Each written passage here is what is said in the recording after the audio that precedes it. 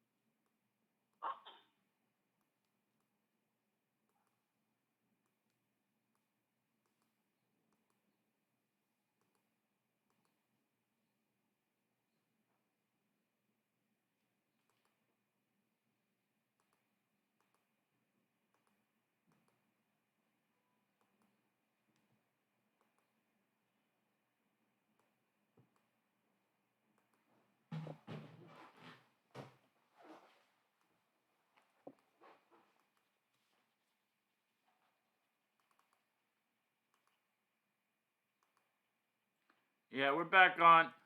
Yeah, Sam. Unfortunately, my computer just suddenly restarted. Unfortunately, so yeah, I rebooted it, and we're up and running again. So yeah, just go ahead and try to log into the Zoom room again, and I'll let you in. And all right. Sam, how are you? Are you excited to give your first national team tournament commentary? You should be. You should be.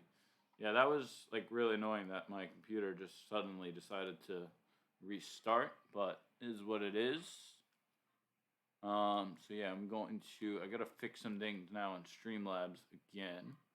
Um, Sam, tell everyone while I fix things a little bit. Tell everyone about yourself.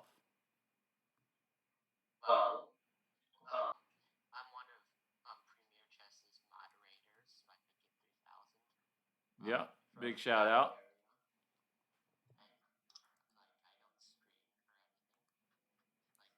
Maybe we'll fix that one day. I think maybe one day you should stream, Sam. Nice, nice. And what's your experience with Premier Chess in general?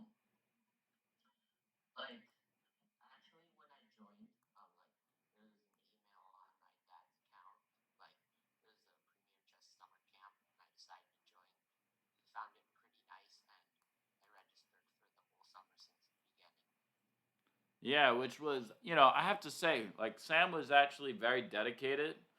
We actually had very few kids sign up for the full summer. I think it might have been like two or three. And he just went in full force, didn't know us or anything like that.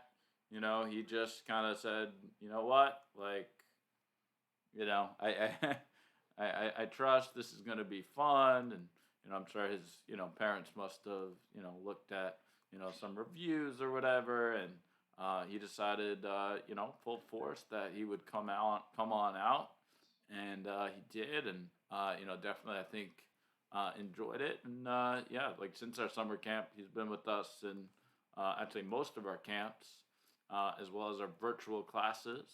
And Sam is actually also one of the few kids who we give special permission actually to join some of our adult classes. So, so Sam, we're towards the end of round two here. Sorry, of round one here. Round two doesn't start until uh, 1:15 your time, 2:15 my time. Sam is in the Chicago area, everyone. And yeah, guys, I'm going to go ahead now and check out the pairings link uh, here. Actually, I just realized I should put actually a better. There's a better pairing link that I could put into Nightbot. Actually,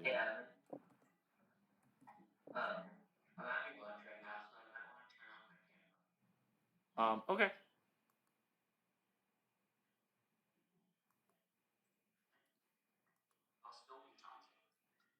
okay, that's cool. Yeah, so I'm gonna actually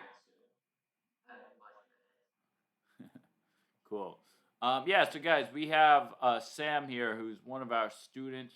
I'm actually just gonna quickly fix something in Nightbot, um, because well, actually, before I fix Nightbot, I will go to a game to look at. Um,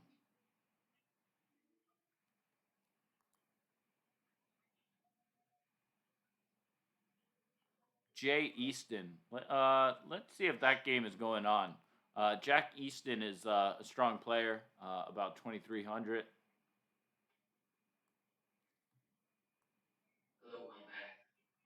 All right, I'm just seeing if this game is still going on. Nope, not going on. Yeah, I think all the games for the round might be done, Sam. So we're just gonna quickly examine some of these games and see what we might be able to learn from them. So yeah, we got a Sicilian here. So Bishop C4, right? That's not. What do you think about that move, Sam?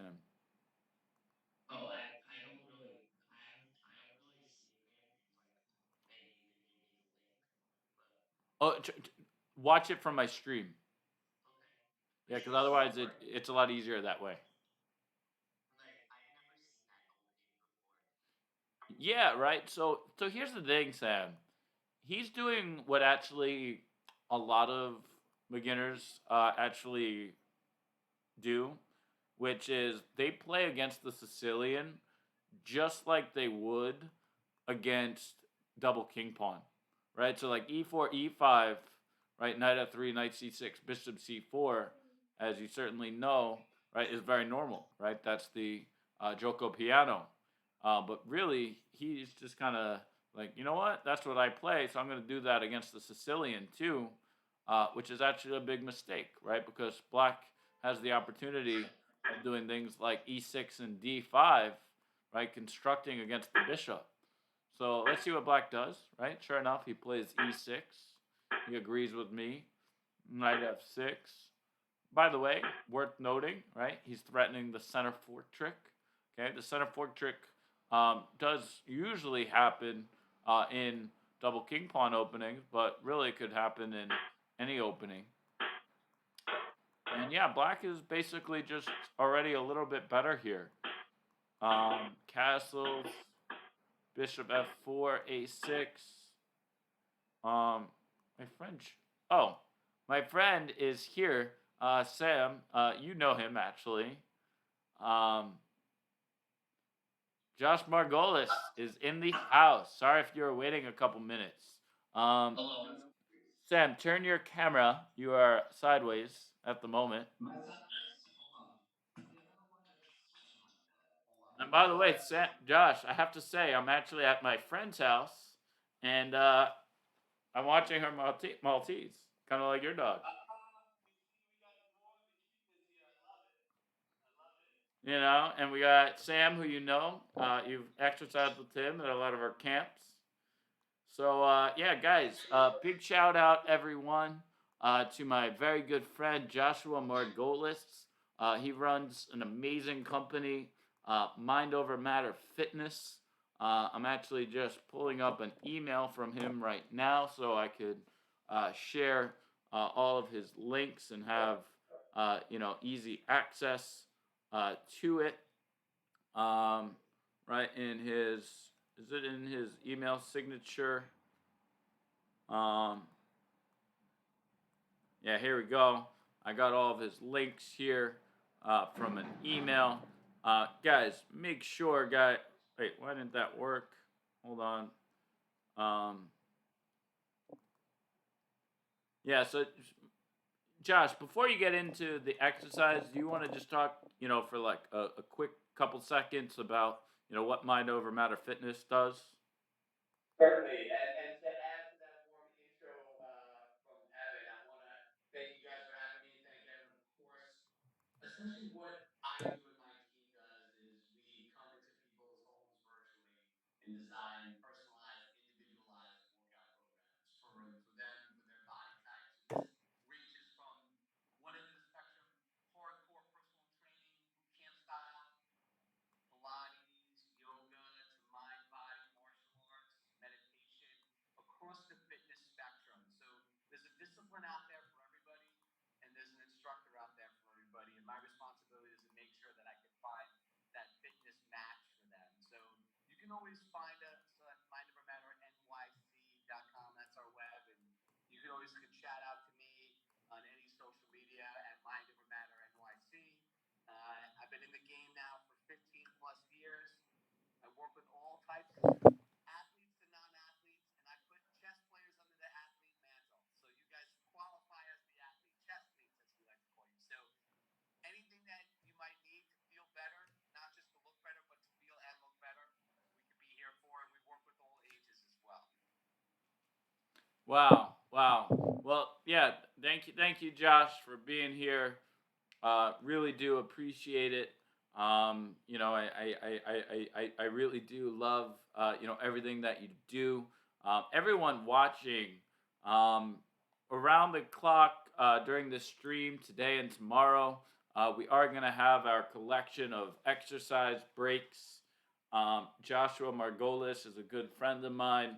I just actually shared all of his contact information as well as a recent blog post that he wrote actually about chess and fitness and some of the benefits that you could actually get through fitness, very specifically, actually, as a chess player. So let's go ahead now, and I'd encourage everyone to, get on up.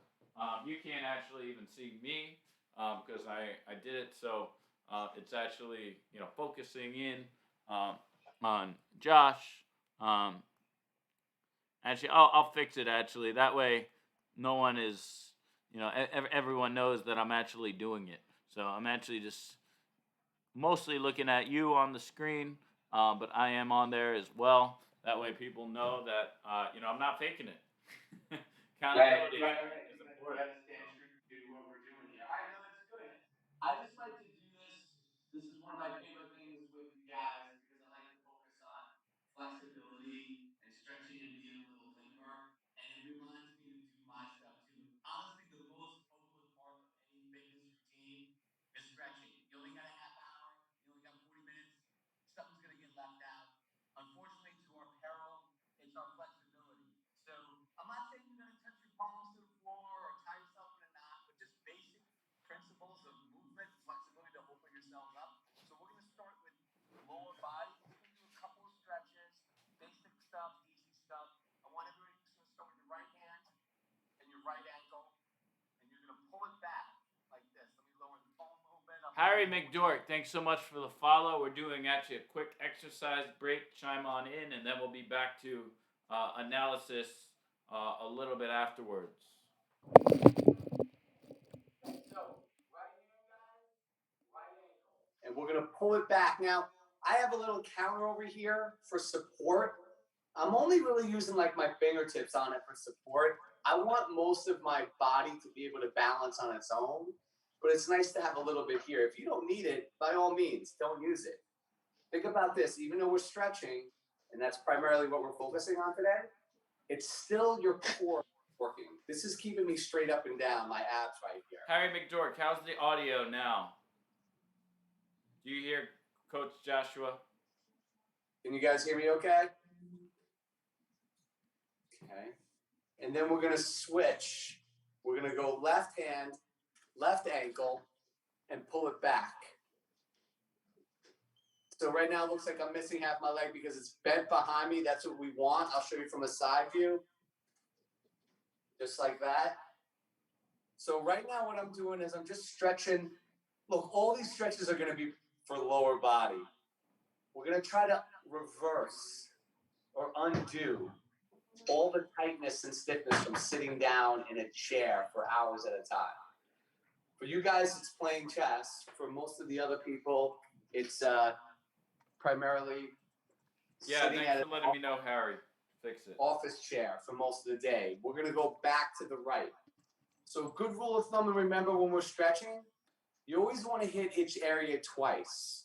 So when you're doing that, you want to make sure the second time around that you're able to get a little bit deeper into the stretch, because you would have loosened yourself up on the first time, hopefully.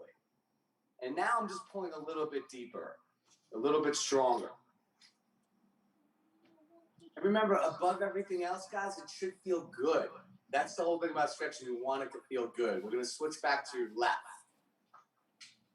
If you confuse your left and the right, you're like everybody else, including me. As long as you get both sides twice, is my main concern. So same thing, I'm just pulling back nice and easy. It should feel good. Most of the workouts I do, I try to make everybody feel good. There's times where you're working hard, of course, but at the end of it, you should feel good. And we're gonna relax. Now, depending on your flexibility, you might need a chair or a stool for this. Sometimes you can use a table, a desk, a piece of furniture. With doing things in your home the way things are now, everything could be your gym. This is a simple, basic hamstring stretch. What you're gonna do is you're gonna put your leg up on something, okay? Now, I will admit my hamstring flexibility is pretty terrible, so I'm not going at a high height at all. In fact, you can barely see the stool. Trust me, it's there, but it's not high at all. It's just high enough for me to get a stretch. There's no reason to put the legs super high. You can get a stretch for having a decent height. Your legs should be straight. And the thing I like about a lot of these stretches that we're doing right now is sometimes you just let your body do the work. This one, we're not forcing anything. We can just hang out here all day, okay? So you're letting basically your body do the work for you, or sometimes letting support do the work for you. Nothing wrong with a little support. We're going to switch sides, guys. I started my right, so I'm going to my left. Same thing. And my heel and foot is straight up and down. And I'm really starting to lean a little bit. I really want to feel it in the back of the leg, a little bit up from the knee. Sometimes if you need a little bit more, guys, let's actually wait till we go back. I don't want anybody overstretching on the first one. But nice and easy with that heel forward. It should feel good. This is a muscle, the hamstring, that's tight on most people. Hamstring gets tight just from walking. And we'll switch back to the right. Okay. So this time, we always, like I said, you want to get a little bit deeper on the second time around. My support leg, my leg that's standing, my left leg, I'm going to start bending it a little bit. If I bend it, I get lower into the stretch, and I get deeper into my hammy right here. Now I'm wearing shorts. Obviously, it's a little bit more comfortable for me. As long as you have something loose enough. This is when if you got those tight jeans on, it's going to be difficult for you. Let's switch it back one more time, left side.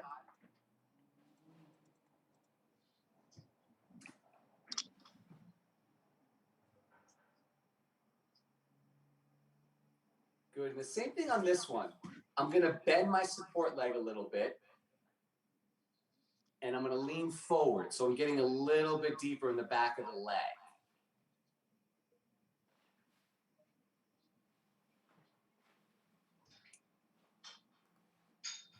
Good, guys. I usually like to do when I'm stretching on my own, I'll do a minute on each side. It's not prerequisite. You don't have to do the minute. 30 seconds is usually a good minimum. The longer you have to spend on it, the better. Your body will be thankful for it. So we're going to try a little bit more for the back of the leg and the calf. So what I'm going to do here Let me set you guys up. I have a wall behind me. I'm going to push on it, and I'm going to try to get one of my legs really straight. So I'm just going to do this. It's going to be nice and easy. I'm going to put my hands against the wall. I'm going to put my right leg back behind me, nice and straight, and I'm going to push the wall and lean forward. So I'm pushing the wall. My right leg is straight behind me. My left leg is bent in front of me. Pushing the wall. Right leg is straight behind me. Left leg is bent in front of me. And then, of course, we're going to switch sides. Well, now the right leg's in the forward. And I'm actually going to do it right here on the counter. I have you on a counter right here. You don't need a wall. The wall is good for more support, but clearly this stone counter is not going anywhere. I'm not that strong. Then I'm going to knock this thing over. So actually, it's better for you to see me a little bit more on the wall behind me. So I'm going to go back there. Leg straight. Front leg starting to bend in the front. Left leg straight in the back. And I'm just pushing the wall. It's almost like I'm holding the wall up.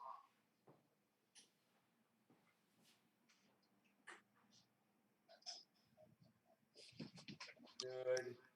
And switch sides, guys. Switch sides again, a little bit deeper. So right leg comes back behind me, and I'm pushing on the counter. My right leg is straight behind me, and my left knee is bent in front. So I should feel this all the way going up and down the back of my right leg. A little bit more in my calf, but it should feel good on the whole back of the leg. You know, I feel like one of the good things about the way we've been living our life the last year is we're much more like casually dressed. Things like wearing dress shoes with heels adds to the tightness in the back of the leg. Wearing sneakers obviously is a lot better. We're going to switch legs again. Get that right leg in the front, the right knee bent, and get that back leg straight.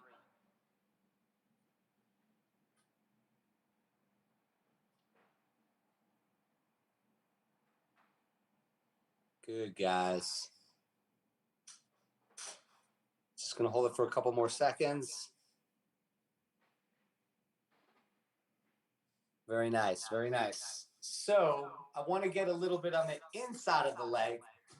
This is going to be almost the way we did the last one, where we're going to put our leg up on something. I'm going to tilt you guys so you can see me a little bit better.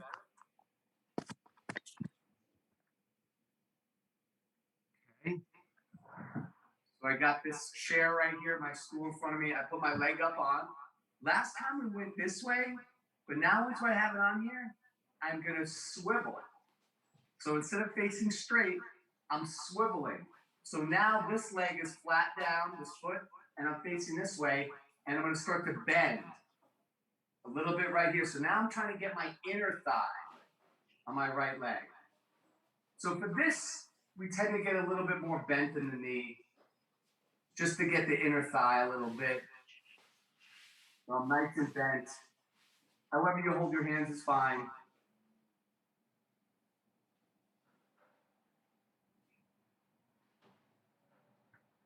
Good, guys. We're going to come back up. We're going to drop the right. I'm going to put the left up. And same thing. I'm going to swivel it down. So I'm facing straight, but now I'm swiveling down, and I'm facing the opposite direction. I'm facing sideways now. And the same thing. My left's a little bit tighter, so I'm not going to go as low, but I'm bending a little bit, getting a little bit of that inner thigh. Again, it should feel good.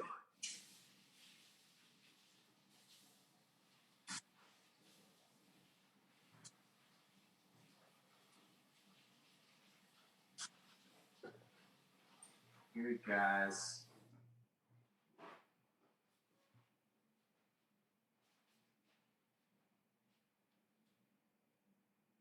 And we're going to do one more time each side. We got to get twice each side. So I'll go back to my right.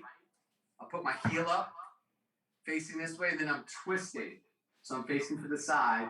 And now remember, the second time through, you can get a little bit lower. You should feel a little bit more of a stretch. You should be able to get a little deeper.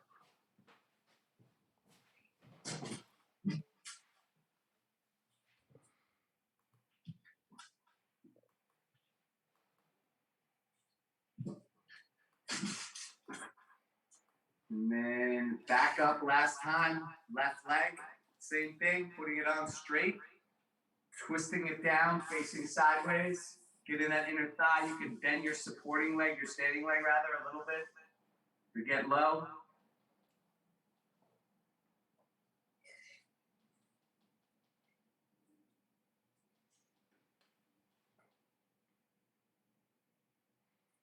And 10 more seconds.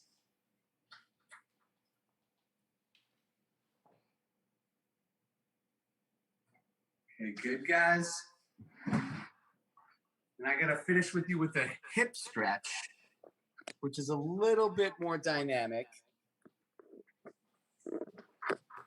But you guys should be fine. Okay. So what I want to do is I'm gonna actually go, instead of facing you, I'm gonna go sideways, just so you see it a little bit more. But I'm gonna start with my right leg back and my left leg forward. And I'm basically gonna straighten out that back leg and I'm gonna lean forward on the knee. So I'm trying to stretch my right hip, my back hip, and I'm using my knee for support. I'm really just hanging out here. If you need more, guys, you can drop your knee to the ground. I think most of you are probably okay. You should be able to stay up like this. And we're trying to get the stretch in that back hip flexor right here. Nice and easy.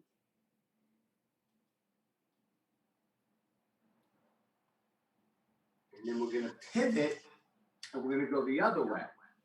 Okay, so this time, left leg is back, right knee is bending forward, and I'm leaning.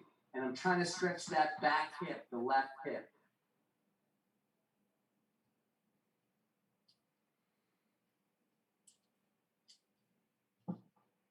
Good, guys. We're going to pivot back. Last time, switch it back opposite direction. Watch your balance. I'm watching mine too.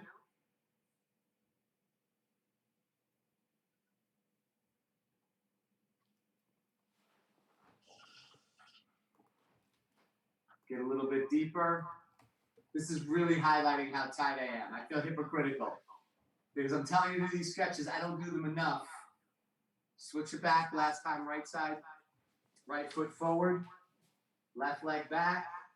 Leaning forward on the right. Stretching out that left hip.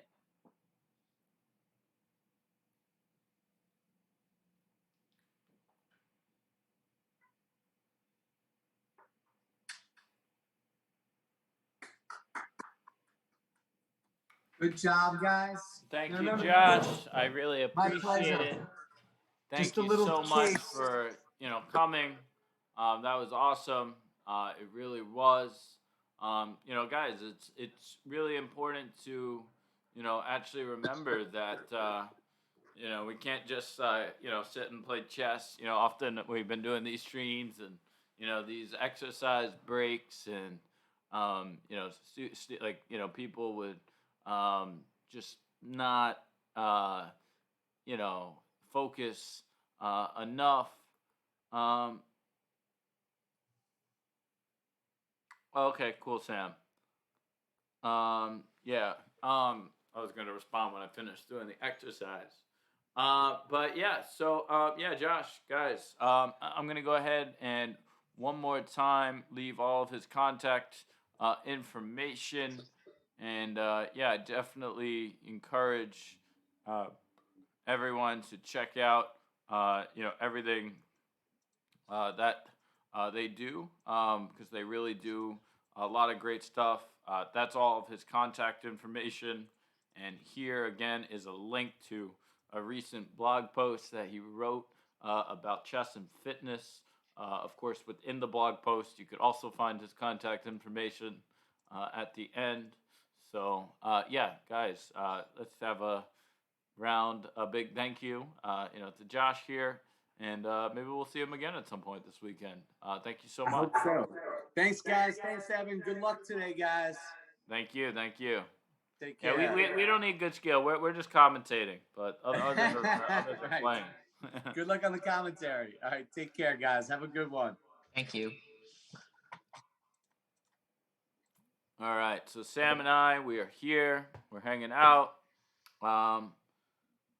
Yeah, so I think probably all. Let me refresh this pairing sheet here. Yeah, they didn't update the results, but I'm pretty sure, you know, the results are definitely done. Oh, actually, let me check the yes standings here. Okay, no, they didn't update the standings. Um, well, I'll tell you what. Are there any games on here that like you would be interested in just kind of seeing what happened in? Um, well, I haven't seen any of the games so far. Um, yeah, so I'll tell you what. Let's see. Actually, one of my other teammates from the amateur team South last year, Pradi, he's actually the Northern Carolina State junior champion. Very, very good player. He went actually 5.5 out of 6 last year when he was playing with us, and I haven't actually seen his game yet from the round. So Pardeep Noor, let me just copy and paste this. Narwhal. Here, let's see if I can pull this up here.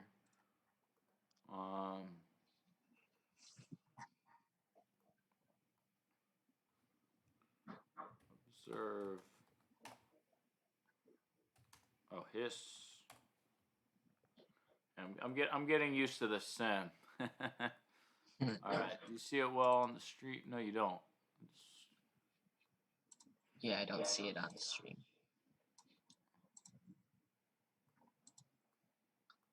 Now it's good, right? Yeah, that's good. Yeah, Let me no, just. no, yeah, it's good. Yeah. But it's kind of like disappearing and reappearing. Yeah. Okay. So there was a Carol Khan.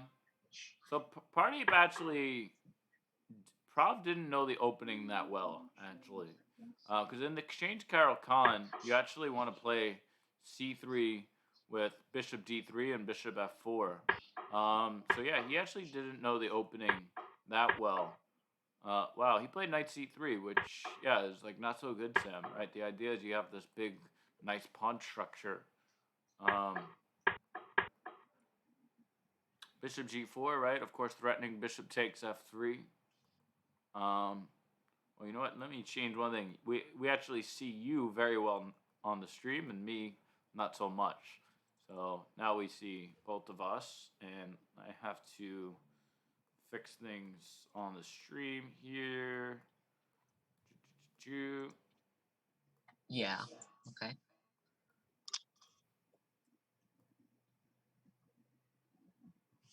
Look. That's better. That is better. But it kind of blocks the chess pieces. What blocks the chess pieces? Our photo pics. This is good, right? Yeah, it's good now. Yeah. Okay, cool. Yeah, so right, of course we see a threat here, right, Sam? A bishop takes f3. Yeah, and like threatening to double the pawns.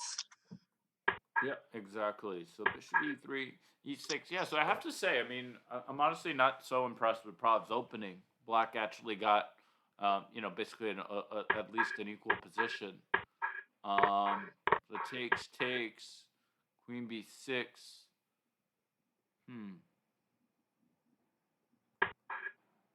Rook b1, right? Very passive. Yeah, black looks like he's doing really well here.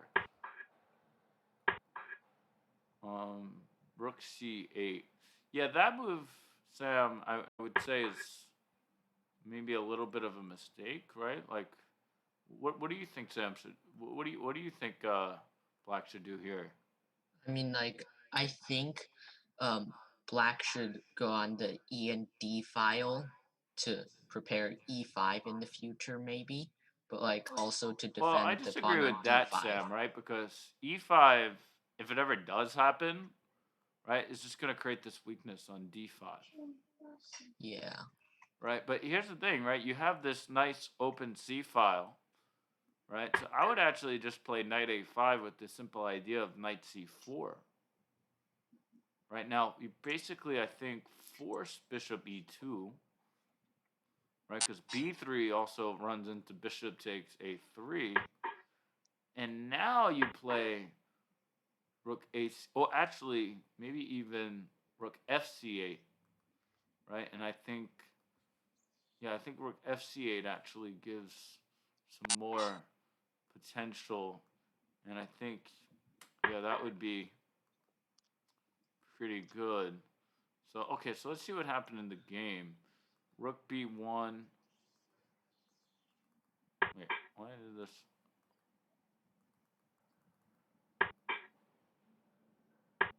Okay, now we're gone. All right, so knight e2, queen c7. Okay, so there's also the minority attack, right? b5, a4, b4, right? That's sort of the classical idea to do in the exchange Caro-Kann. I've actually been playing this.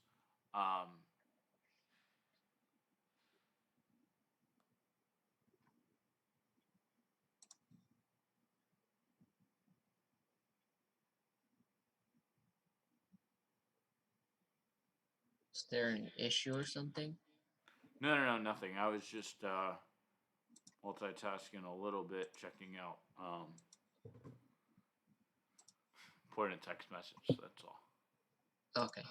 Things are good. Okay, cool. So yes, I think he should play that minority attack, right? Like b5, a5, b4. Right, that would be a pretty good idea.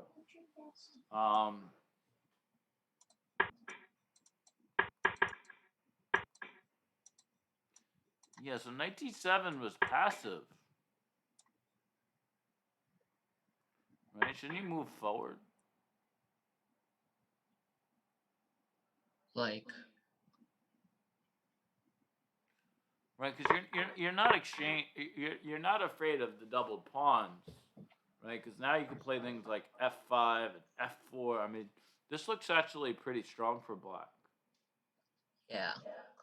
Right, you have such nice play on all the light squares. Right, so this is like one of those examples that I would right before you came on, Sam, or you might have been on already. I don't remember if you were on yet or not.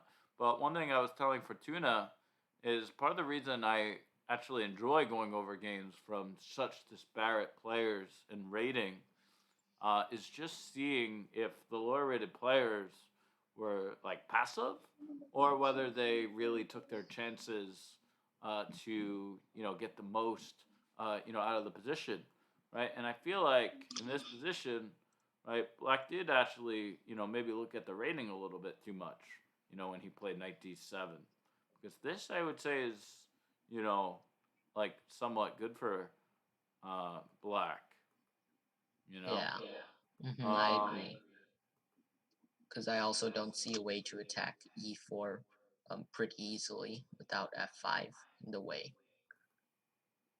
Yeah, so how do I revert to the main line? Oh, I see, that purple button. Okay. It's funny because, Sam, I used to use ICC like a lot before you were born. Oh. Right, but like in recent years, I have not used it a lot at all. So like I'm still like chess.com and Lead Chess, I'm very very familiar with. Yep. Someone is saying visit my stream. Maybe another time, but it's a little bit hard to visit your stream when I'm streaming myself. Let me just fix one thing here. I just realized the alert box is covered. Let me just fix that real quick. Yeah, Sam, streaming is rather difficult actually, just like with all the multitasking and everything. Yeah, I'm not a pretty good multitasker. I've gotten a lot better at it. But it's yeah, like you're always like covering something or this or that, Yeah. Oh, and then I actually okay. Okay, cool. So anyway, knight d. Okay, so knight d7 was played. So yeah, that was definitely a rather passive move. G3. Okay, so this is a common idea, right? Prof has his worst bishop, right, and he's trying to exchange it for Black's better bishop, right? So that made a lot of positional sense. And he followed through. Okay, so now he got the minority attack started, right? But how many times have you heard me in class say like later is too late? Um, a lot. Right, like a lot, right? Like I say, like, oh, you should have like captured a pawn. Oh, I did it later. Well, it's like, no, your opponent could have defended later, right? Like, yeah, maybe he, wasn't very smart and just kind of let you take it later anyway. But of course, a stronger chess player, right, would have, stopped that beforehand, right? So, I mean, yes, it's better late than never, right? Black should definitely start the minority attack now, but yeah, he should have done it like 4 moves ago. Okay, so rook e1, bishop g2. I still think Black, definitely has no problems here. Now, I'm not a big fan of Prav's move, bishop takes d6, right? Because like here, e5 is gonna like create some weaknesses, right? And the bishop is pinned, right? So why take it right away? I think it maybe makes more sense to, develop first. Yeah, like also. Yeah, and also I agree with the pin stuff. Like Knight also. f4, queen g4. Yes, knight h6, I think was a not so good move. Right? Another thing you've heard me say all the time is don't make attacking moves just for the sake of making attacking moves. Right? Like, yeah, you're attacking the queen, but you're also just moving your knight to the garbage can. Yeah. Trying to speak like I talk to preschool students, right? Knight on the rim is grim.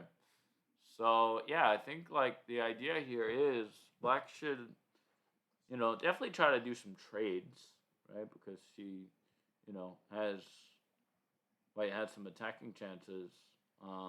Yeah, I would say maybe just like Black should play something like Queen E7.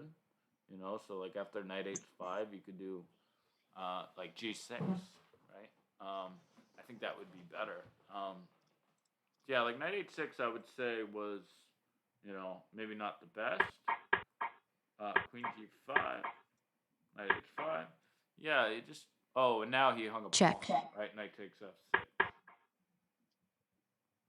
It's funny. Like now he, yeah, like absolutely has a losing position, but it was only because. Oh, actually, no. Yeah, yeah. I was gonna say knight f5, but then knight f6 check. Anyway, right? So like honestly, Sam, like he kind of beat himself up in this game. Like he had a normal position, like a little bit of a better position, and then all of a sudden just played like really passively. I mean, that's crazy, right? Queen g5, rook e8, right? Another passive move, right? Yeah, he's trying to get in this e5 break, okay? But in this position, right, if he doesn't play rook e8, and he plays a better move, like, I don't know, what do you think, Sam? Instead of rook e8. Yeah, right, because rook e8 is actually just losing, right, to knight h5. I mean, for example, you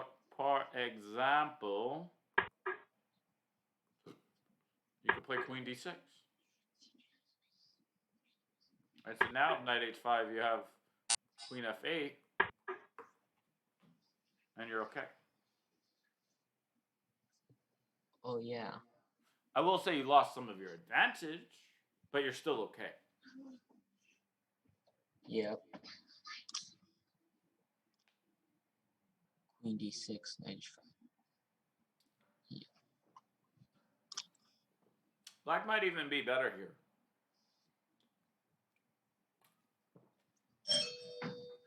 I mean, also look at that bishop on g2. Right? It's not exactly doing a lot. Right? You might actually do something like bishop f1 and bishop d3 to get it on a better diagonal. That's going to take a while as well. Yeah.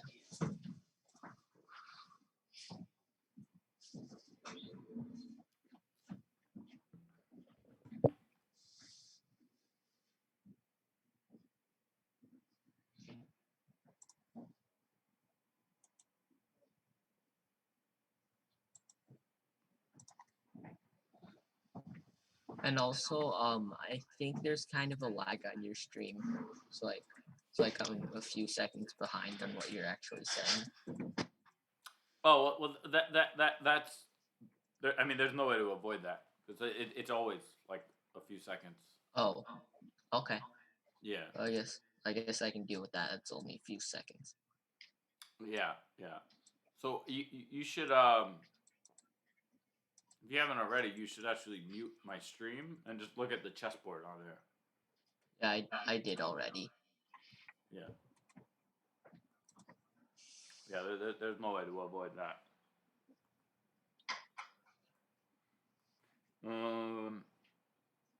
Yeah, and then like that was just like game over, you know. It's like knight h5, queen f8, and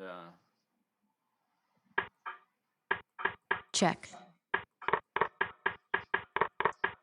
yeah, improv obviously Check. took care of business from here. Don't need to see the rest. All right, so let's see maybe one game, and then I might actually take a quick break until our next guest comes on at 2 o'clock. For the round at 2:15. Okay.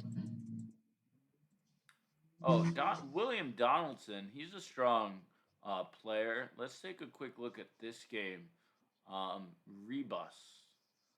Yeah, this international master William Donaldson, who lives in San Francisco, played this guy Logan Jansen. So Rebus, or no, it's the game. I'm sure is done at this point. So, Hiss Rebus. Okay. Oh, was that a live game you were talking about? Well, I don't think there are any more live games. Oh, I see. Okay. Yeah, no, all the games for the round are done.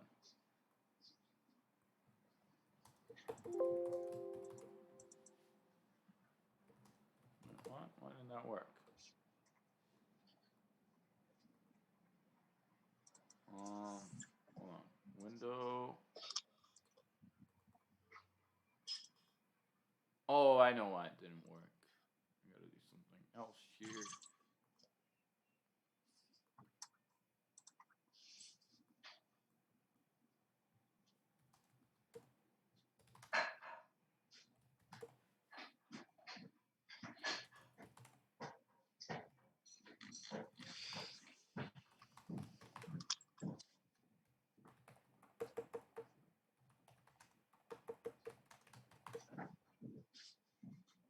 Why is this not working? It's so strange. S RD Norwal.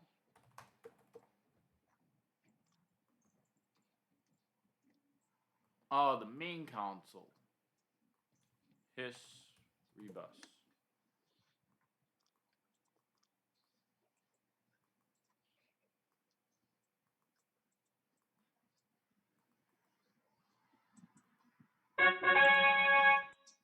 I just restarted. The game? No, I restarted ICC because I don't know why I can't.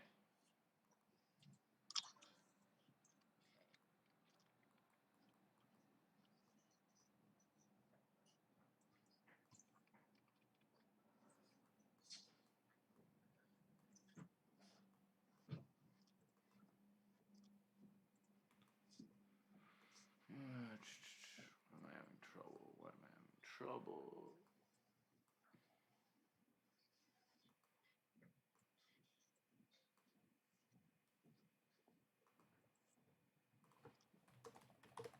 Okay, now it works. Okay. Now I just need to fix my stream. Oh, Right. here we go.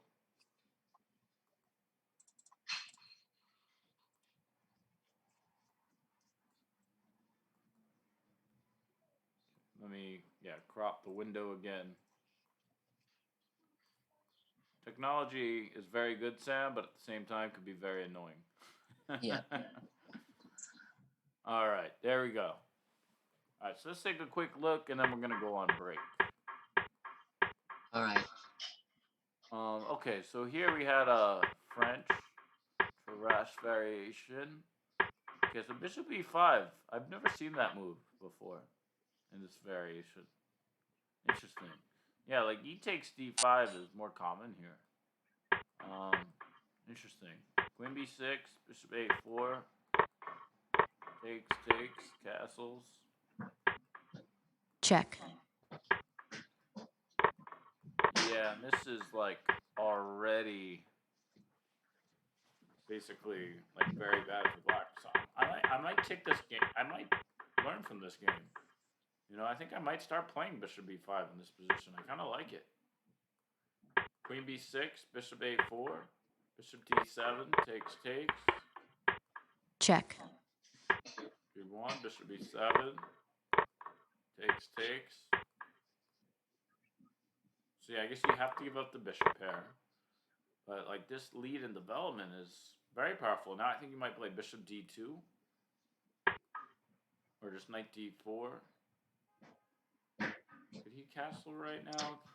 If he castles, then c3,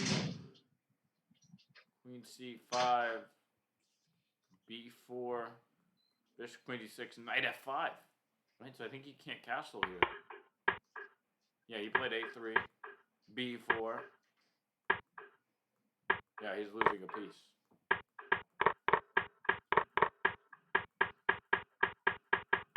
Yeah, and the rest was just over.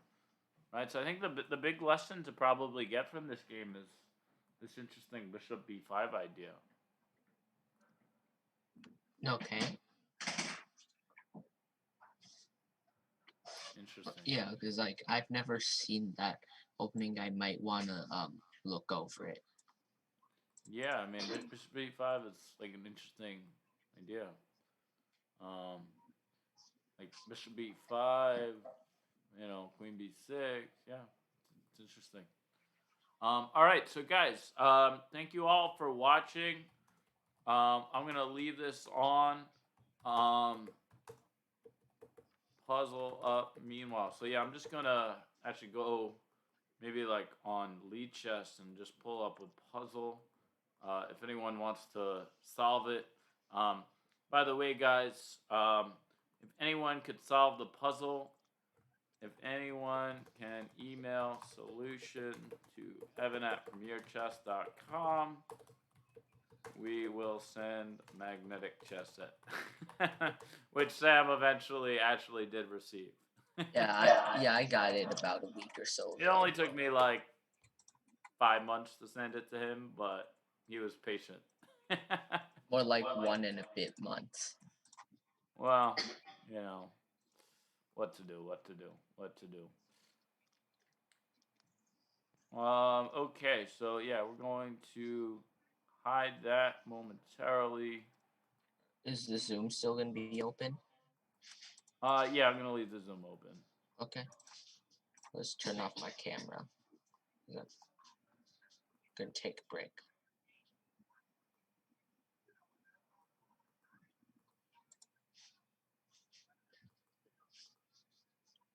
So when will the break be over? In about 15 minutes. So like 2 p.m. EST. Yeah. Yeah, so guys, yeah, this is white to play and win. Does anyone have any ideas? And I will be back momentarily.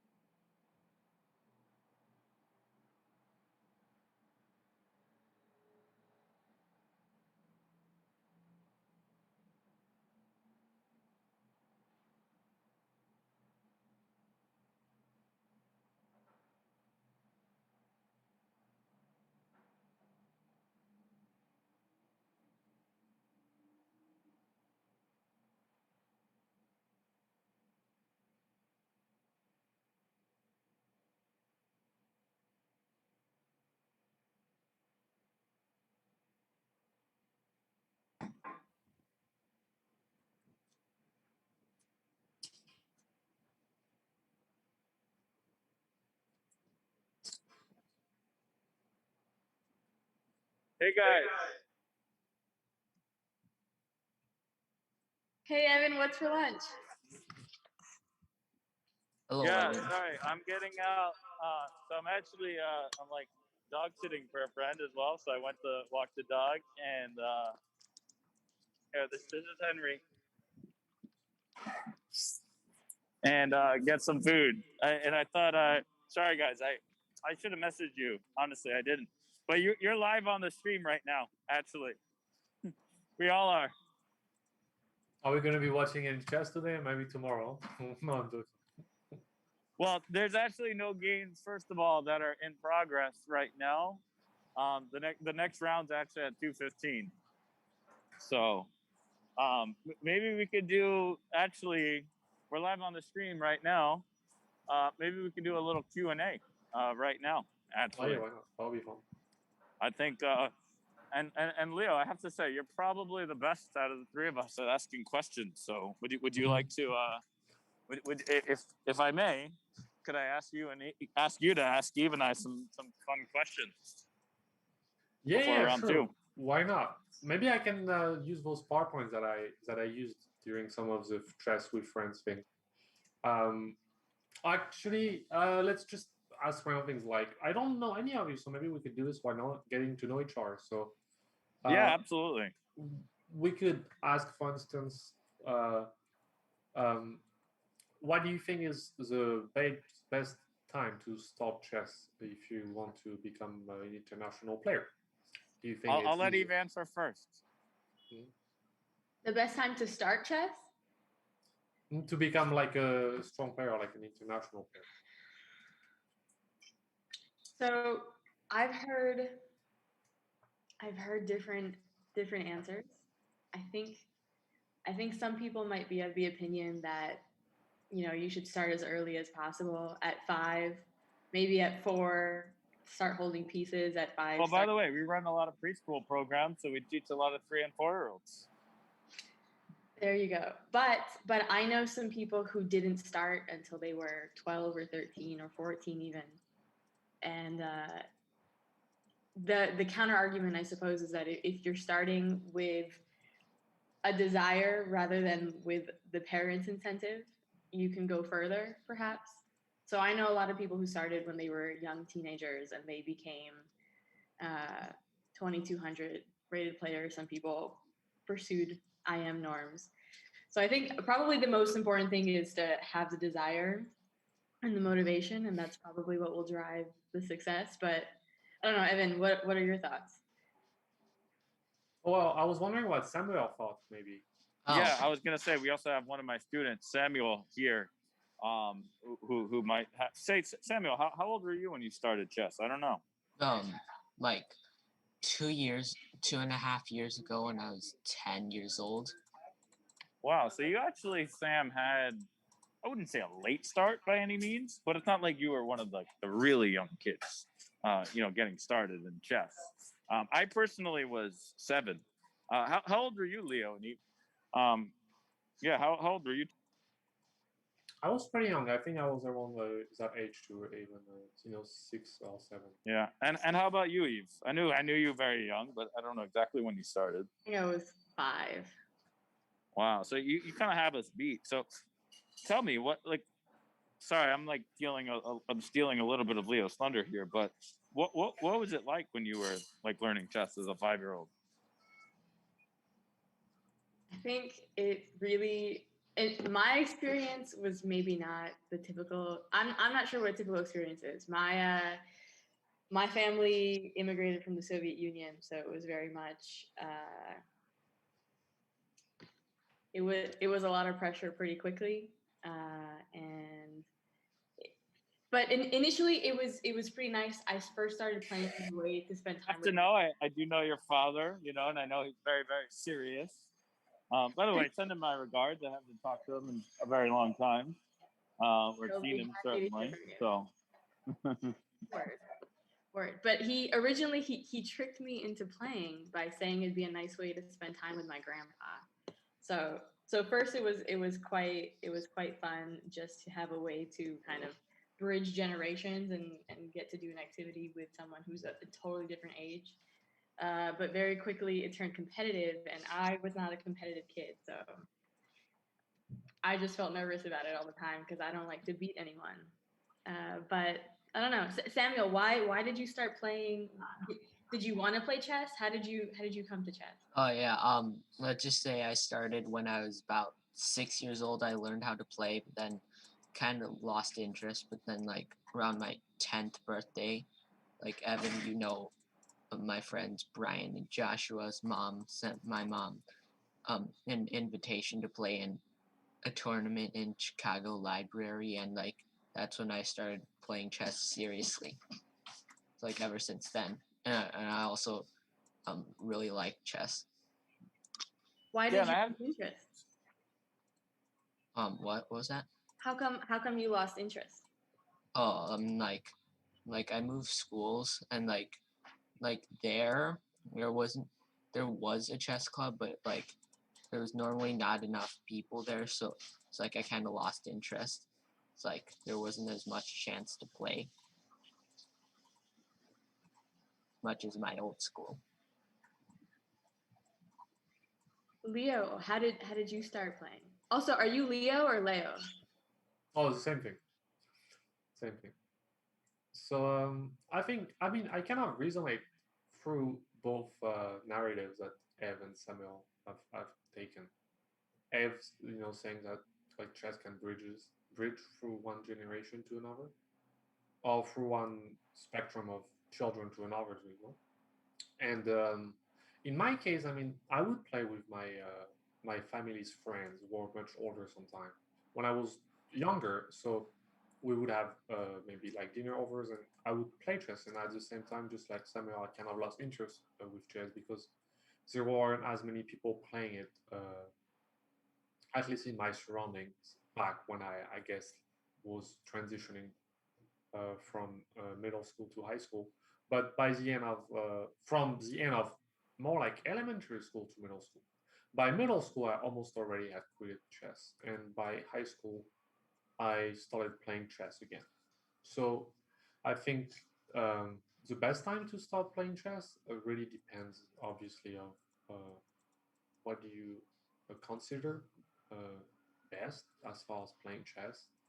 But if you want to become an international player and make norms and become a GM, obviously it's best to start at some point and never really quit, and also start as young as possible. But I'm sure some player can outperform Magnus Carlsen, not not start playing as soon as he was starting playing and still have a great career. So I really think it depends.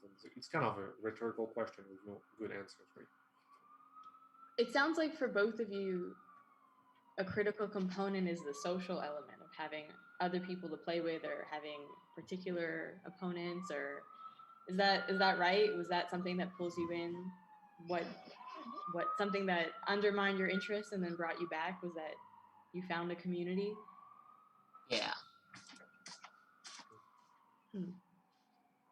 Well, I don't know about me, but when I play chess, when you play chess really young and you go to tournaments, I think like you still kind of not really conscious about those things. You're just living through your day-to-day life, and you don't really see priorities of life that are there.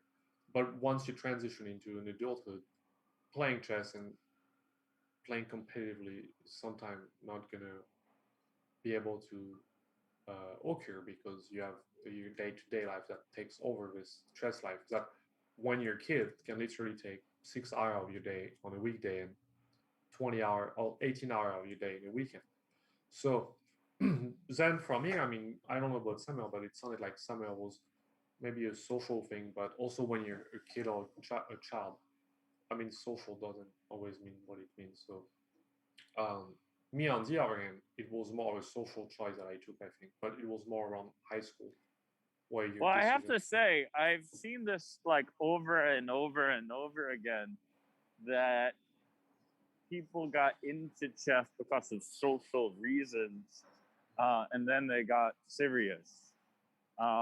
Just actually the other day, oh, that's right. It wasn't actually with chess. It's funny. I'm wearing a Manhattan Jewish Experience mask But I actually just the founder of MJE was a dear friend and mentor of mine, Mark Wild. He was actually I just started reading his book actually, Beyond an Instant, and one thing he was talking about in his introduction was this one guy, David, who was one of his students like 15 years ago, and he basically came to MJE because of social reasons. Someone said, "Oh, it's a great place to, meet people, and they have like Shabbat dinners, and there's all these people that you could meet." But then he ended up going and then liked it, and he started, doing a lot of learning there as well. So, and I've seen that, in many cases in chess. People would actually come more for, the social element. I kind of, in some ways, even still, am part of that.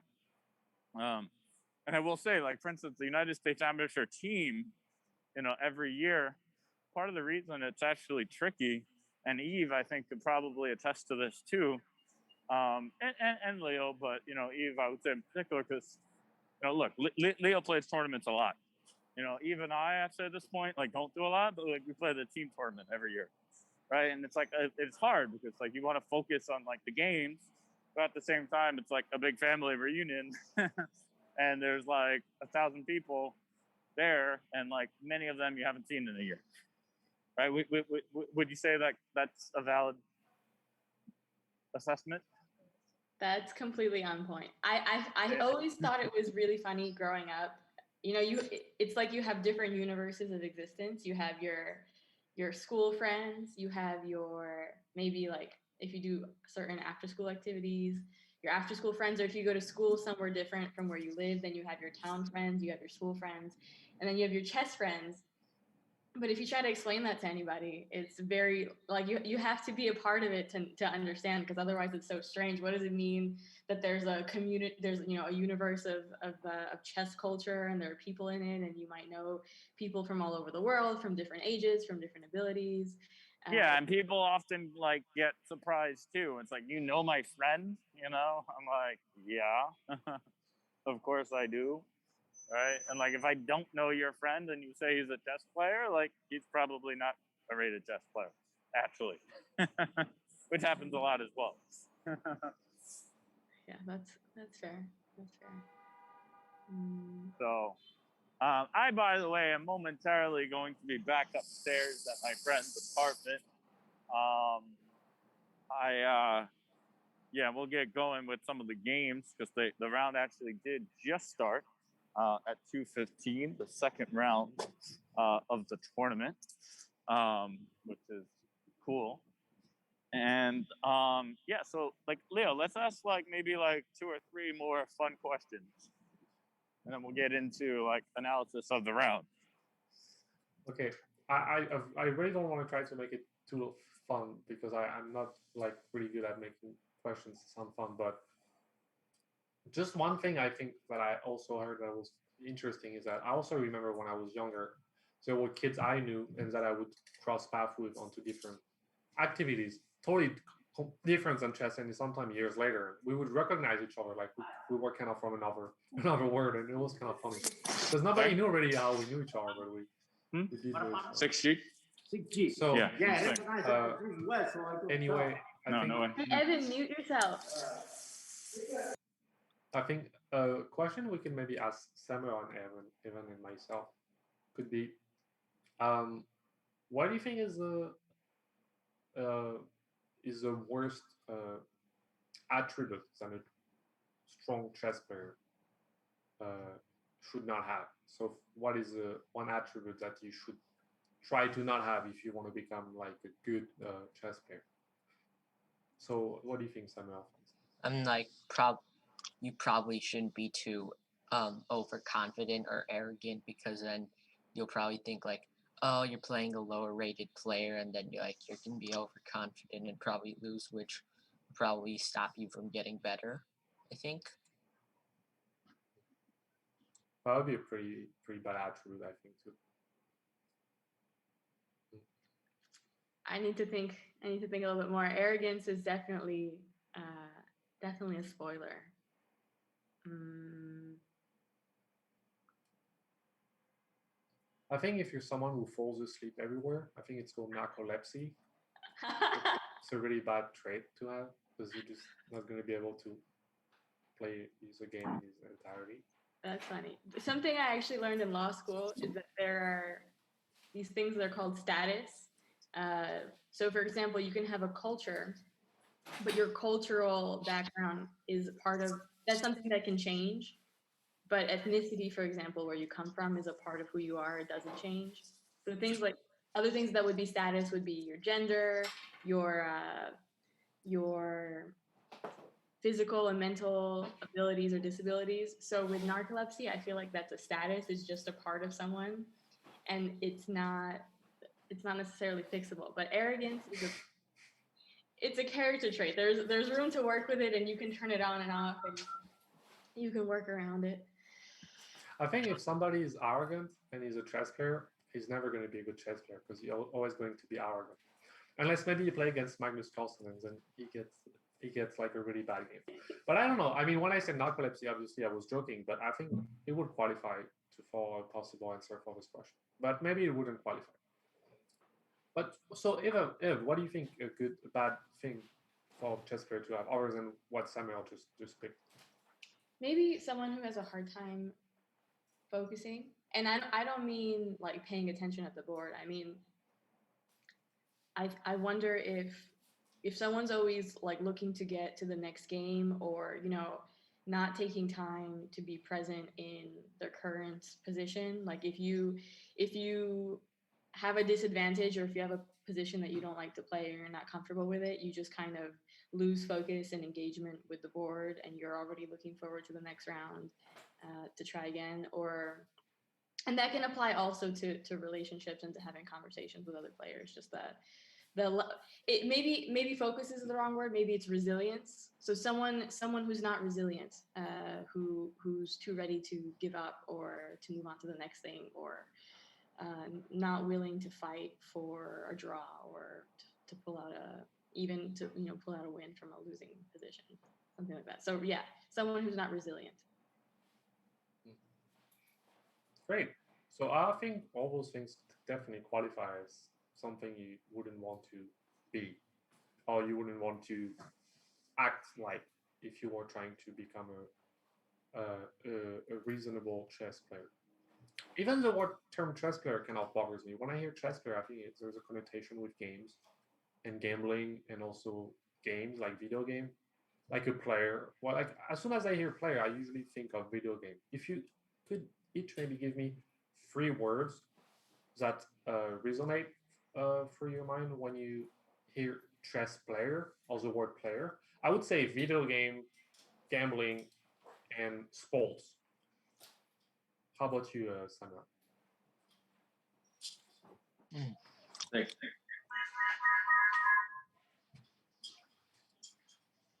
When you hear the word chess player, what does that make you think about? It just makes me think about like you'd have to be like you'd have to take chess seriously, also play it seriously, and like it's like a somewhat trained someone who's somewhat trained in the field of chess. That's what I think of as a chess player. That's pretty gentle. I really like this question. I think you bring up a wonderful point. And it reminds me a little bit of if you speak to an artist or a writer and you ask them, what do they do? And they say, I'm a poet, or I'm an artist, or something like that. And this element of identifying yourself, if it affects how you're perceived. Anyway, to answer your question, I think of arrogant, competitive, and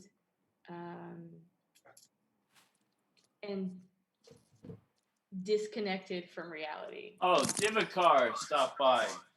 That's awesome. Let me.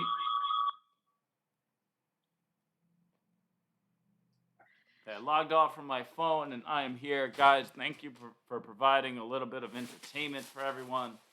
Back in the apartment, I got my Guys, help. Oh, shoot. This got.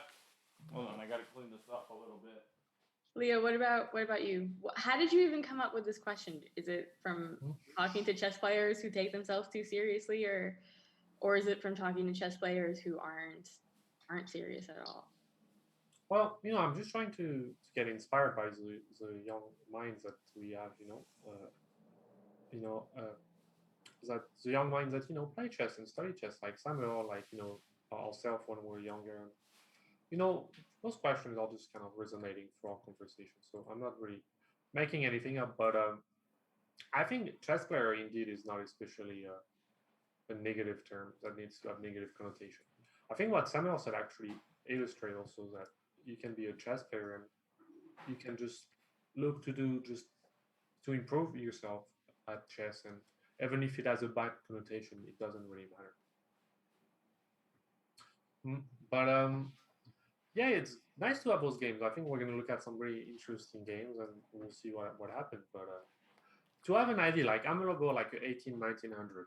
Well, what is Samuel? Evan is like about 2200, right? I am So what about- 2200. I got my Oh. delicious and healthy acai bowl here. What about? Oh, that's nice. What about you, Evan, Samuel? What's your approximate rating? Just not to flex egos, just to just select Sorry, repeat the question. So we're trying to visualize everyone's rating. So mine's 1900. I'll go first. Mine is 1189, so a bit under 1200. Cool. I'm also 1900. I'm 2200. Oh, no, I'll call you master. All right, so we're going to look at board 1, Python 0812. Pairings are up, and games, I believe, have begun. Oh, I misspelled the username. Oh, Python 0812. Oh, Python 0812. I missed the number before. Here we go. Okay, let me just make sure you could see the. Oh, no, you cannot see things on the stream. I got to change it from chess.com to Blitzen. All right, here we are. Yeah, Frank, the organizer, is here on the chat. Yeah, Frank, things are going well. We're just starting, commentary for round 2. We actually had about a 20-minute break or so, and feel free. By the way, if you would like to come on the stream at some point, would definitely love to have you talk as the organizer of the event. So just let me know when you would like to come on, and we could plan it. So you could hop in on the Zoom room, as Glenn sort of did last week for the North. But yeah, all is going well. A couple, sort of technical things in the morning that we were working on, but yeah, once we got off the ground, maybe tomorrow. Okay, yeah, just let me know, and obviously it would be great to have you, and yeah, Frank, if you could just constantly remind the players to come on here in between rounds, would definitely appreciate that. Maybe in the Zoom chat, just say after you finish your game, if you could come on to the official stream. Also, if any players want to go over their games with us afterwards, we'd love to have them actually come into the Zoom room as well. So, yeah, so this is board 1 of the tournament. The players here are Leonard Vu, who is an expert, and FIDE master Matthew Stevens, who's 2358. And wow. Sorry to cut you in the middle, but how would we? I'm really bad at finding those games. How do we find those games? Or we look at them? How do you what? Sorry. How do we look at the games? Just turn on my stream. Yeah. Oh, okay. Yeah. That just shows my first weakness as a chess player. I don't think I say something and then I'm out, and we'll get on for a few minutes tomorrow. Okay, sounds great. Yeah, just Frank, let me know when, and we'll get you on here. And Disgustipated, thanks so much for the follow. So wow, Black played a St. George defense in this game. Definitely not something you see a lot, guys. definitely trying to get his younger opponent out of book. So queen g3. What's going on here, guys?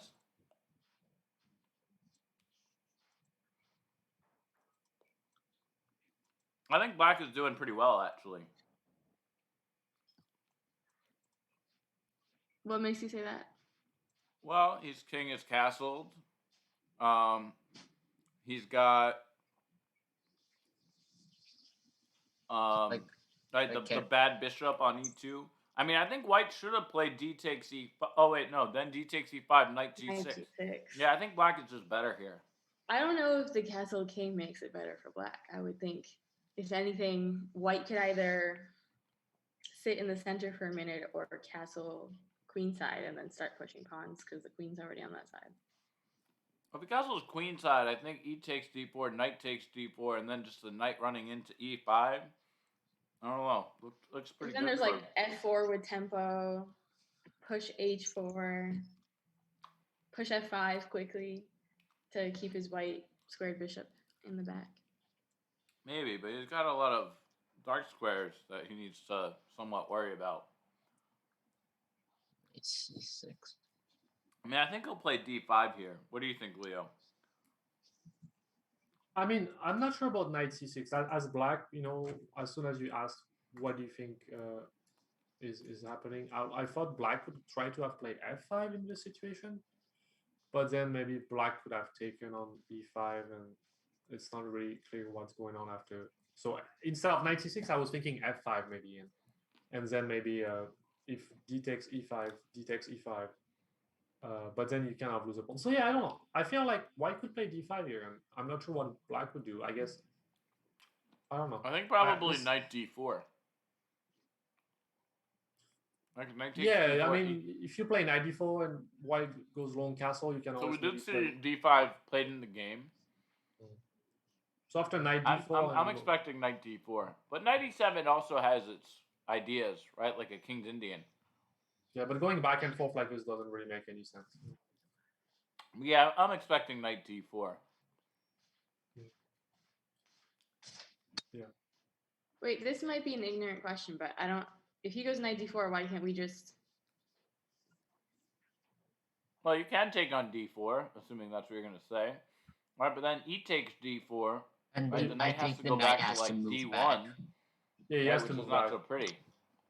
Yeah, Oh, we D1 could. D1 or B1. I mean, I kinda Yeah, like but I mean B1 either one, right? Not so good. just because it's a waste of Well, time. nevertheless, he played knight e7. Oh, Not what I was expecting. Well, those positions where it happens in the Pirc, and in the Pirc a lot often when white goes d4 d5, hitting the c6 knight, and sometimes black gets to play knight d4, and if knight takes pawn take, there's like a rook on e8 and a knight on f6, and then e4 hangs at the end. I mhm. think, But- by the way, it's worth noting that. Oh, you know what? I just realized Sam is cut off a little bit, so let me just maximize zoom a little bit. All right, here we go. Now you see us all. Yeah. Please look at chat.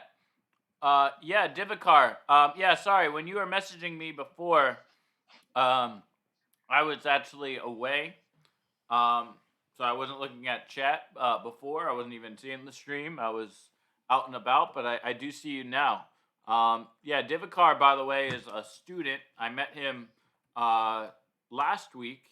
He actually helped me set up the stream last week. He was one of my guinea pigs, looking at the Guinea stream, pigs. making sure everything was good. And he's a student of chess coach John. Yeah, so big shout out everyone to chess coach John, great teacher in Houston, podcast guest of mine, and he'll be I don't know when actually yet exactly, but he'll be coming on definitely at some point this weekend to give some guest commentary. How are you guys feeling about this kingside castle? Because I'm a little bit disappointed. Wait, Divikar, you already finished the second game? Because the think it's second fine. game was at 2:15. You had a 20-minute round? Pretty quick. Do you want to take a look at it? We could take a look at it actually as part of the stream. What do you think Uh, of castling kingside, Samuel? we Um, try to actually do a mix of like going over current games and reviewing some games, that finished from the tournament. like Yeah, last week I had a student try to like go over a game from a different tournament, and I was like, "Yeah, we're not doing that as part of the stream." But as long as your game was, part of the tournament, we definitely can. I think h6 is dubious. yeah, I personally just don't really like the king St. side George. castle. Like maybe you could go h4, h5, maybe, or prepare it first. I like that's- gratitude, Samuel. All about those pawn pushes. Except for when it's h6 and it's just weakening. I mean, the thing about the King's Indian, I think it's good to remember, is that usually blacks ends up attacking on the king side. So if you castle long side or queen side as white, it doesn't matter that much because black is always going to be able to play f5. But if you castle queen side, you also maybe give black the idea of going like b5 in some lines, or like c5 and b5, and then black can have an attack on both sides. I think short castle is the most solid alternative. I think it's a good option, and I think h6 is weird. So what do you guys think? Should we check out another game and kind of go back to this one? Sure. Okay. I sold this book at the library. It's a book on the Caro-Kann. Divikar, do you want us to check out your game and analyze it a little bit as part of our stream? Yeah, he just finished round 2. This is what happened. This is pretty funny. I sold this book at the library and then I found it and I purchased it. Yeah, we'll take a look at it. Divikar. It's not really a good book, but let me. I'm gonna pull up your game in a minute. is he a student of yours? Ancient Navira? And you play Will of Chess. Okay, so yeah, we're gonna take a look at chess coach John's student. / observe Will of Chess. Leo, did you say that you sold your chess book to the library and then you went to the library and you checked out the book that you sold them? Yeah, because I thought I wasn't going to really study it. And it's a book in French, and I ended up kind of... Yeah, I just pulled it up. So, yeah, guys, let's take a quick look at his game here. Knight f3. Okay, so this is all normal. Okay, so d6 is your first little passive move. Right, one thing, Divikar, is you don't want to make a move that's going d6 is fine here. Come on, I'll defend d6. d6 is fine here. You can play d6. It's not that good, but I think it's fine. Well, but there's no question bishop c5 is better, right? I don't know about that. I wouldn't say that. I think it's different, you know? What do you think, Eve? This is rough because I just play Queen's Gambit and I don't mess around with these sharp. Everything has a consequence when you play e4, and it's too All right. What do you think, Sam? I mean, like I haven't really played this opening. Like I'm just imagining. Okay, you never played this opening, Sam, right? Yeah. But you also know that you don't want to block in your pieces, right? Whether you play, like, I don't play this opening either, right? I play the Caro-Kann, against e4, right? But I do know, okay, that you don't block in your pieces, right? So bishop c5. There's an argument that bishop c5 could be indeed better than d6, but I think knight f6 is also totally fine. Like knight f6, bishop c5. I think. Well, knight f6 is okay, but the thing is, right? You need to know exactly how to defend against the fried liver. Okay. And if you but don't, I mean that's fine. Like that's an okay argument. Like an opening cannot be bad because you don't know how to defend against the fried liver. You know? Okay. I don't play e5 as black. I'm just saying, d6 is, I think, kind of. It's better to play d6 so in on this move 2. position, Divikar took on d4, which I wouldn't do, right? Because when you take on d4, you're actually allowing the queen to get to a really nice square in the center where you can't really attack it, right? So I think Divikar, in this position, right, rather than take on d4, I think you just want to make a nice, developing move. like for instance, like knight f6, right? Develop a new piece, right? You only want to trade in chess when it's actually going to, really help your position, right? You don't want to make a trade just because, it's a fair trade. So we're going to revert to the main line, and now we're going to continue going.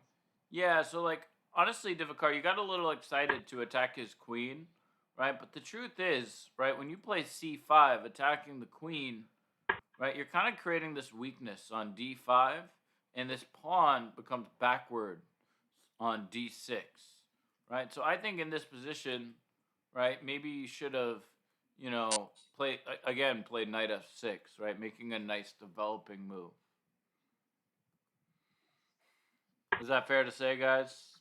Yeah, knight f6 I think would have been more logical. Yeah, I agree. I think it's safe in the opening just to go in with the motivation to activate your pieces, and that's your priority. Take up space in the center and activate your pieces. And Yeah, so bishop g5, I think you were in a little bit too much of a rush to trade there, right? You also have a worse pawn structure, right? So, like in this position, I would actually probably play bishop e5. What do you guys think? Right? Because now if he trades, he actually fixes your pawn structure. Well, it's unclear. I mean, first of all, if you go for this trade, f7 is hanging at the end, so maybe it's just a free pawn. I don't know. But I think bishop e5 is probably better than bishop g5. But I think at this point, black is already in a little bit of trouble. Yeah, I agree. Yeah, so this happened. Bishop takes d6. Takes. Yeah, and you got into it. I mean, one thing I Check. have to say, though, right, both of you played way too quickly in this game, right? I remember my friend David McAnulty, who runs the chess program at the Dalton, or sorry, used to. He retired, right? One thing he used to talk about all the time was like, there's no prize for finishing a tournament or finishing a round with more time than he started with, right? And like here, you are just playing this game on increment, right? So, like you started the game at 60 minutes. And by the way, your opponent is playing way too quickly as well. Maybe he was a little overconfident, thinking, he's playing a weaker player and he's, making some mistakes, right? But both of you played very, very quickly. So, Sam, since you're one of my students, I'm going to put you on the spot here. Okay. What's my number one rule about time management? So like, I think that since you have to divide the amount of moves by the time control, Close. I think. Close. Because I remember it was So the other way around. I'll help you out. You're gonna divide the time control by what? 40, because you said that most games are about 40 moves. Well, I wouldn't say most games are, but that's the average. Oh, okay. Right, the average chess game is around 40 moves. Right, so Evan, it makes sense that. Yeah, sorry. How did you develop this time management rule? I've never heard of such a thing. So actually, Jonathan Corbla and I were coaching together. His teams actually. This is 4 years ago in 2017. I was helping him coach Trinity in PS 166, and like every chess coach, right? We both were just like a little like disappointed at like a lot of his students, right? That just like you're coaching them in Saratoga. The time control, by the way, is game 60 there, right? And like literally, kids come back, like 5 minutes into the round, and you're like, what? I like with IQ, but we don't want to see you in the team room that quickly back, right? And so like like for the first like 3 rounds consistently. Like kids would rush, and we tell them, slow down. But they don't listen to that, right? So, like, literally, like, halfway in round 3, I just, like, had this, like, whole revelation. And I said, you know what? Jonathan, we can't just keep telling them to slow down.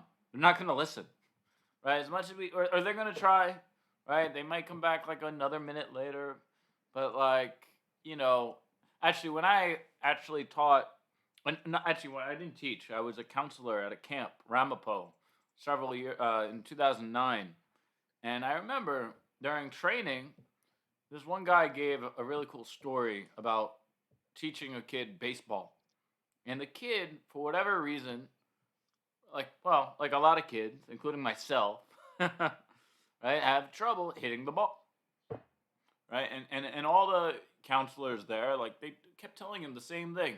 You gotta focus. You gotta focus. Eye on the ball. Eye on the ball. Focus. Right? No, they were. He wasn't doing anything differently that way. Right? It's hard to just like put on a light bulb and like focus.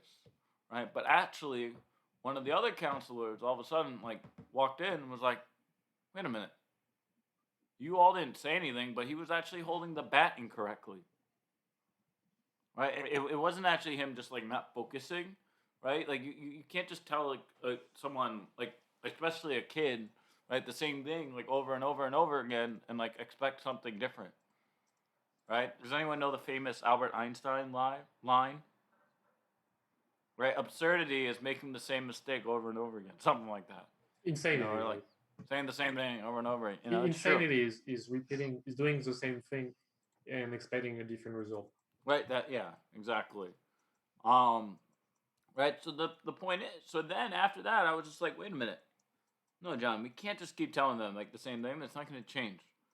And I thought of like a good concrete solution that would actually get them to slow down. And I said, look, the average chess game is around 40 moves. Right? So let's actually give them an easy way to budget their time. You take the time control divided by 40. Guess what, guys? You should be spending, right? It's a game 60 game. And guess what? This is a game 60 tournament. Wow. 60 divided by 40, that's a minute and a half. Guess what? Every single move you play, that's the amount of time you should spend. Right? And then if it's a complicated position, you should be spending more. And then, of course, I had kids coming back to me being like, do I really have to like spend a minute and a half before I play E4? I'm like, yep, you do. I mean, just to get them like in the right mindset. And it started working, actually. When the kids actually started like doing that. Cool. Thanks for sharing the strategy. Yeah, and like since then I've been, doing it, with like everyone. I actually, by the way, I'm gonna pull up the link to the blog post. I wrote about time management in a blog post, and of course I mentioned that idea and a couple other ones. Do you ever have students who spend too much time? Yes, but I just put it in both the Zoom chat as well as my. Yeah, I mean, like, yes, sometimes, but not as much as too little. Samuel, you were saying is that something that you struggle with? No, I'm yeah, I do remember this one person that does spend way too much time. All right, and I will say, thing I actually learned a couple weeks ago, from actually Fabiano Caruana. He was actually doing this fundraiser lesson, and he said one of the biggest mistakes that a lot of players will make is they always try to find the perfect solution. Okay, so like the truth is, right, when you're playing a chess game, right, you don't always need to like necessarily find the cleanest way to win, right? As long as it's just like a good way to win, well, guess what? You're going to be doing really, really well. So yeah, of course, yeah, I mean, this was the end of the game. Right, so my biggest lesson for you, Anvikar, from this game, well, actually two lessons. One, slow down, right? Really try to spend at least a minute and a half per move.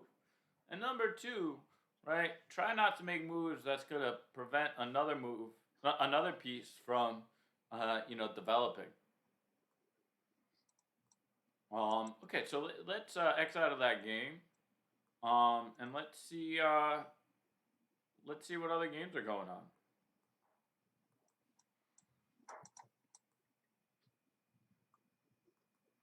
Sometimes I still wonder how ICC is still a thing. Like I used to play on this interface 20 years ago, or 19 years ago, and I really like it. But it's like they never. And by the change way, it. guys, there's the pairings. So let me know if there's any games that you think we should look at.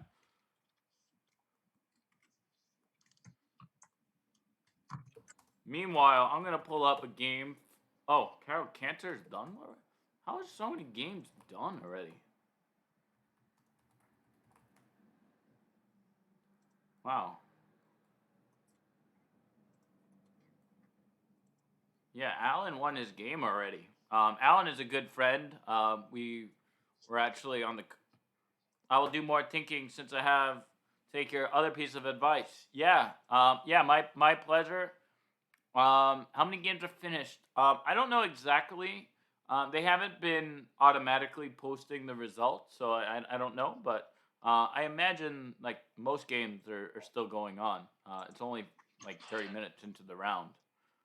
But yeah, I would definitely encourage you to take my advice, and I guarantee you, your coach John Hendrick would say like most of the same stuff. So, yeah. Okay, so E4. Let's take a. Wait, no, this was his first game. Check. This was his first game. Oh, maybe he didn't play the second round. Who's playing black and white? That's strange. Did Alan not get paired in round? Wait, that's so weird.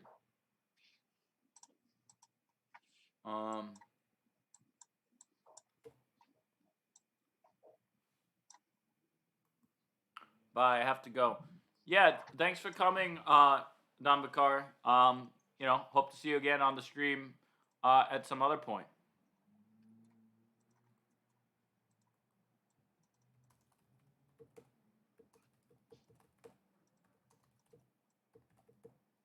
It's weird because it says Alan is not currently playing, but it also only shows his first game from today, which is kind of strange.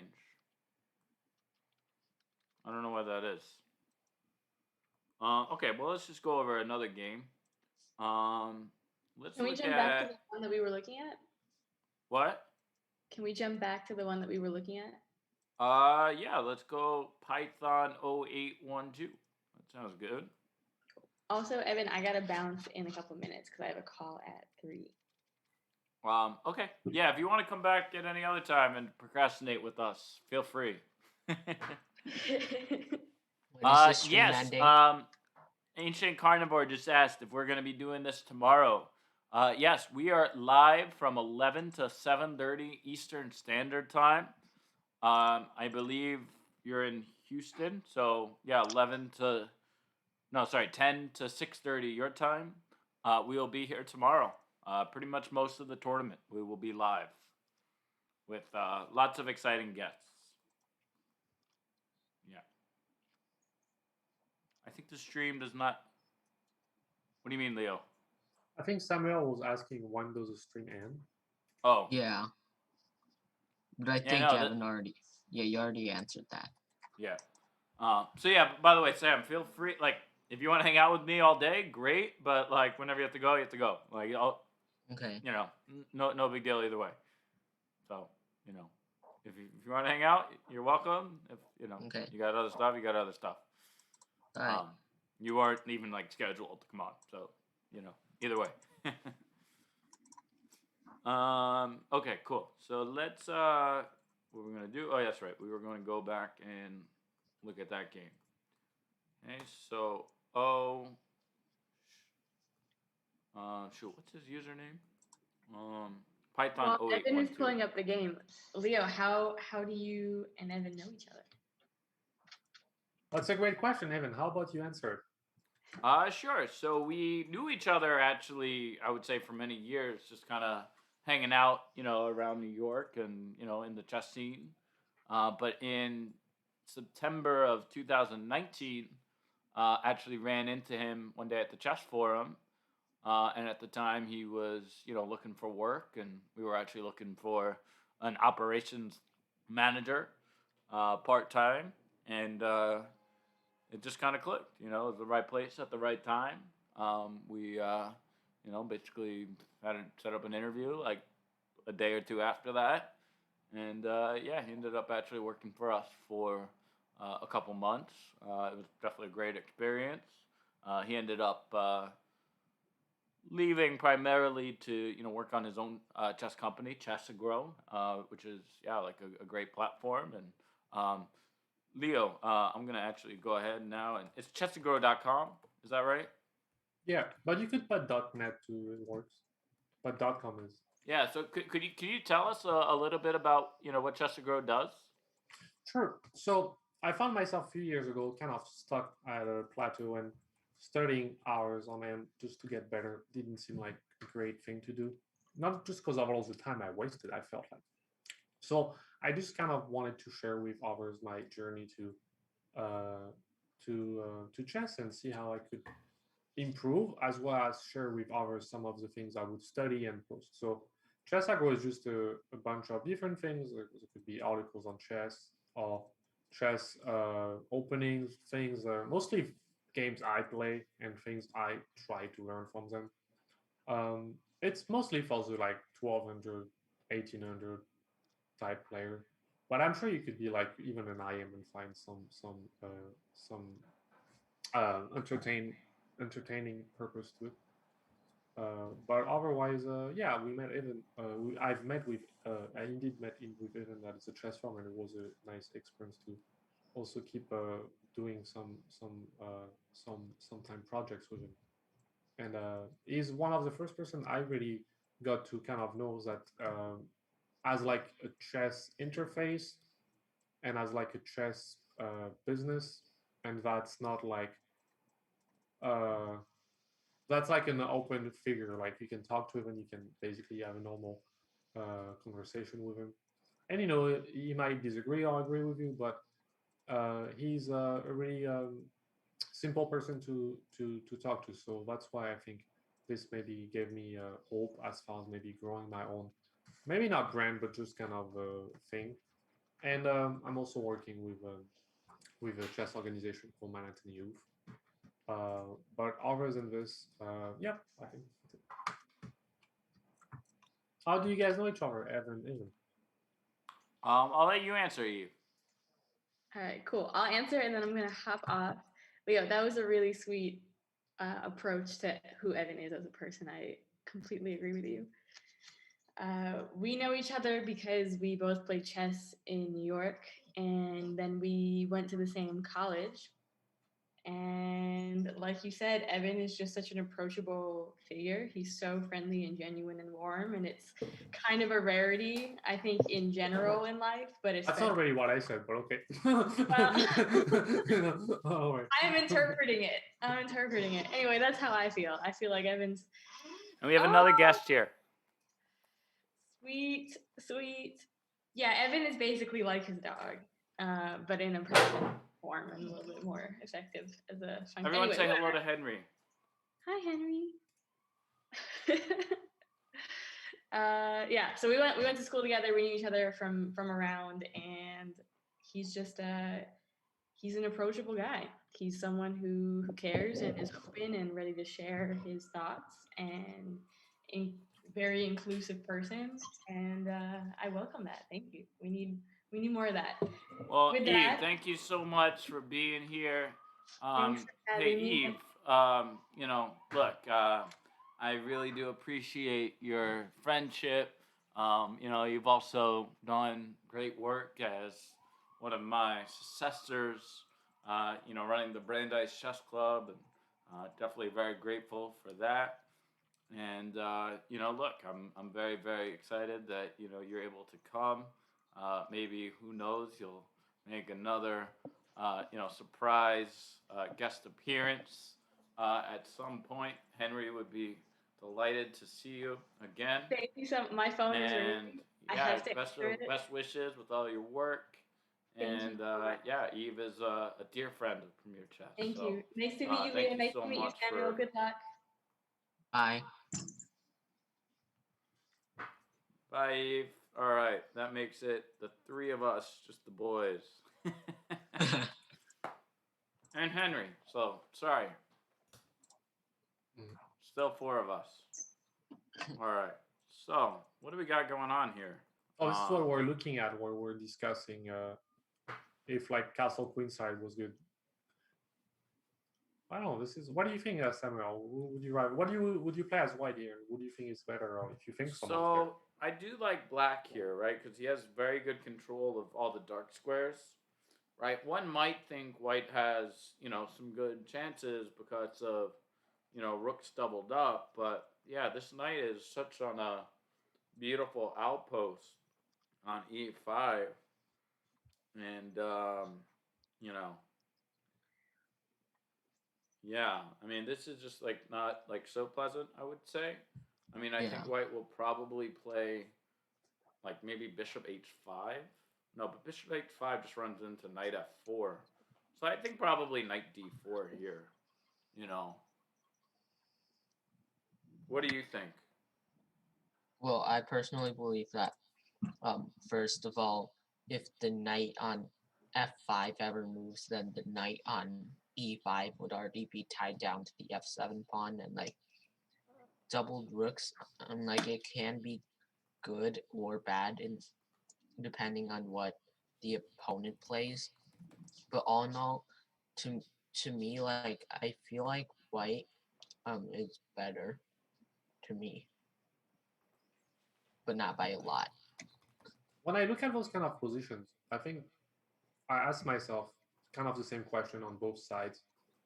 Before getting into the technical and what would I play, I ask myself, what would I do if I would have all the move I wanted? And I would be more comfortable answering this question as black, because as black here, you can't really do anything. You can like maybe improve your knight's positioning, like the knight on g6, maybe. If it would be on like c5, maybe it would be better. But if I would have white here, I would maybe find a bit more thing to do. But I think it's tough to say. I don't really see what each side can do, and I kind of agree on Evans and the e5 outpost. Definitely, it's going to help. And even f4 is an outpost to a certain extent, because if white ever plays g3, then there's a lot of tricks maybe on h3. So yeah, I think it's not easy to say who's better, but I feel like black is in an okay situation.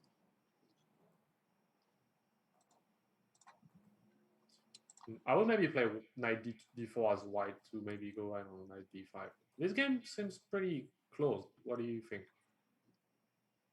Yeah, it does seem pretty close. Like, cause like the knights would be pretty valuable here. I mean, if you trade like two pairs of knight, like things could happen, right? Like the f file, and maybe if you trade all of the pieces and you only have the rook left, I mean, e4 is just weak. So I don't really see what white's objective here is. To consolidate the knight and play h3 and g4. If white ever plays h3, then black can actually play g4, maybe. So white can't really play h3. White could play g4, I guess, at some point, but that's also kind of weakening. So I wouldn't play g4. And if white is not playing h3 or g4, then what white is doing, other than just shuffling their knight around. So yeah, I think this game is not really exciting. I think you could definitely fall asleep on playing this game if you had like white or black sweating. Does that ever happen to you guys, falling asleep on a chess game? I've played some chess game where I was really tired and almost falling asleep.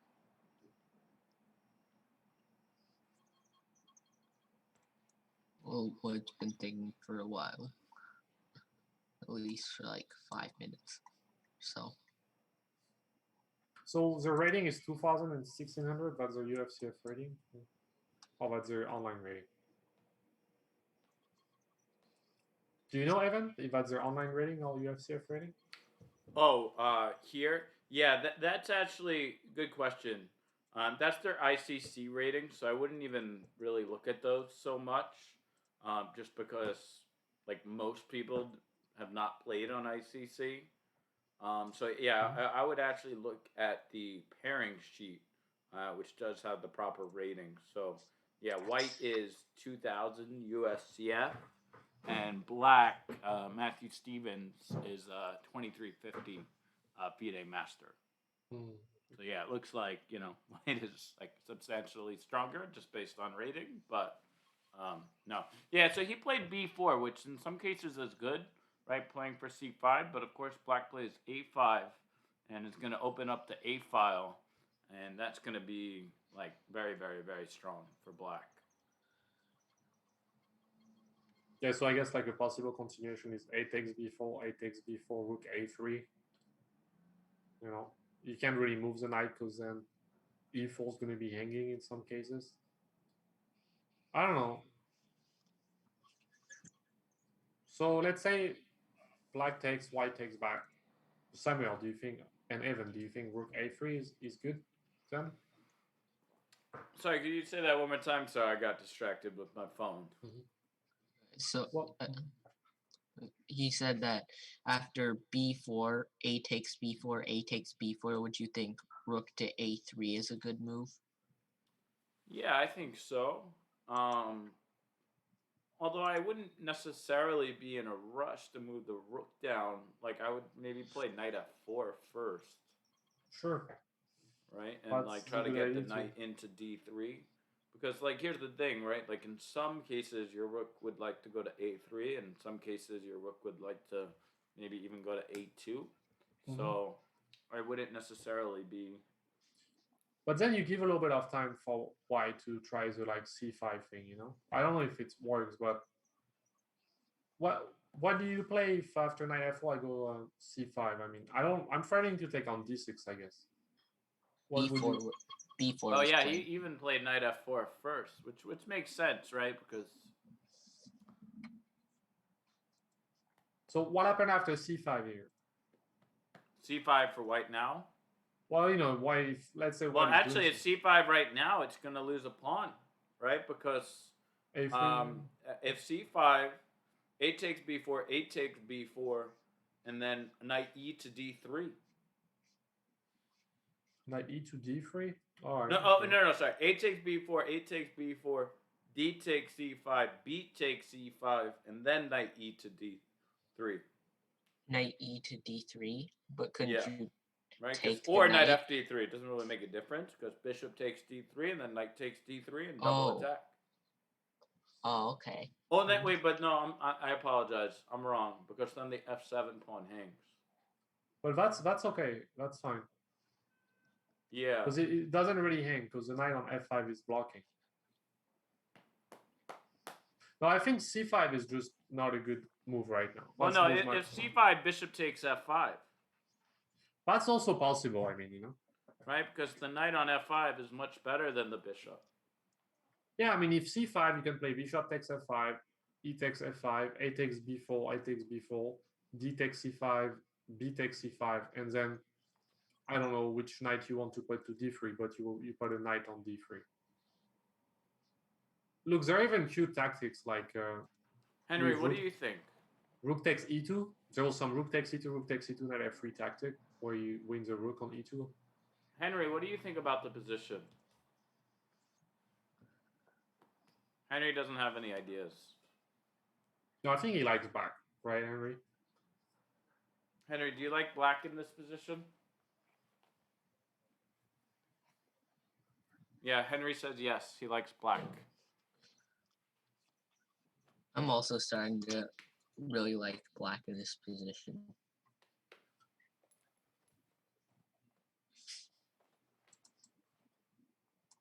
But look at this line for a second, guys.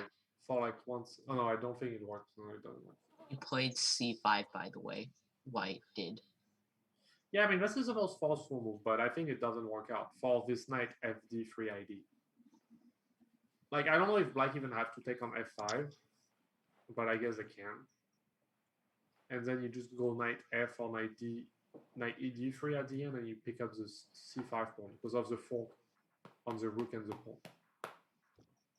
And then the pieces that are here at the end are just one knight for each side. Black has a knight on c5 and white Yeah, has a so I bishop. think a takes b4 is gonna happen, and then bishop takes f5.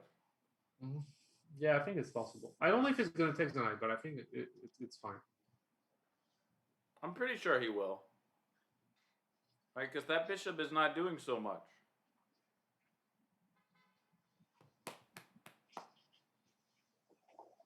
Yeah, he might do it now. I mean, he could also take the pawn first and then take the knight. I guess it doesn't change much, right? No, but there's no reason to fix his pawns. So you don't even want to take the pawn, and you just want to go knight fd3. Yeah, you can do that too, I guess.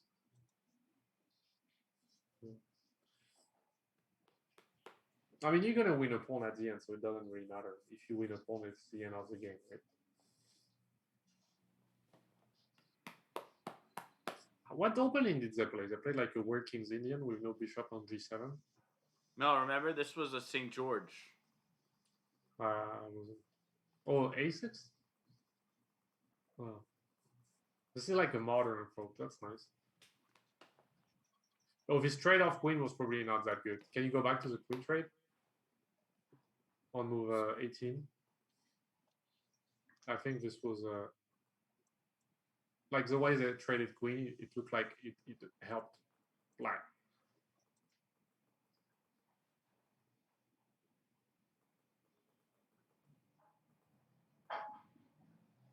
When did you get your dog, Evan? This is a friend's dog. Okay. Oh, that was also.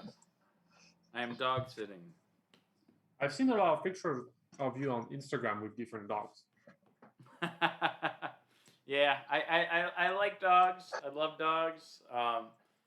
Can't really commit to one full time, so I hang out with friends' dogs and other dogs. Well, Like dog sitting is like your second job or something.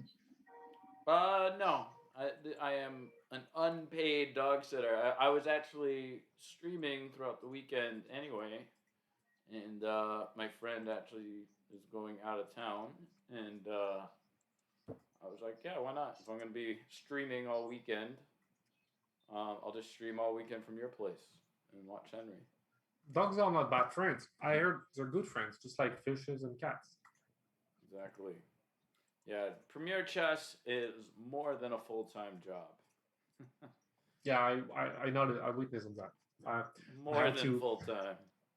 But I mean, your organization is really growing, and that's good, you know. So you can teach chess. No, to I am different- very grateful that Premier Chess is more than a full-time job. Don't get me Of course. wrong. But yeah, I definitely don't have.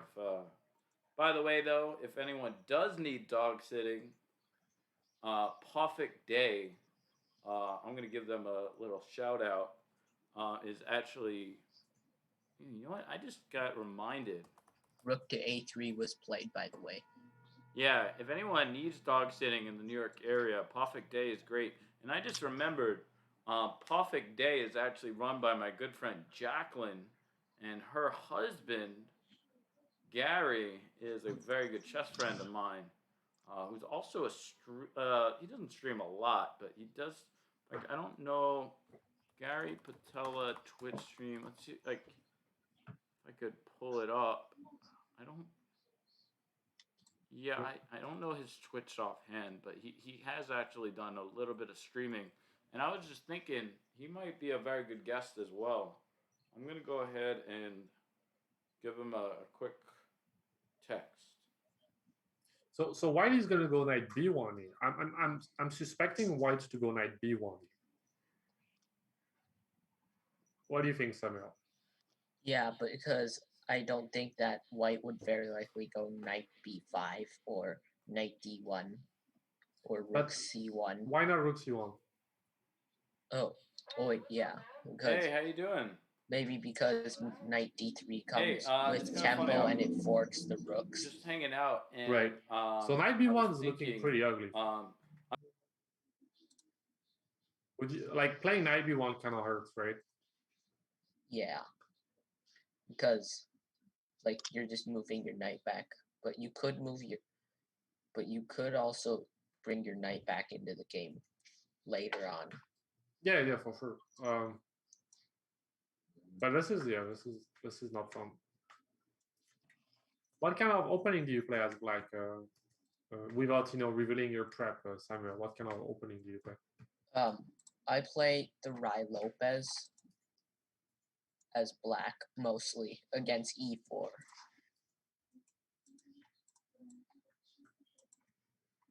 Against e4, I try to play the modern. I try to play g6.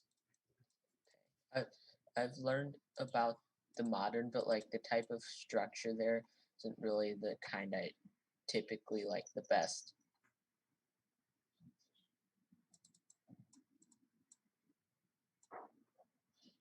So let's say white goes knight b1, then what does black play, Samuel? What about rook to b3? Yes, I could have done that, I guess. So he instead just sacrificed the exchange. Or is it more than an exchange? No, it's an exchange, right? With what move? Well, white just captures a knight. So black is going to take the rook, and then white is going to have to save the knight, right? Yeah. So you're sacrificing an exchange. Oh, okay. But this is just hopeless now. This whole position is lost. Like, you can even take the knight maybe, and you have some discovery on the e file. It's really starting to turn out good for black. Oh, he's going knight b5. That's his idea. Okay. Wait, rook takes f4. Rook takes f4 was just played. You mean knight b5? No, by white. Rook takes f4. Well, I'm looking at the stream and it shows knight b5. Oh, knight b5. Let's see. On move 25, right? Oh, probably like, yeah, I think there might be a lag or something on my side. I mean, if they played rook takes f4, just rook takes knight, right? Yeah, rook takes knight. Yeah, I would be surprised if white played rook takes 4. Not that the exchange sacrifice was really good, but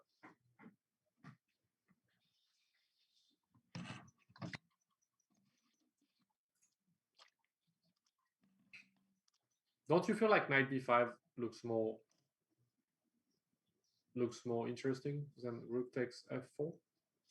Yeah, because like there might also be some complications also like with the bishop. I think it might be slightly more active on a4. Sorry, b5. Like also you could take the f4 pawn later.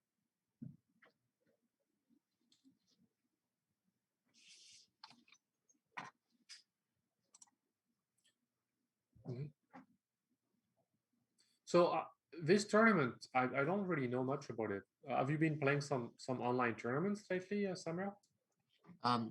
Yeah, I do play online tournaments. I normally play the daily blitz or rapid sometimes, mostly during the weekends. Like on Fridays, like I play the BK Arena, like one of the streamers I follow on Twitch. But what about this online tournament thing now? Have you been playing like official online tournaments since last year?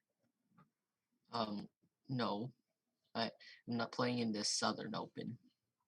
Yeah, I'm not playing in Southern Open.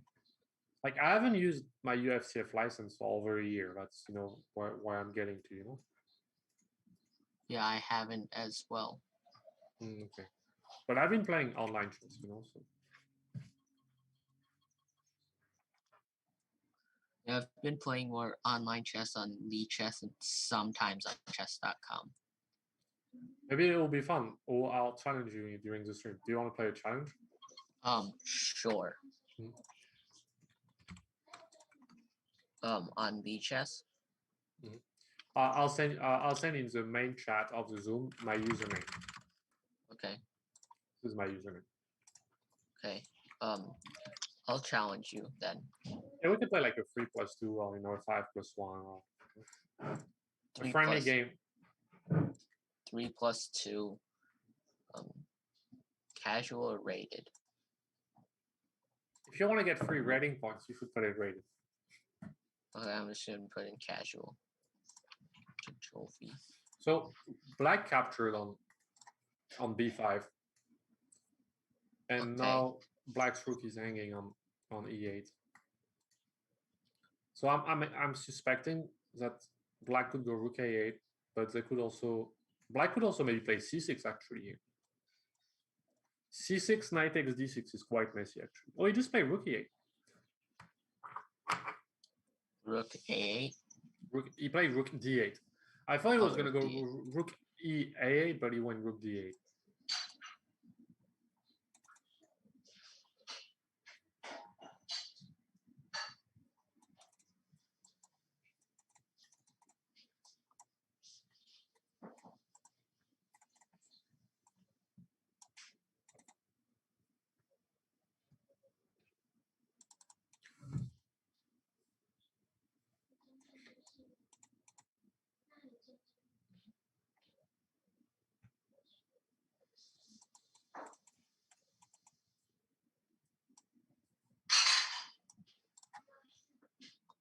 Okay, rook d8 was played.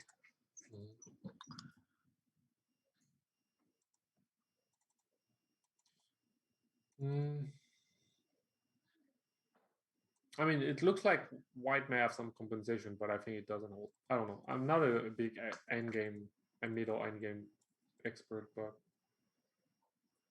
as you can see, I'm already butchering my game. I thought that this was a line at some point, and I can play that somehow. Like, can I get my pawn back now? I just take your bishop and take d4, right? And I get my pawn back, unless you take with the king. I think you do. But you have rook d8, I have c3. Yeah, I think I do. I think I'm supposed to get it back too. Otherwise, I'm just lost. I mean, this opening is not good for white, but you know, if you know it gets a little bit messy, it's a good game. It's a good opening for blitz.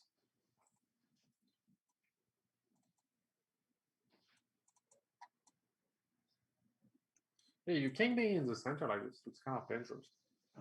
Yeah, I know. Huh. Also, with the rook and queen there, might want to move my king out the way. White hasn't made a move yet. Well, can I play knight f5 in our game? I just thought about it.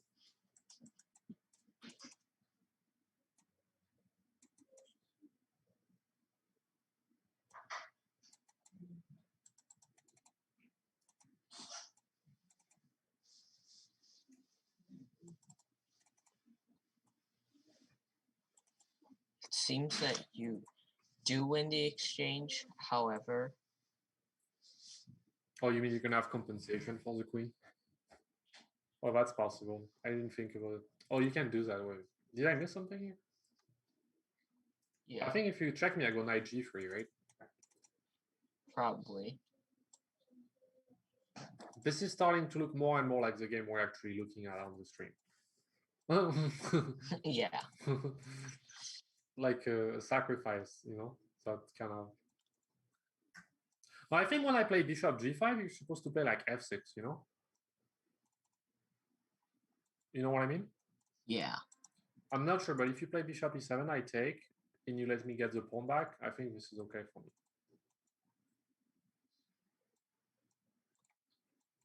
I don't want to spoil anything, but I like to, you know, kind of do long random explanation, but Long random explanations.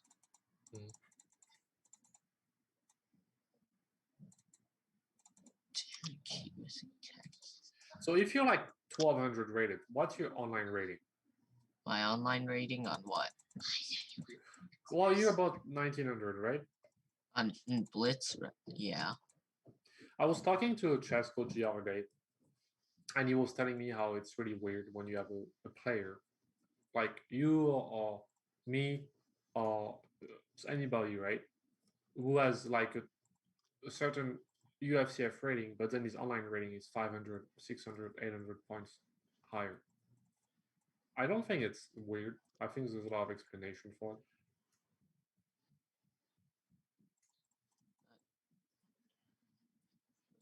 Go here.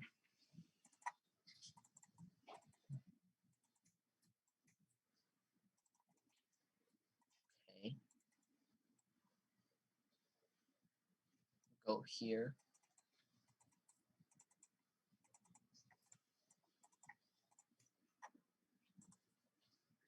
Stream is still going on White's turn. That previous game.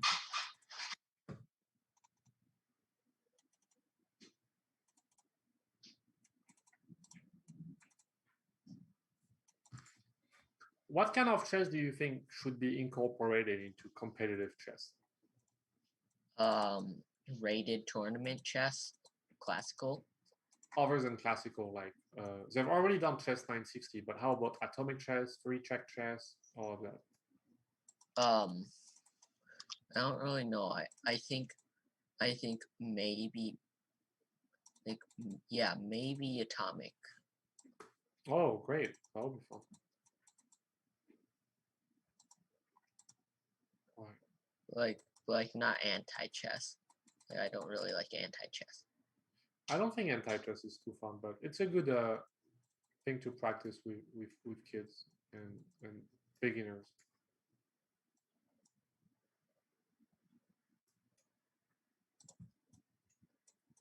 Like I do get to win the piece back at least. You got everything back here. This is crazy. Take my blunder. A little bit sad.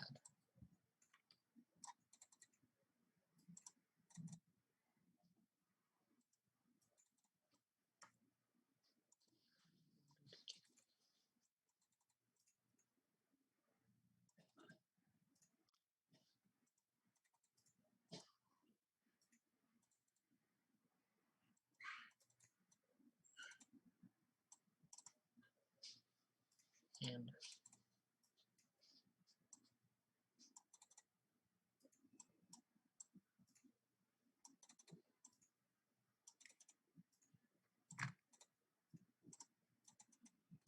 yeah, I think this is game over. You're probably gonna checkmate me Eventually, maybe. sometime soon.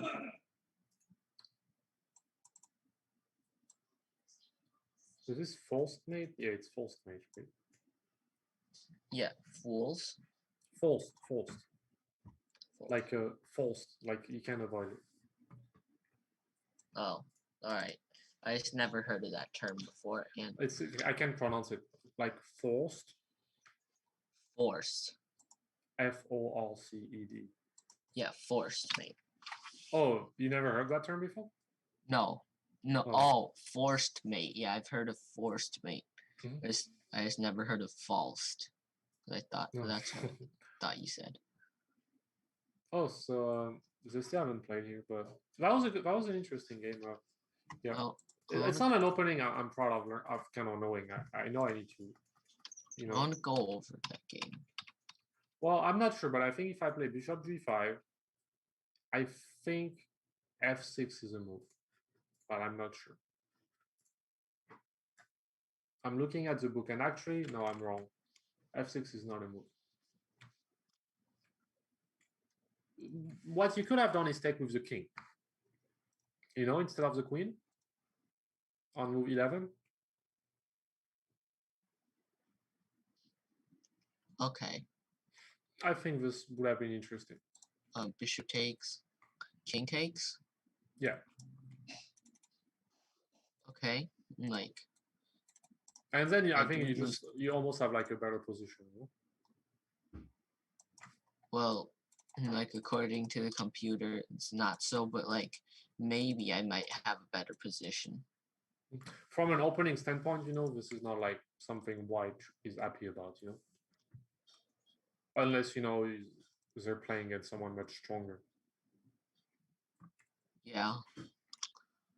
So I think after king, you know, once you play queen e7, I'm actually kind of happy because now I have some traps. And you fell into it maybe by taking on g7. Maybe instead of rook takes g7 on move 2, you could have played rook d8. Like knight takes d4. Yeah, rook d8 would have been okay because I was like, wait, but what about knight takes c6? But I was like, yeah, miscalculation. I would have played c3 and then you could have taken on g7 maybe. Still watching there, and still white's move after considering for like what 10 minutes. Well, white's been slowing down, but I mean, what can they do here? What can white do? Take on d6 one time, I guess, and play rook c1 or something. Yeah, because like I was thinking if rook a8 then c takes d6, you at least do get to regain a pawn. Right. So they went knight d4.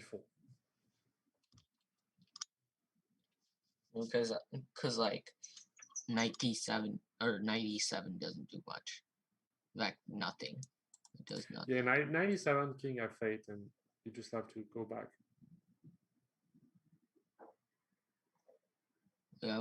Wait, hang on. I'm gonna do a material counting. Well, it's an exchange. It's just an exchange up. Yeah, full exchange up. But if you do grab that f4 pawn, then it's like it's an exchange, like a piece and a pawn for a rook. Sure. Still losing. Oh. I would say so. Knight d4 was played. Mm-hmm.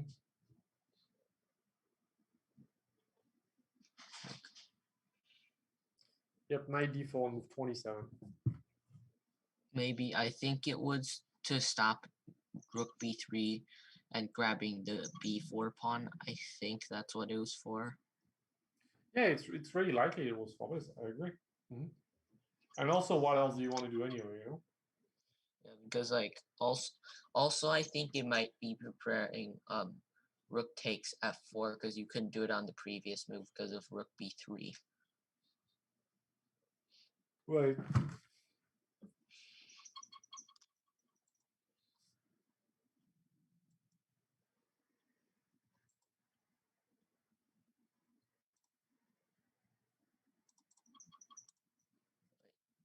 Oh wait, hasn't been here yet. Is black gonna play c6 after this, and it's just game over? c6. They didn't play it. Couldn't you take with the pawn? Well, your knight's hanging.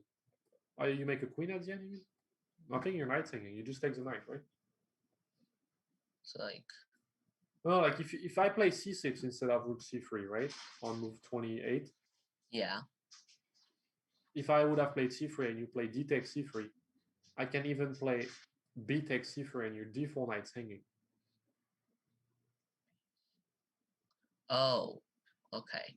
I think maybe he missed that. I mean, okay, this is winning as well. This is the exact same thing. Basically. Oh, I thought that was before d takes c5. But yeah, I get what you mean. He's doing the same thing right here. He's just doing it with the rook on c3 instead of like a3. Oof, tough game. Wait. Well, he took with the knight. Actually, this is. He should have done it the other way around, I feel like. But this is still like lost. Because e4 is going to drop. I don't know. I wouldn't be too comfortable playing this endgame anyway as black. I'm not comfortable playing any endgame.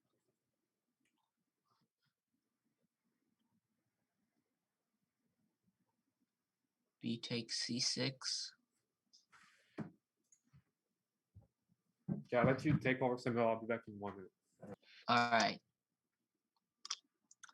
B takes c6, and after that, we could go knight takes c6, like knight, like that is what happened. Knight takes c6, bishop takes c6, and rook to e3, rook takes f4, but like also g5 is a possibility. Also e4 is also weakness, real weakness.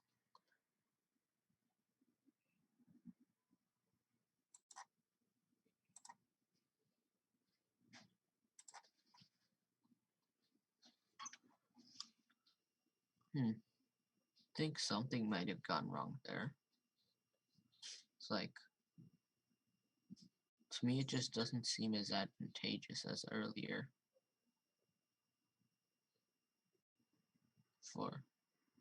Right?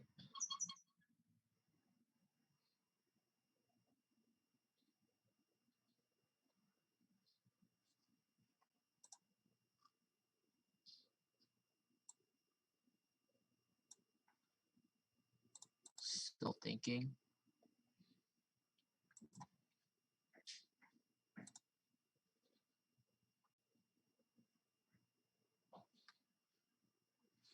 Still thinking. I'll be back in a sec. Great. Oh, you're here? Yeah, Yeah. I mean you can step or out, no worries. Okay, I'll be back in a sec.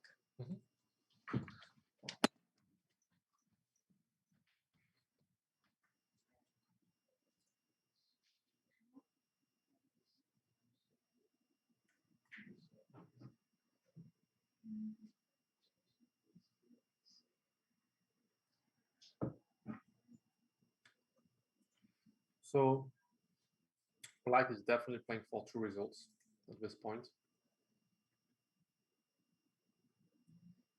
If White would have a connected pass pawn, that would be a different story, but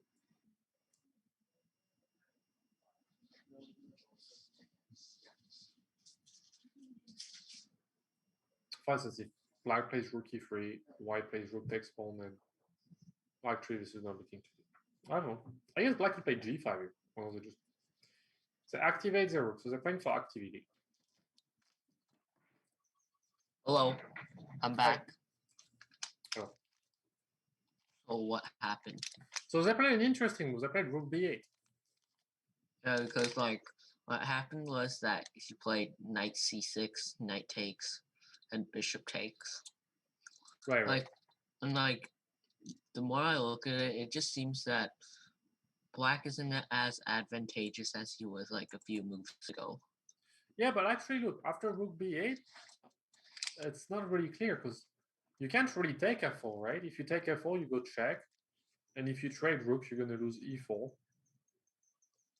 Look, the questions that we need to ask is, okay, I mean, he's taking it, you know? He's going for the endgame. This is going to translate into an endgame. Rook versus bishop. So picture this position without the rooks, right? And do you think Black can win this if the e4 pawn is gone? Yes, they can, right? I think they can, because the d5 pawn is too easy to pick off. To trade a rook for a bishop and a pawn, right? Or pick off. And hi, someone said hello in the stream. Welcome back. Thank you. Yeah, to pick off. To pick off. By pick off, you mean to win or to trade for a rook and a bishop? Yeah, what I mean by pick off, I mean take it. Right. So yeah, this is gonna be like a game that's not gonna, I think, have much suspense. Do you think Black is gonna play rook c1 and try to go in an endgame? Rook c1. Yeah. Like, I think so. You could play rook c2 too, right? Look, rook c2 is just winning, right? After rook f1?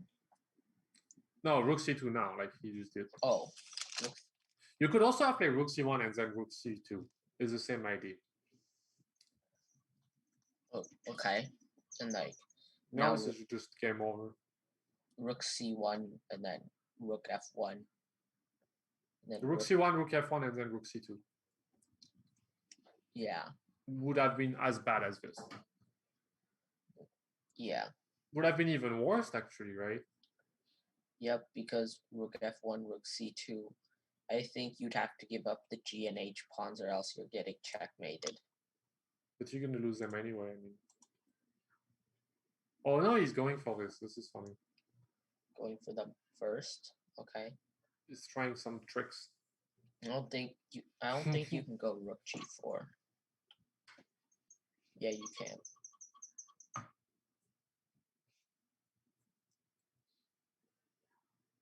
I called someone for what I thought was going to be a very quick question, but turns out, anyway, he had some personal things to talk about. So, Okay. oh, hello, Evan. My son Ethan would love this. Ella recommended your Twitch.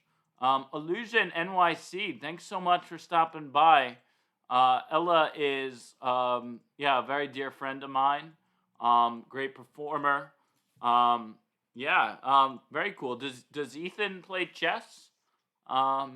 Maybe we'd love to get Ethan, maybe involved with one of our programs. We do virtual group classes for all ages and skill levels. We do virtual camps, virtual school programs. Our friend Sam here is actually one of our students in many of our camps, and actually is a special exception who comes to some of our virtual adult classes.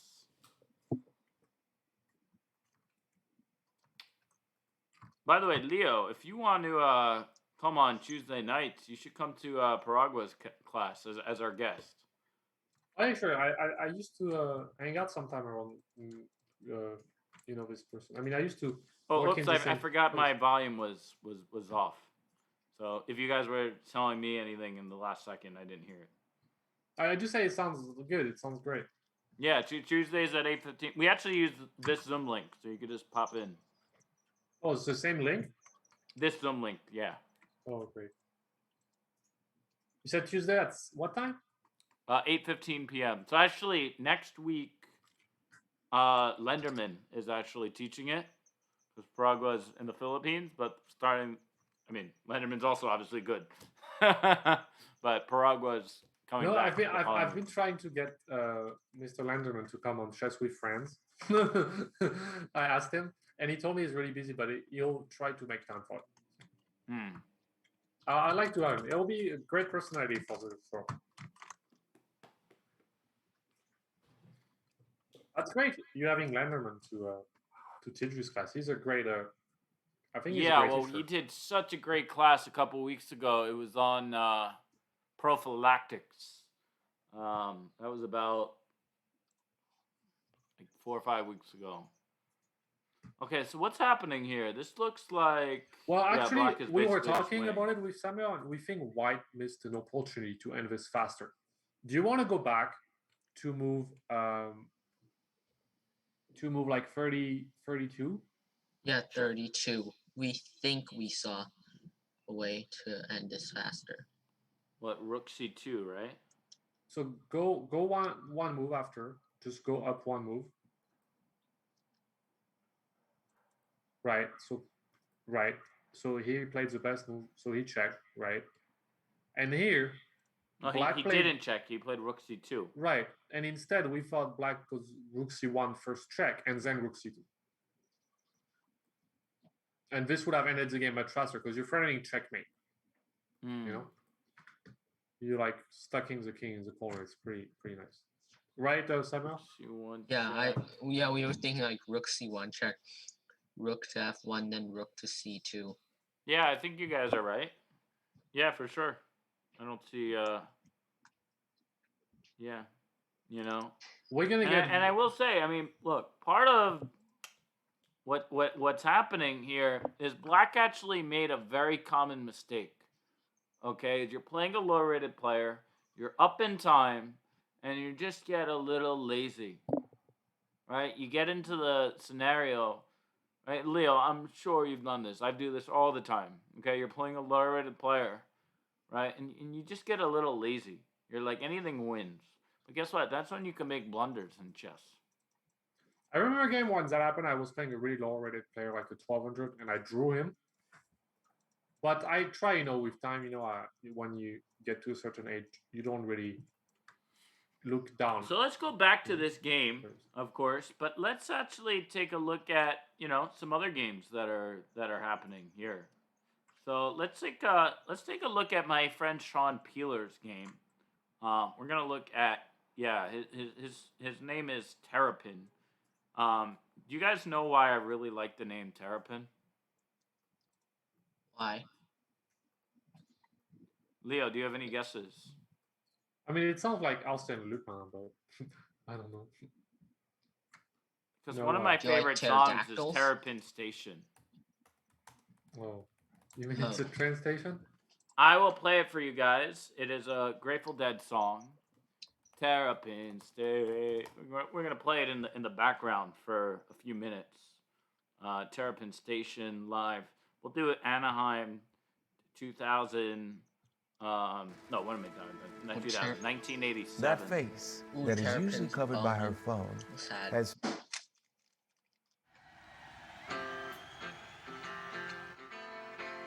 Yeah, this is Terrapin Station. I think Terrapin's opponent might have to move their knight and allow knight f6 checkmate, or they're just gonna have to give up the knight. Oh, this is a crazy tactic. You hear the music? Yeah, we can hear the music. This is one of my favorite songs of all time. All right, so Terrapin is actually taking Zaim right now to Terrapin Station and is winning. Yeah, White is winning. Wow, Terrapin. I will have to say, I've seen this, like last year, I was on a team with Tron Peeler, who's playing white here in Raleigh in the United States Amateur Team South. And I will say, he went on an attack on every single game of the tournament. Literally, say you like put the every music single quite high. round, You can't Rod quite and hear Alan you. and I were like, what's he doing?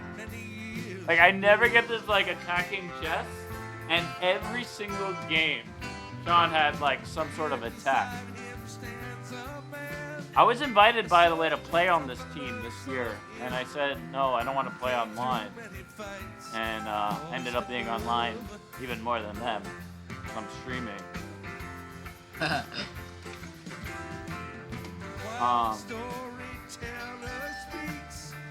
Guys, by the way, this team is named Susan's Magic in honor of Susan Cantor.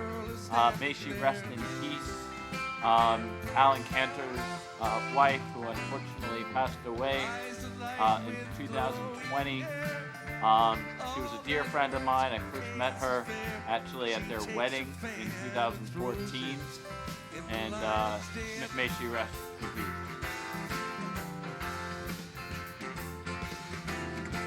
I love the music, but you know, it's been hard hearing everything you said. That was a hard version. Sad. All right. Well, you heard Terrapin Station. Do you hear me well now? Yeah. All right, I mean, cool. everybody's voice is always like a fuzzy background to me, but I try to understand people as good as I can. But that's a great opening. You know, I'm really curious how this game went. Like, you see this like way White just had an attack. I mean, out this of is a nowhere. crazy game. That's all I gotta say. Yeah, e6 is strong. E6 is really All right, strong. now I'm expecting Rook takes e6. Yep, Rook Wow, Terrapin is like, now we got Rook e8 on the radar. This Rook is e8? like, Oh yeah, everything Thi- everything wins here. It's over. Game wow. over. Terrapin. I'm gonna text Sean right after this game ends. I'm gonna text him. Oof. Does he know you're looking at this game? Not actively. I don't even know if he knows I'm a streamer for the event. But I'll text him momentarily. Even Samuel and I had the chance to play one quick blitz game on League Chess. I'll send you the game, Evan. Yeah. I lost that game. But, like, yeah. No, not any pride was taken in this game. I just thought it was interesting. Maybe you can use it with your coach, or you know. Yeah. Well, no, the game is getting. This is pretty ugly. That was a nice tactic. That was the nicest game I've seen so far today. Bishop takes f7. I don't even know what's going on now. Does knight Wait, no, knight f5 double check. Knight f5 check does not win the game because of rook takes h6. Right. But I was maybe still winning Da da da for da da white da somehow. da.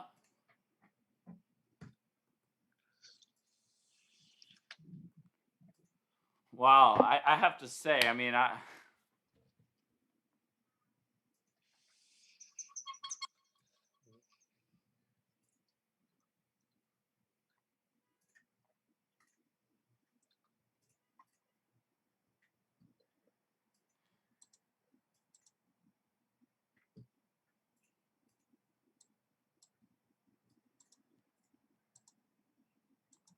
oh wow, guys, major shout out to my good friend Ella.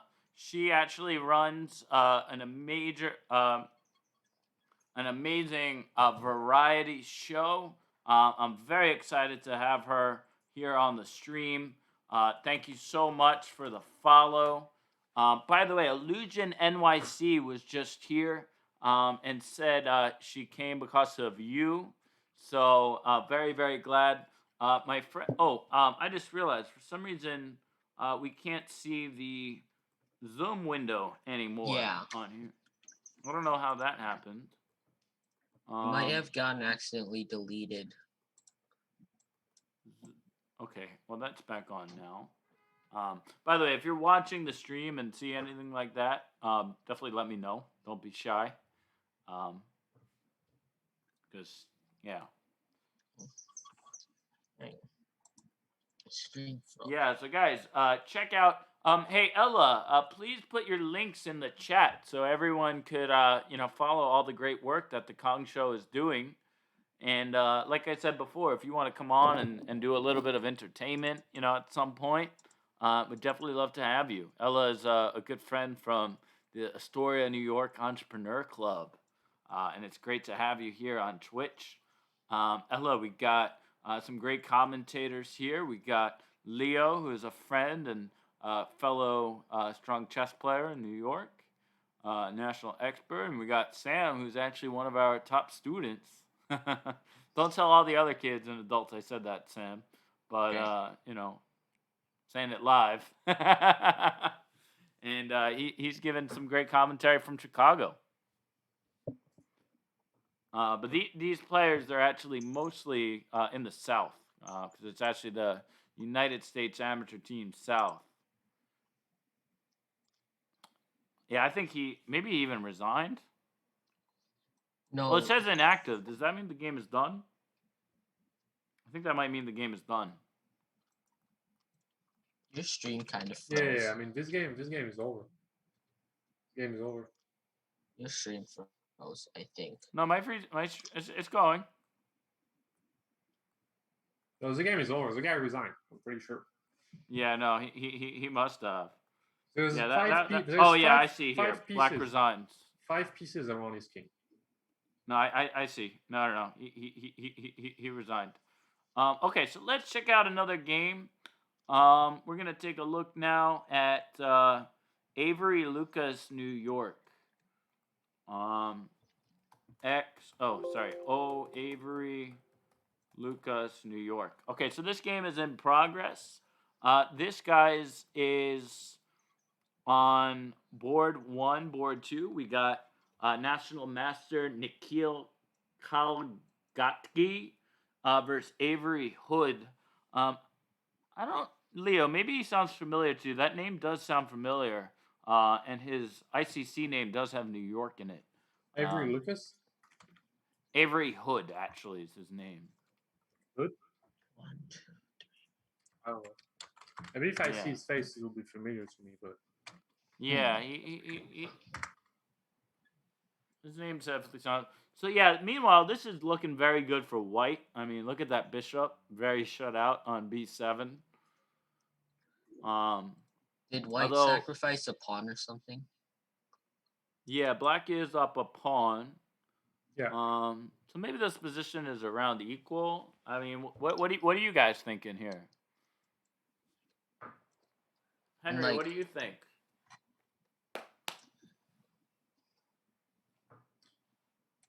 Well, white's different right now is tied to white's f4 pawns, and you can go g3 as white right now. So as long as white can maneuver his knight around, black is going to be doing at least okay. There's a way for black's bishop to get in play by playing like king d6 bishop, or like king e7, or like king. I don't know if you can somehow get the black light square bishop out through like the c8, d7, e8, f like h5 diagonal. That seems a little bit far-fetched. I don't know. I think it's a really weird position. I'm not sure which side I would rather be at, but since black has the extra pawn, I guess black. Yeah, to me, it's like hard to say because white knight is tied down, black bishop is boxed in. Like, No, I think black is actually better now that I think about it a little bit more. Because what do you think white's going to do here? Yeah, I mean, it's not easy for white to make any move. Like Right. Also, like the deep pawn's in danger. I think Avery might pull an upset here. Yeah, I think Avery might pull an upset here. I mean, that'll be obviously like pretty huge for his team. Well, okay, so he's holding on to everything like for right now. But and by the way, this pawn on f6, of course, is very important, right? Because he's preventing, the e5, that from the knight to coming to e5, right? Which would be super strong. Yeah, f6. The f6 pawn is important. If black wouldn't have his f6 I mean, I think pawn, this is just going to be a draw, right? Because I think black is going to play like queen e4, and then just like maybe queen c2. I mean, what does white do? But what does black do, right? Yeah, I mean, I'm looking at a draw here. Yeah, it's possible. yeah, I don't think either can make progress. Henry, what do you think, bud?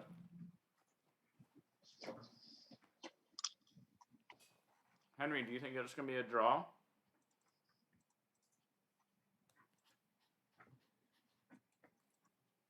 Henry says it's going to be a draw. It could be. Probably.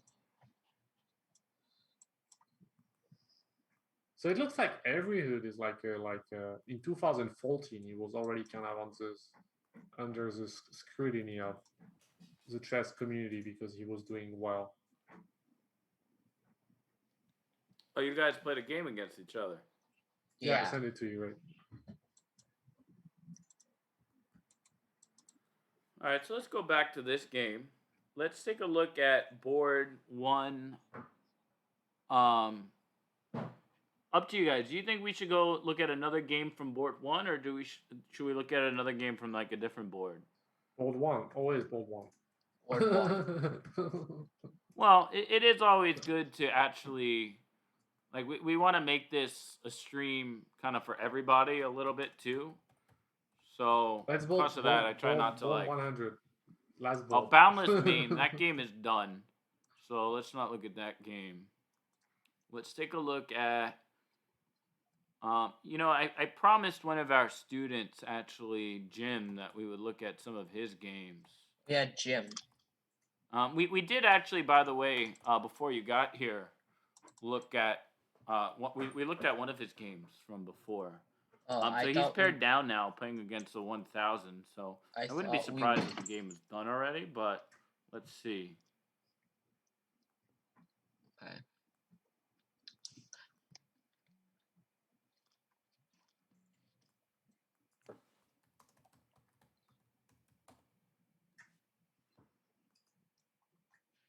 Yeah, the game is done already.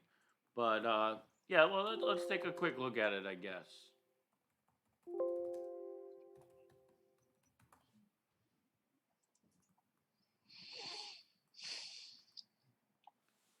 Yeah, so, like, our student here is black.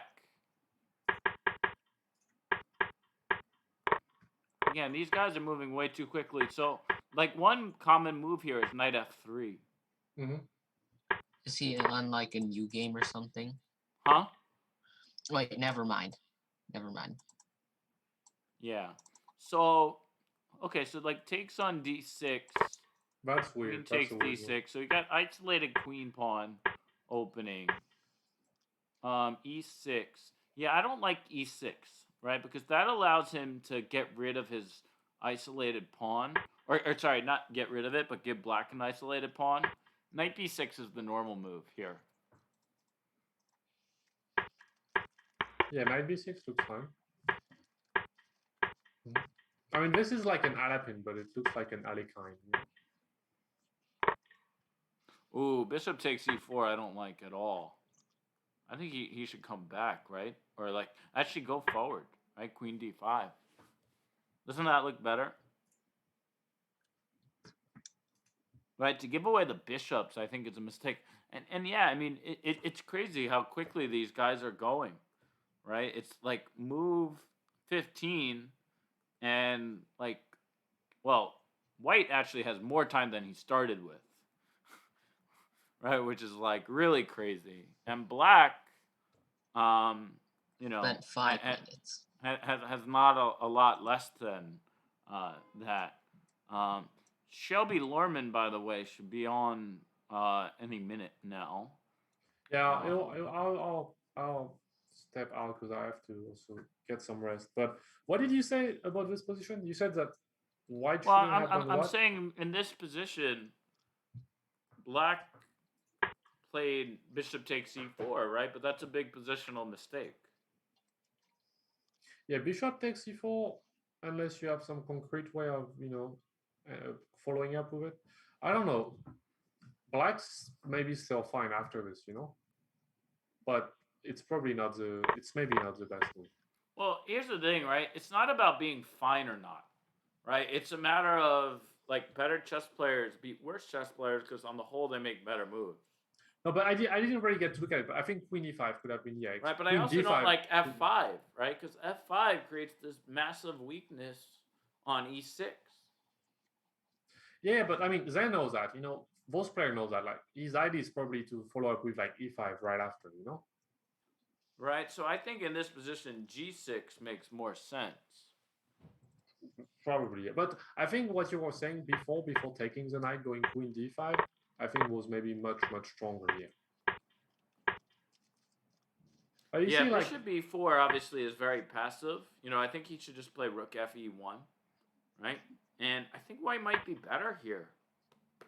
Yeah, white might be better here for sure. I have to say, like, Jim definitely didn't pay like nearly enough attention, right, in this game, thinking like his opponent is weaker, but really, like, he made. I mean, yeah, white is substantially better here, I would say.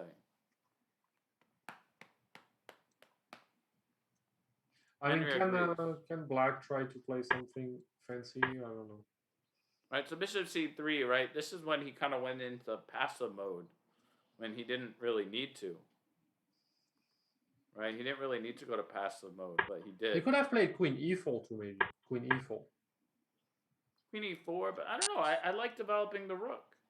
Yeah, rook e1's fine. Rook e1's fine. Right, I like developing. But Queen e4, you're also attacking f4. That's why. But maybe Queen a4 too. But like anyway, I think either of those moves would be definitely better than what he did. Yeah, for sure. Yeah, I agree. So yeah, bishop c3, right? Kind of went into passive mode. Now I don't like knight d5 so much either.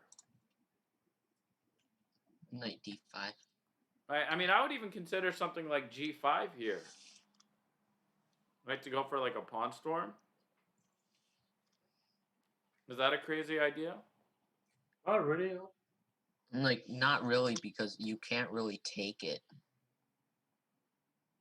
Right, and I think black is, doing very well.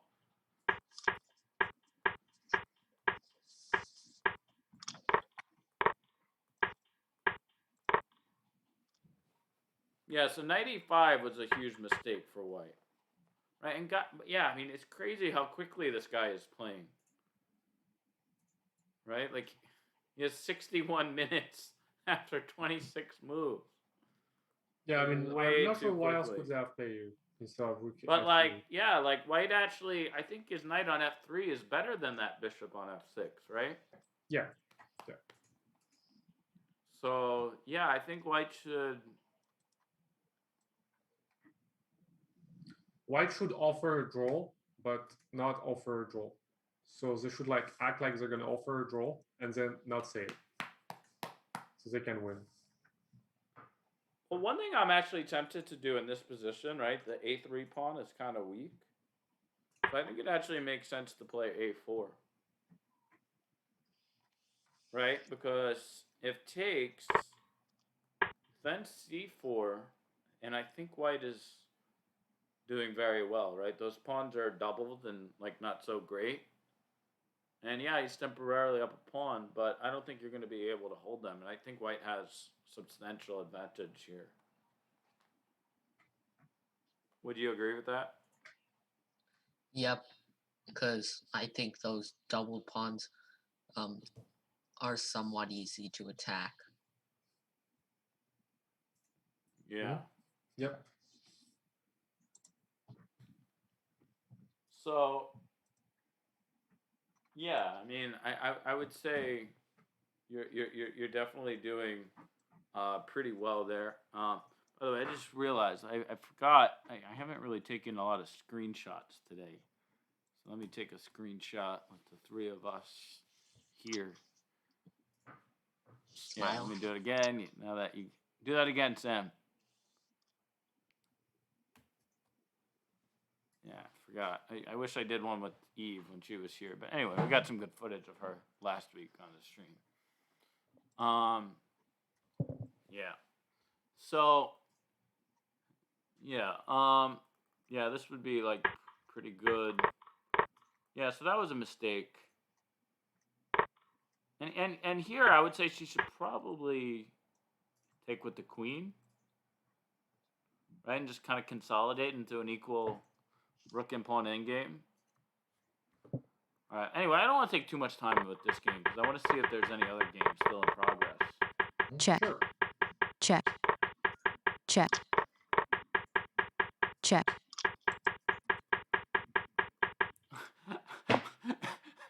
Look how much time white has. But Almost. this is an interesting endgame for. Yeah, but look how much time they have here. Yeah. I that's- I don't see the time because I think it might be a lag on my part. So they got 60 minutes for white and 56 for black. Oh, It's here. crazy. I see. You would think they would have like 5 minutes here, you know, like in 56 moves into the game, you know, but Check. Not so good. I think that would even be too fast for a blitz game. I mean, okay, so rook a6 was a mistake, right? I think white should be able to hold his own, right? Just check, check, check, check, check. Yeah, Right, it, isn't this just it a would dead feel draw? this way. It would feel this way, yes. Yep. Right? So, yeah, like rook a6, but okay, even then, you know, holding his own. Check. Right? Rook b6 check. Check. Rook a6 check. Okay, now he probably played rook b6, which is losing. No, he played rook a8. Okay. Check. Check. Check. Check. Rook a7, right? That was bad. Check. Just keep checking. But okay, still win. Still draw. Okay, good move. Back it up. Rook a7. Rook I mean, can't you a6. try even to win this as well? You can go like king f3. Yeah, he should just take on h5 and take on h5, right? That's probably 64 the minutes. simplest. Right? So This- take 6. But okay, this is draw. This should be draw. 64 minutes. Way too fast. Check. Okay, this should be a draw. Check. Oh, rook a4 check. That's bad. Right? Rook d8 check. Right? Got to keep the checking distance. Right? I don't think it matters. Check. Okay, maybe it doesn't matter. But still, like, the right idea is to have Yeah, checking rook distance. d8 looks safer. If you're trying to make a safe draw, rook d8 is much better. Right? And even here, right? Rook a8, right? Always go. Don't go.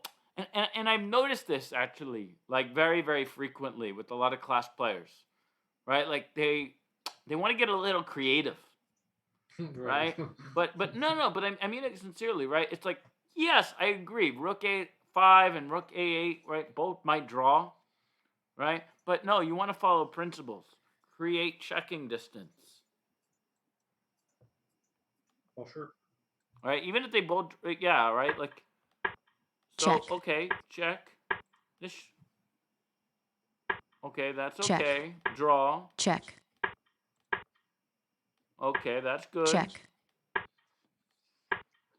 Well, they're now both above 60 minutes. I mean, this is crazy. Check. How did the opening go? Did we watch the opening? Check. Check. I don't think we did. Check. I Check. don't think black is really following yeah. No, he why, is. why play Rook A8 and not go for the check? Wow. Are they like pre-moving And now? now it's lost now, right? Wow. Yeah, like Rook B7 check and draw. Yeah, the time thing is kind of. Like Wow. it's I mean, like, here's what happened, right? White just got comfortable. He just said, okay, the game's done. I can do whatever. Right? Like, no, even here, take your. I mean, this is crazy. I don't think Let me ask you, when's the last time you saw in a game 60 game someone had 68 minutes? never deal. I do remember 58 minutes though. I mean, that's bad. Okay, that's bad. Right? And actually, one thing I tell students, actually, is here's the deal, right? When you're playing a game, okay, the most amount of time you should have remaining at the end, the absolute most, is 30 half of the minutes. time that you started with. Half of the time. Okay, that's fair. Right? Like that's not good, but like that's the absolute most that you should have left over. Unless you make a quick draw, right? Well, that shouldn't happen, but that's a whole nother conversation. Yeah. Well, you know, Right? sometimes But you make yeah, a like theoretical the draw. absolute most. I mean, just think about it. It's like I know people who, I mean, look, it's good to save money, right? But at the same time, you don't want to save money to the point where you're not enjoying life.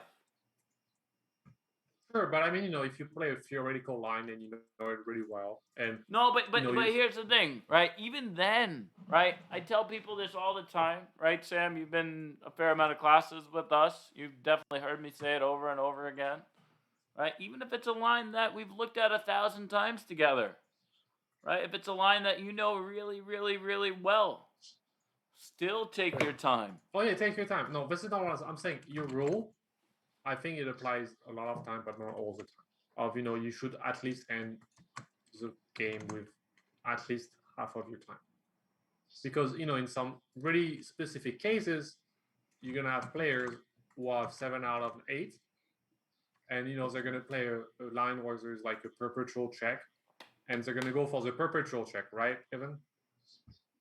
If you can make a quick draw and win the tournament, you know, you don't really care how much time you're gonna end with, right? Right. Well, anyway. So yeah, in this position, right, he just like totally messed up. Right? Didn't go Yeah, for the check. this was not a good example. Check. Check. Check. Is he one of your students? Check. Check. The black player, yeah. So that was a good thing for the black side. Yeah, well, he learned with the FIDE master privately, Stephen Weiner, who's actually a good Who's- friend of mine. Who's Yoga But Kings? he's in our adult intermediate class.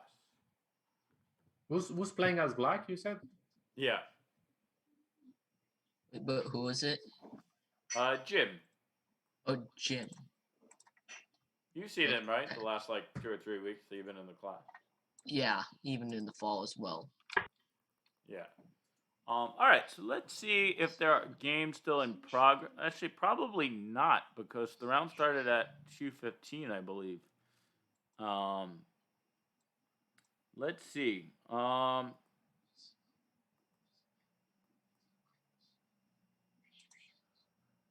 P. Kayla. Let's try that. OP Kayla.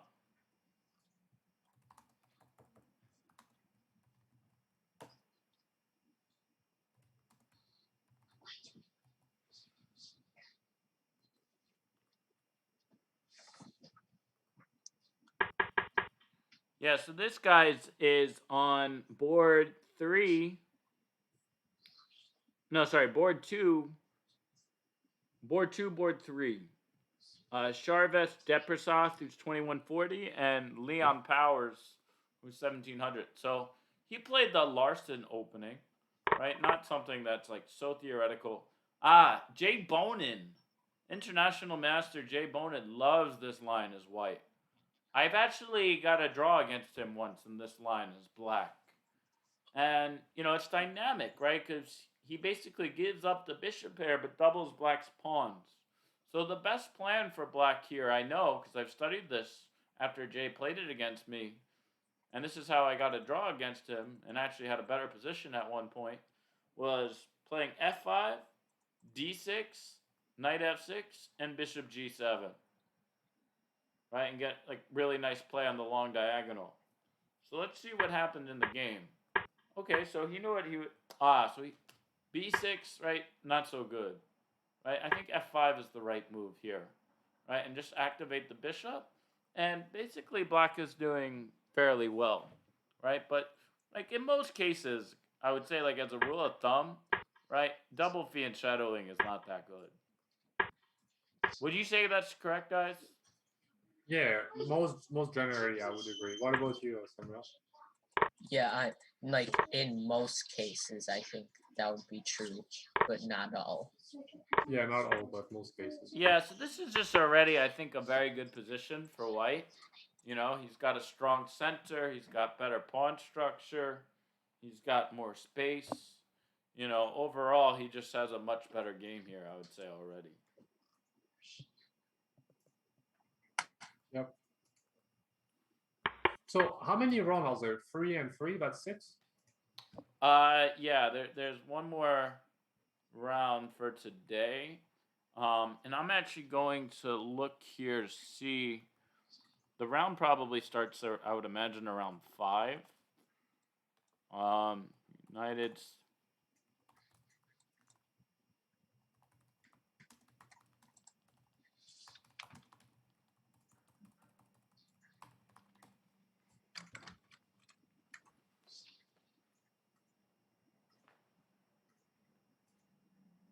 Yeah, well, the last round is actually at 5:30 Central.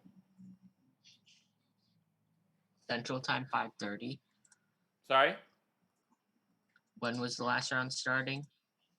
At 4:30 your time. Okay. But I think, like, actually, I might be leaving at 4 o'clock because, like, I'm just gonna rest. Okay, that's fine. But maybe a bit after 4.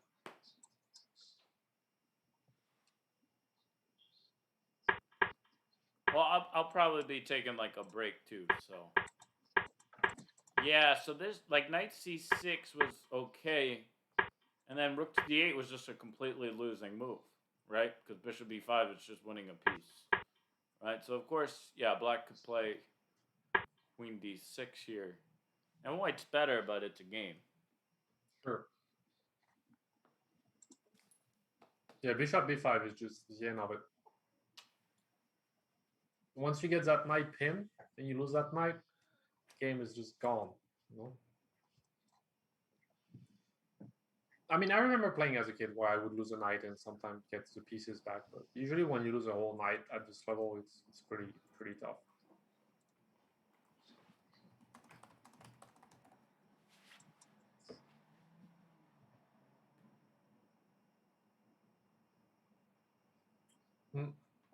But yeah, I also have a few other things to take care of. But I was glad to have a chance to come back here, even.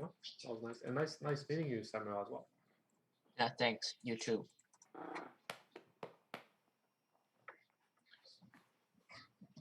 So we played a game with Samuel. Maybe even it would be fun to do a little fun activity where maybe you do like a game against both of us, like a little Samuel. I don't know. I have like another 20 minutes all. You know, it could be like a 5 minute Samuel, 7 minute Samuel. But what do you think, Samuel and Evan? Yeah, well, I guess we could do. Sure. Should we do like a 20-minute blitz tournament and like invite the viewers? We could do that too. That would be fun too. There's 6 viewers right now. I could also put the link on my Facebook to that. Yeah. Okay. Yeah, so guys, thanks to a good idea from Leo here, most of the games are done, for the round. So, yeah, we're just going to do a quick, like, 20-minute, maybe 3-minute tournament. Okay. So, yeah, we're going to go create a new tournament here. I'm going to do amateur team South break tournament, twitch.tv/Premier Chess in the description. Okay, clock time, we'll do 3 minutes.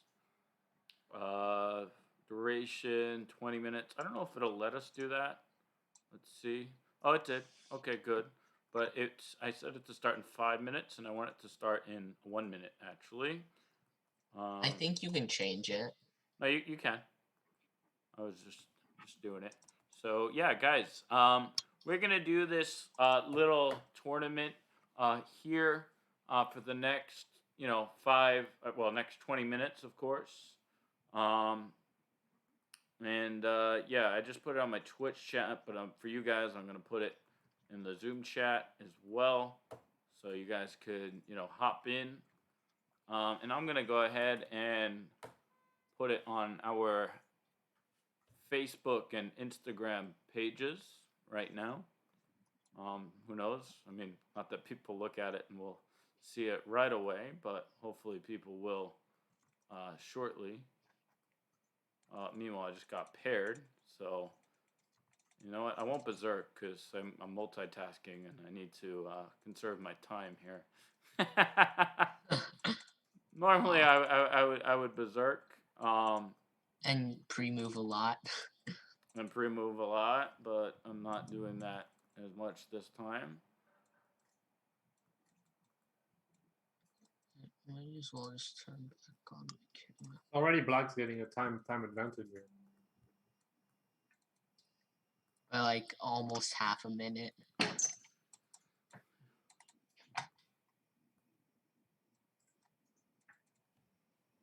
Wait, you have 16 and a half against me? Against Yeah. 20 and a half lifetime? Yeah. How? I think that's because we played a bunch of simul games where you just ran out of time. I guess so. Wow.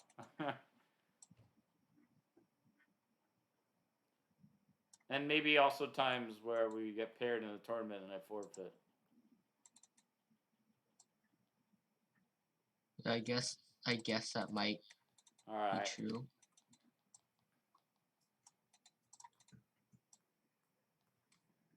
Now I gotta beat Sam.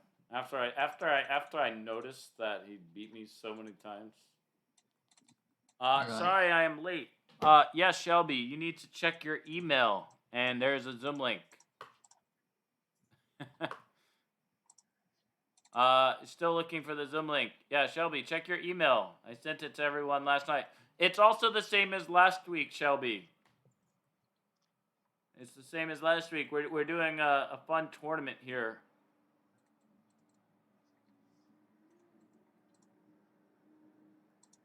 Okay, I'm gonna take that.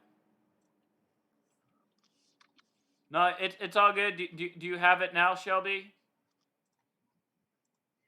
No, he's looking for the Zoom link. Okay. Oof.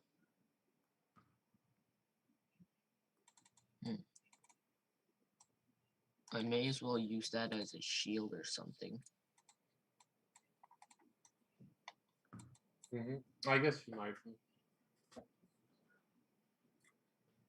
This almost looks like the game we played together, except, a few things.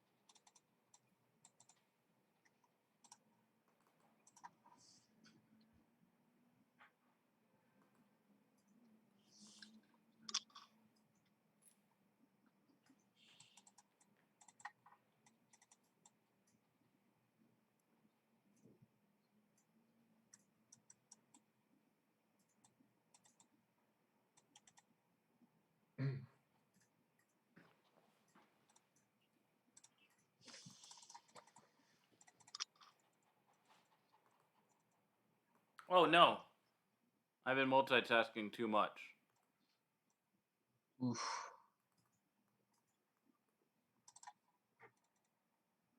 Something bad happened. No, more like he's way too low on time. Yep. Well, it's a 3+0 game. Right? I didn't choose that time control. But that was an interesting game. Still is, but I try not to play 3 minute. I play 3 minute in Arena King on chess.com.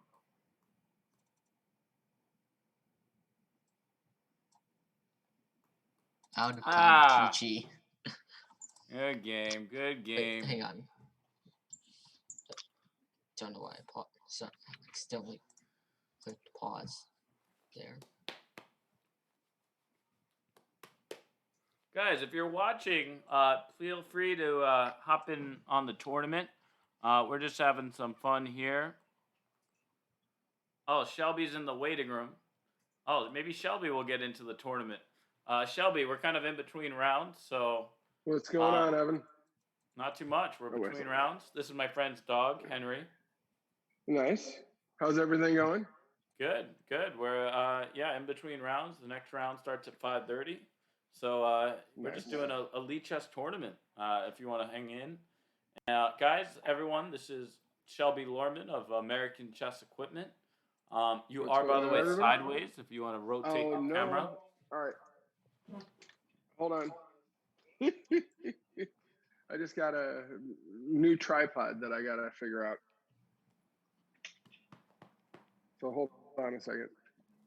I'll just stick it right here. It's no biggie. So how's everybody doing Oh today? I no, heard this is Frank's not on going my well. way. And then I forfeited a game. Wait, what? You forfeited. It's my fault. I distracted him for you. No, I was multitasking and I flagged against Sam, and then I forfeited against Leo, and now Oh, they're no. playing again. Well, the good thing is Elite Chess gives 3 trophies, and there's 3 of us in the tournament, so I'm gonna win a virtual trophy. Oh my God, you're a snowflake. Unless, Yeah, like, so we've seen some exciting action hang on. going on. And Leo, basically just decided that why not to tournament now, just while we wait for more games to Not gonna allow happen. that to happen. Shelby, how's your weekend going? Doing pretty well. One of my friends was nice enough to get me in on his friends and family, so I got my vaccine. So that That's was awesome. cool. That's a good friend. And, just having a good day. I mean, today, went to the farmer's market, did some cooking. I was going to go down and hang out with the coffee house chess guys, but I'm not sure if they're playing today because they had that thing for big techs. So one of the guys that plays on coffee house chess passed away. So Oh wow, sorry to hear that. that One of the guys sucks. I He met. was pretty. What's that? Is that one of the No, guys you I didn't. met? You didn't meet him. Tex was this big black guy, really nice guy. He had lost, I think, at least one of his legs. Yeah, really nice guy. Really, really cool. He talked tons of smack. He was a perfect fit in for those guys. So yeah. But I was gonna go down to the park later on today and play some chess, and they got a couple masters down there that don't Which mind park? beating up on 1600 like myself. So Which park? I know they play in Santa Monica, but where are you going? a veterans park down in Century City. It's pretty cool. One of the guys that plays there is actually he played in the NBA for like 15 years. Oh wow. 7 foot tall black guy, moves like a freaking sliding on glass. He's 43 or 44 now. He played for the Seattle, Portland, the Clippers, and like 2 other teams. Super nice guy. Uber aggressive. Hates to lose.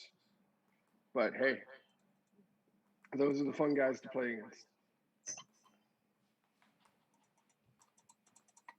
So you're out of the tournament already?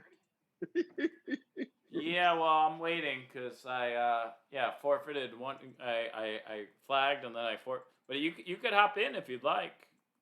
Well, I'll definitely hop in if I could ever connect on my freaking computer. Ah, here we go. All right. I'm just getting on to Lead Chess. How do I find your tournament? It's in the It's chat. it's on the Twitch chat. Okay, excellent.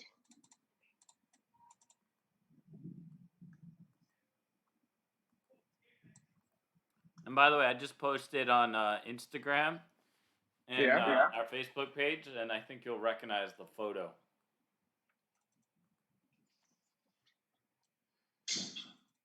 And For some reason, Twitch isn't opening for me. What's going on there? Oh, what a good dog. Shelby, check out that post. I got Bear right here. He wants to hang out. He's like, I don't want to be outside. He goes, you're gonna make me go outside. Poor puppy. Well, this puppy's sitting right on my lap. I know. Bear is a big near Doberman. blunder. No loss. Nice. Okay. Right, Henry, you're on my lap.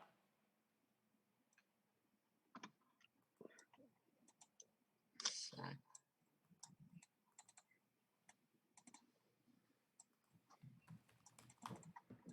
Why isn't Twitch opening for me?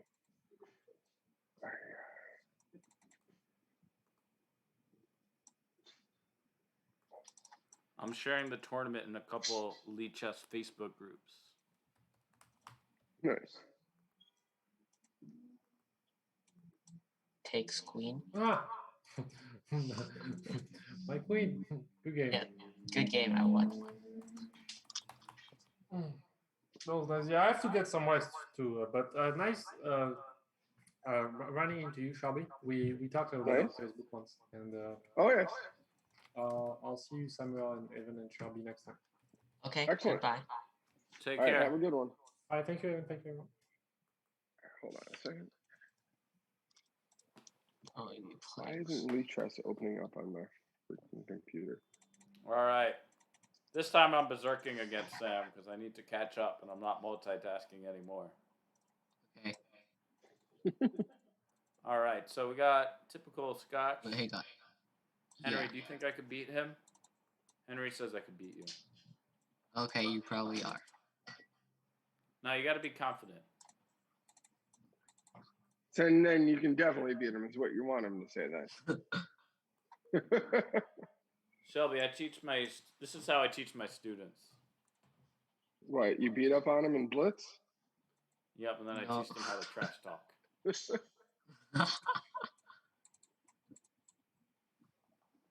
Like,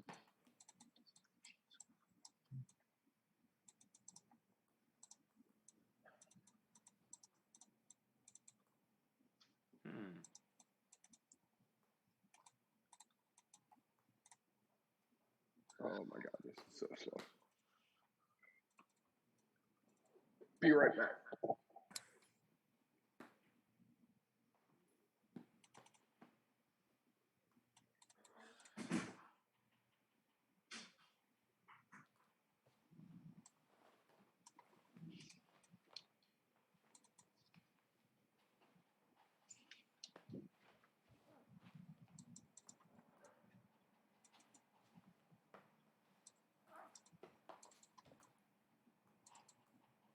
really gotta stop that.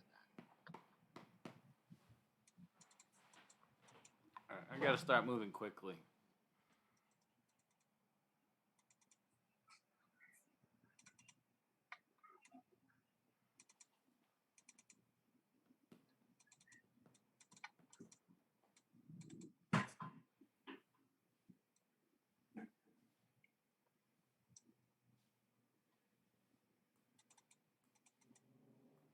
That move. I got the 2 Bs now. Two I don't want to do that. B hop. That's right. 2 B hops. I play e5 and just start steamrolling you a little bit. And now I play.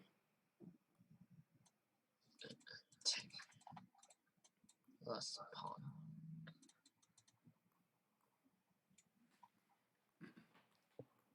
Knight d4. This computer's so slow. Wait, no, I can't do that. I would have lost my queen.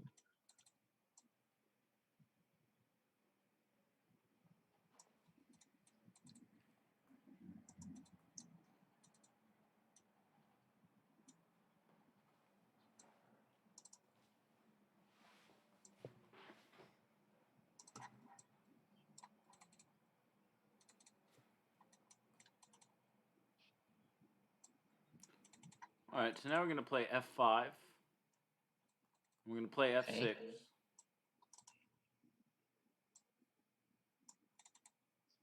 And now we're going to come here. I got to say, I'm being really, really mean to Sam here.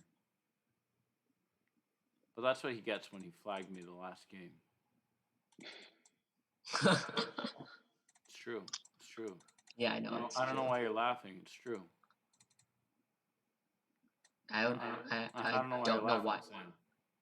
I don't know why I find that funny. This is not a laughing matter. This is the truth.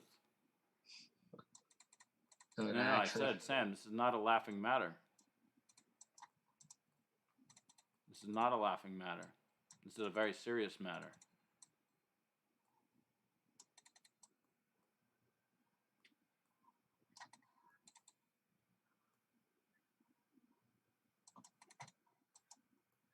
Oh.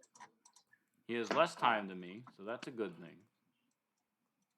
And that's mate. Checkmate. He's still ahead of me, though. Did Pac-Man's pal pause? No, he jumped. He left out the Zimmer room. I wonder if he's still here for the match. Probably. Is Shelby gonna pop in? That's the question. Trying to get my I'm trying to get my internet to work at the house. That's the problem. It's not freaking being nice. Let's see. Is Pac-Man's pal here? I don't know. This is so slow. He probably forgot that he was still in the tournament because he left the Yeah. Zimmer. But that But doesn't get you out of the tournament. He's probably going to lose a lot of time. Well, No, he'll lose the game. now we'll get paired again.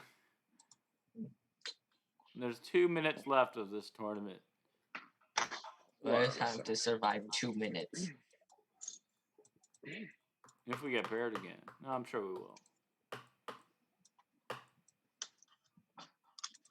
I've never done a 3-player tournament before. It's kind of silly, to be honest. Shelby, did you click the Facebook post?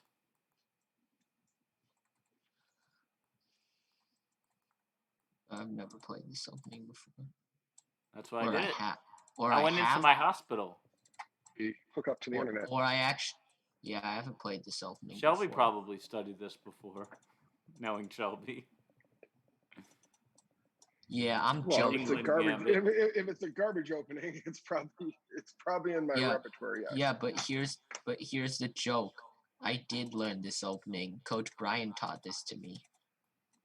Well, you didn't learn it enough because I'm winning. Yeah. That's so bad. Tell Brian to teach it to you again on.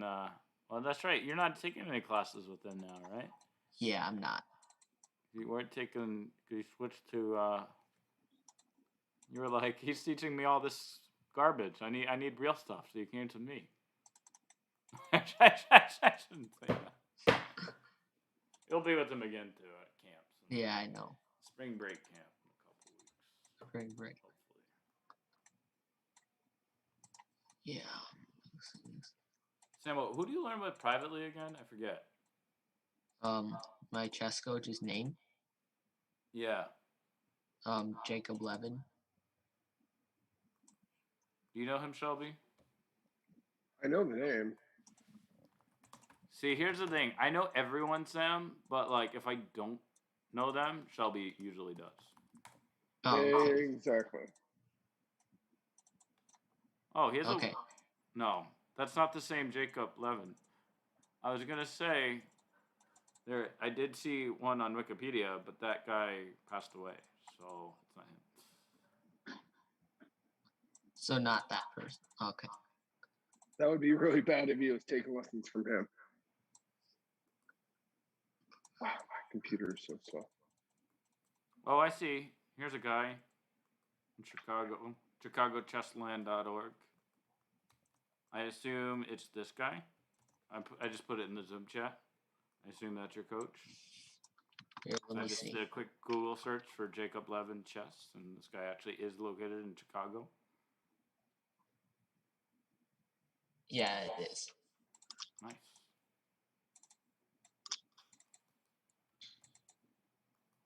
Shelby, what is the Chicago Chess Foundation? Not for profit, based out of Chicago, in a whole bunch of disadvantaged schools. They do a ton of great work. I mean, they do a bunch of stuff, and I do Morning as is with you. over. As with you, I do a lot of custom work too. So Tournament is over, by the way. I know, I won. Hang on. Who got first place? Oh. Yeah. oh my god, my computer is so slow. Wait, did I just hang a pawn? Probably. That was silly. Why did I do that? Anyway, I should have played like c6 or something.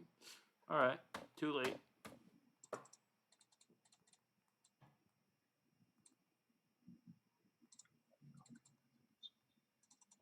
That was a mistake.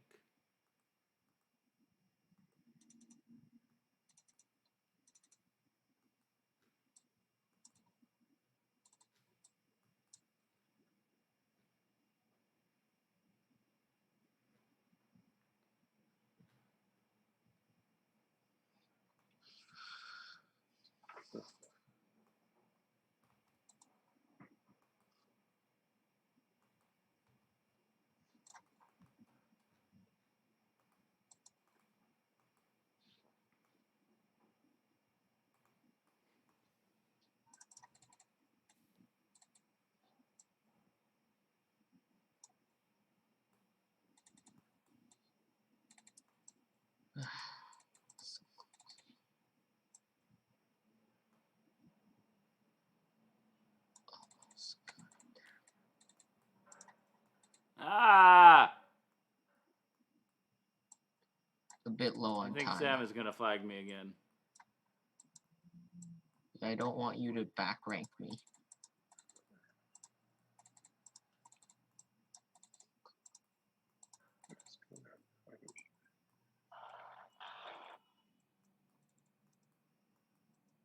Ah! Back rank you. GG.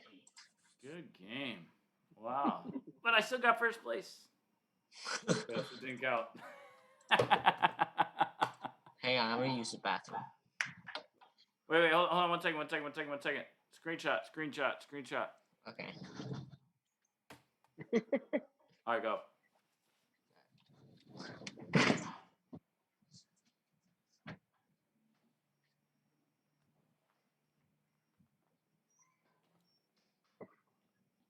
My I was just computer, looking at Evan, their I have site, no idea what's Chicago going Chess on. Foundation. Yep. You have Lee Parko, you have a bunch of other guys over there. They do a bunch of really good work. By the way, just as a reminder, we are live, so Yep. can't talk openly. What's that? I said, just as a reminder, we are live, so we can't, just say whatever we want. Exactly. I got to do something to my computer. My computer is, I can Just connect restart on my it. phone. Yeah, let me. I is back. Nice. Now you need to beat up on Evan a little bit more.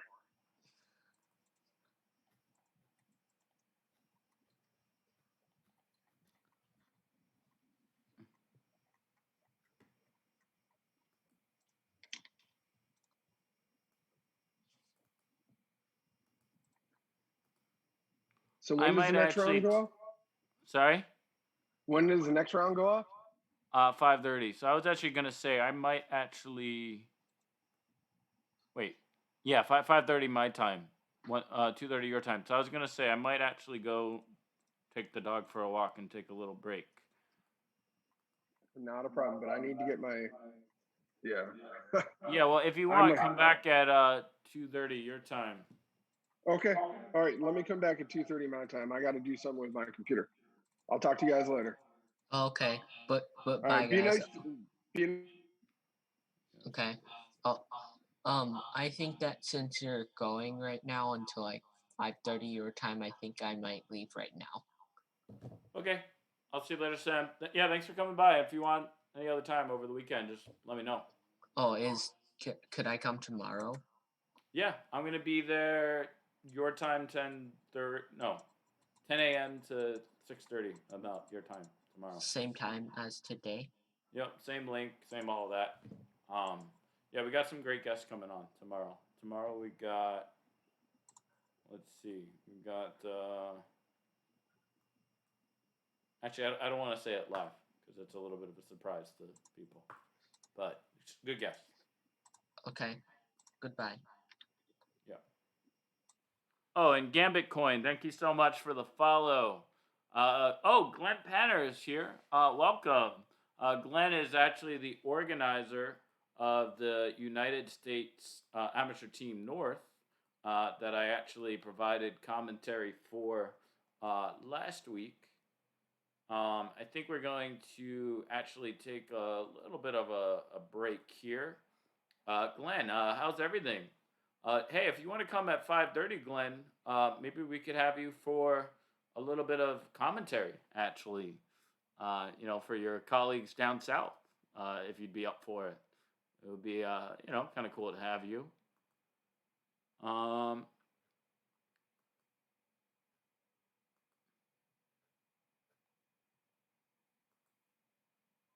Yeah, Shelby just popped off. He had to reset his devices and all of that.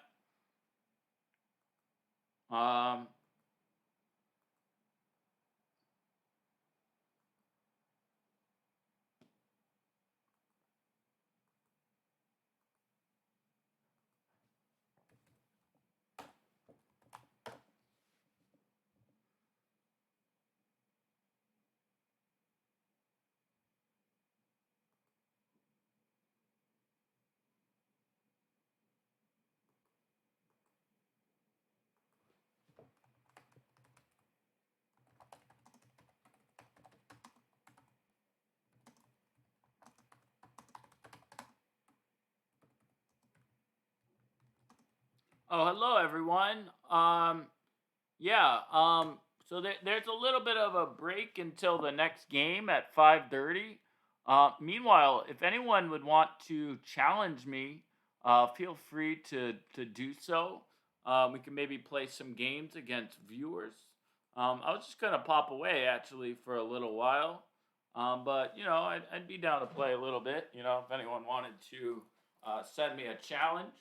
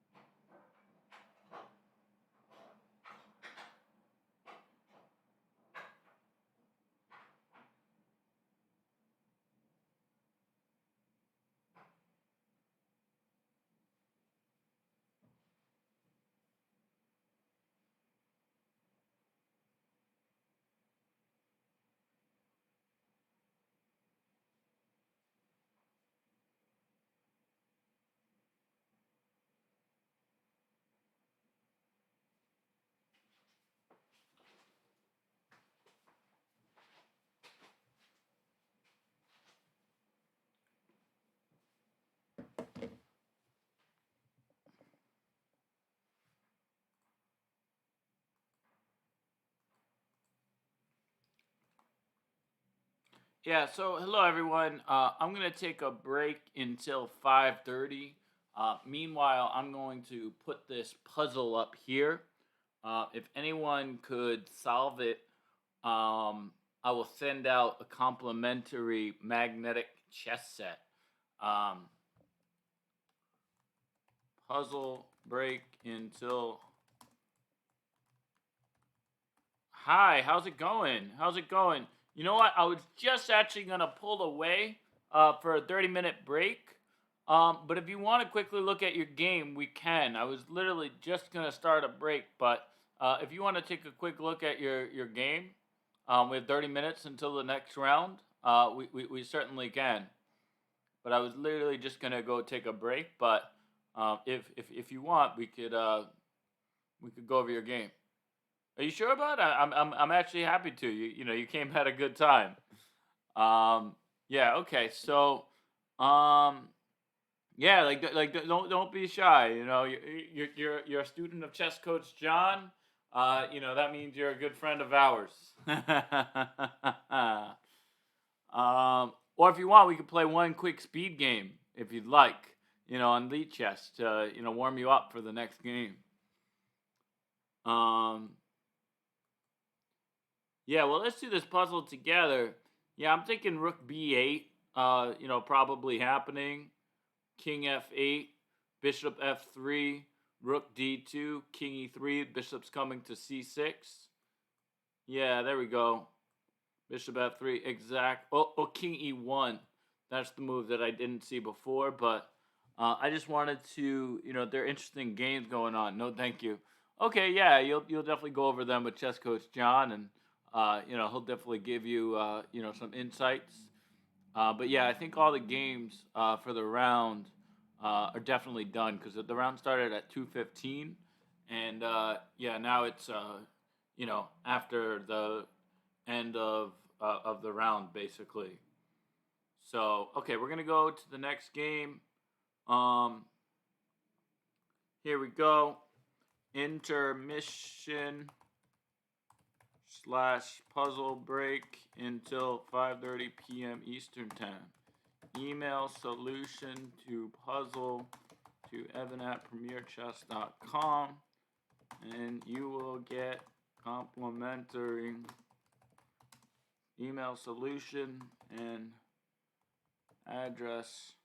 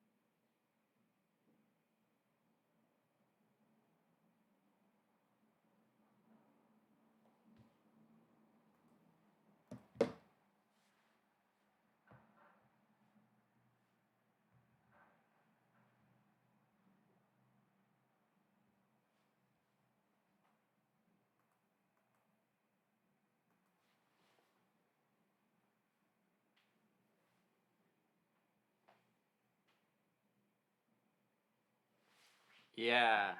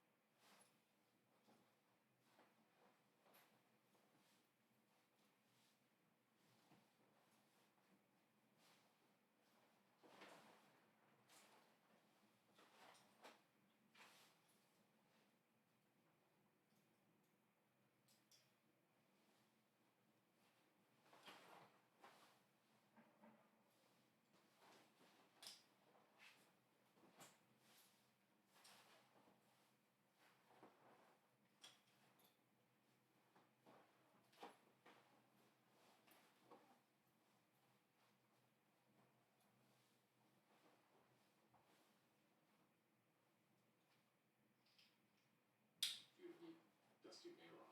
Jesus in the morning. She was married to him first? Okay, let's just have some ground rules, pretty boy. Yeah, what? Hey, lapel pin. 101st, that's one hell of a division, sir. No.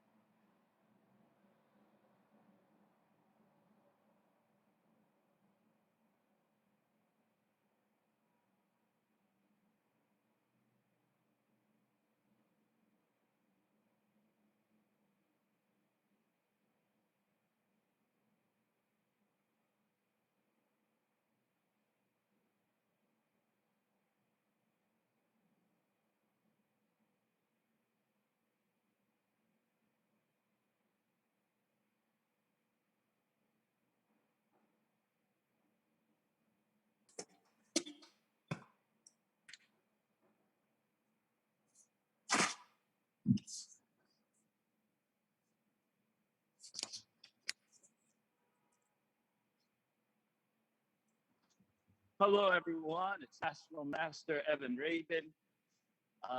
Yeah, we are took a walk.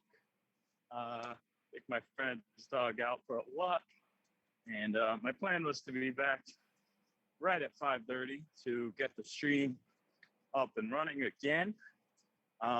I believe you do hear me now. I hope you do. I actually left the stream on and left Zoom on. Don't believe I muted the audio. So if you're typing to me right now, you will not be able to see anything, or I will not be able to see anything, but I will see it when I get back.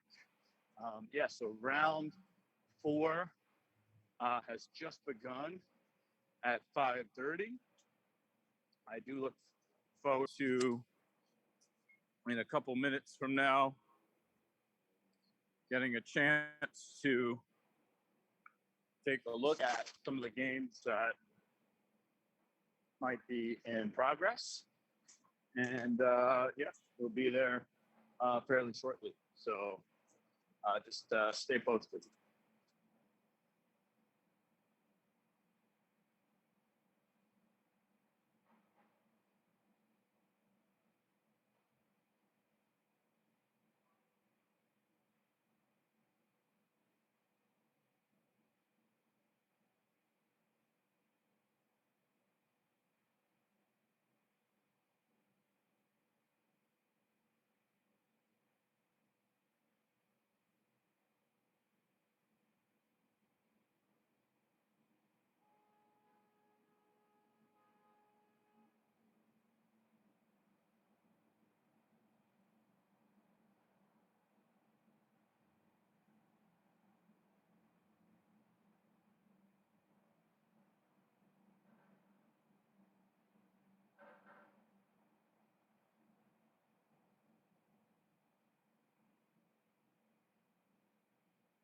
Guys, I am actually on my way back to the stream. Coach Johnny is probably like, what's going on? What's Coach happening? Johnny is here. I've been on break. I am actually walking my friend's dog back to the apartment where I'm staying this weekend. Running a little bit late back. Oh, that's fine. By the way, Johnny, I can't see anything going on in the stream right now, so maybe you could actually take a look at what's being said. I am actually walking back at the moment. Let me go check it out. But the stream should be live still from before. Yeah, let me give everyone a hello. If my computer decides to, function. Yes. Step 1. Yeah, so it in theory it's still live from before. All right. So Johnny, everyone, is our instructor in Los Angeles. He is also the founder of Rady Chess Club. He puts out some great music. Definitely recommend everyone checks him out, twitch.tv/ReadyChess. When I get back, I'm going to put shout out to him. Meanwhile, if you want to do it yourself, you can. So you can see an empty screen. Absolutely. At my friend's apartment, and you can see me, walking down the street proper way with a mask.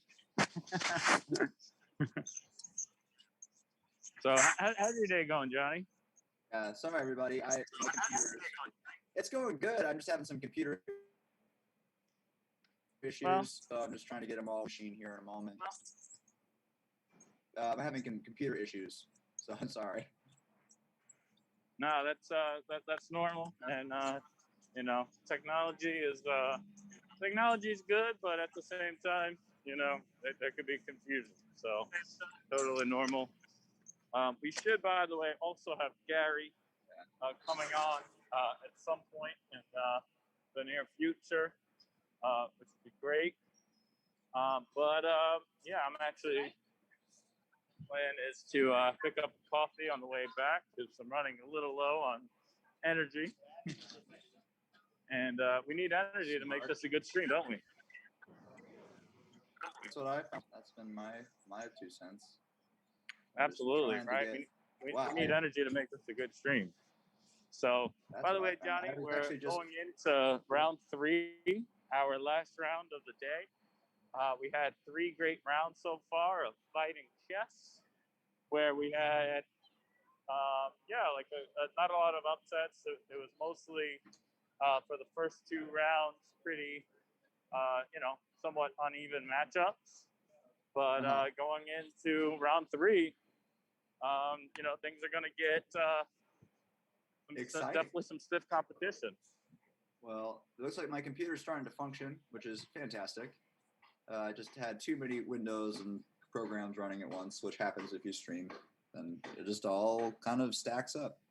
It looks like I have it right here.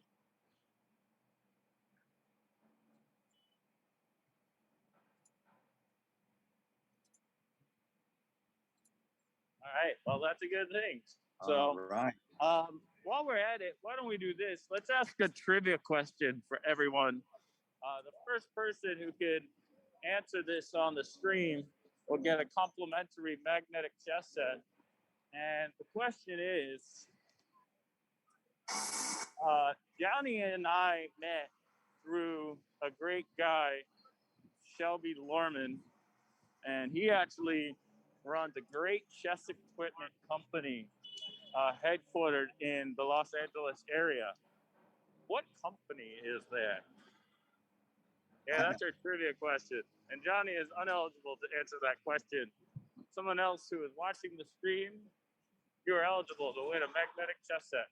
All you need to do is say what major chess company in Los Angeles introduced Johnny and I. Great chess equipment company.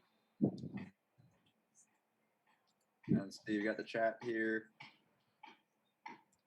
Let's see. Let me fill out the chat with a couple of.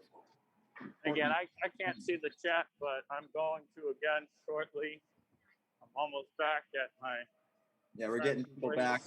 I'm looking here at the round. I'm seeing that we're pretty far into this. How many perfect scores are there, Johnny? Could you say that?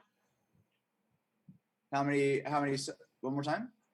How many perfect scores are there so far?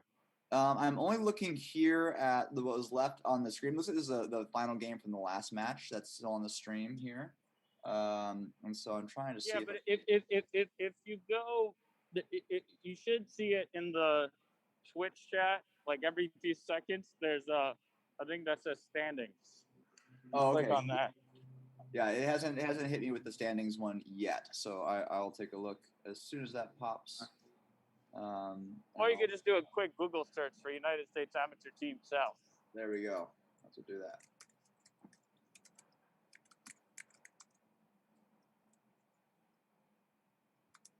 And actually, and it's on DallasChess.com, I believe.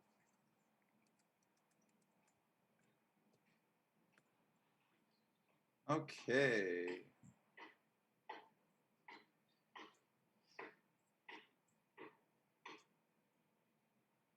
Looks like us.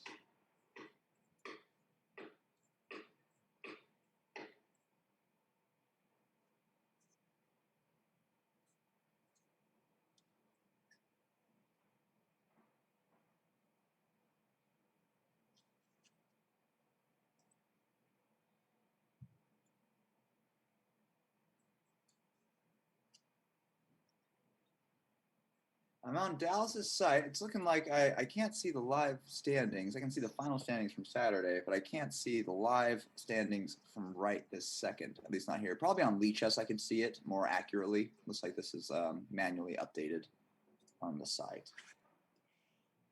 Yeah, they haven't been that quick at putting up the standings. But yeah, if you give me 5 minutes, I'll be back in my friend's apartment. And I lost track of time a little bit. I was taking a break, which was needed. We've been on the stream a long time, since 11 a.m. this morning. Actually, I taught a private lesson in person before that today. So sometimes you just need a break. You know what I mean?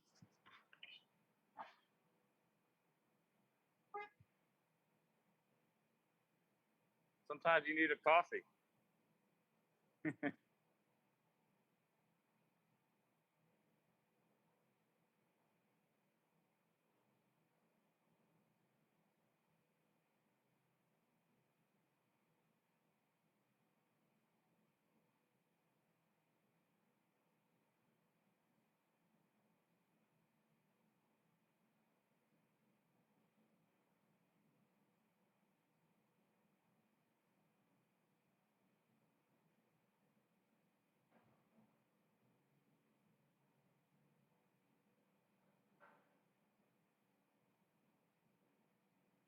The position that's up there still is a puzzle.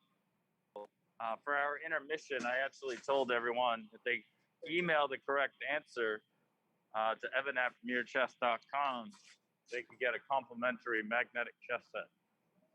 And the offer still stands.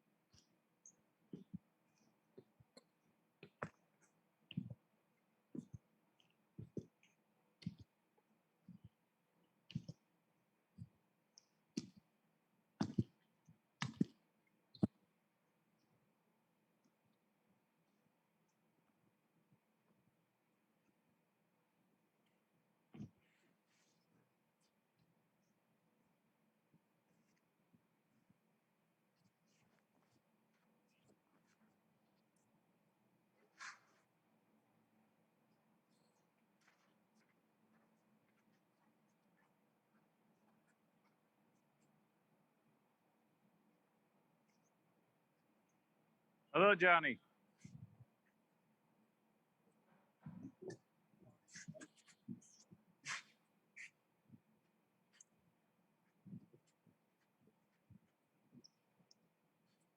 Apologize. All right, is your computer working better now? Yeah, I'm on my real computer, so it should work. It should. All right, real computer. I don't know what your fake computer is, but Well, it's a sounds Mac. great. I got you. I got you. Meanwhile, I just picked up my coffee, and I will be back very momentarily at my friend's place with full access to everything.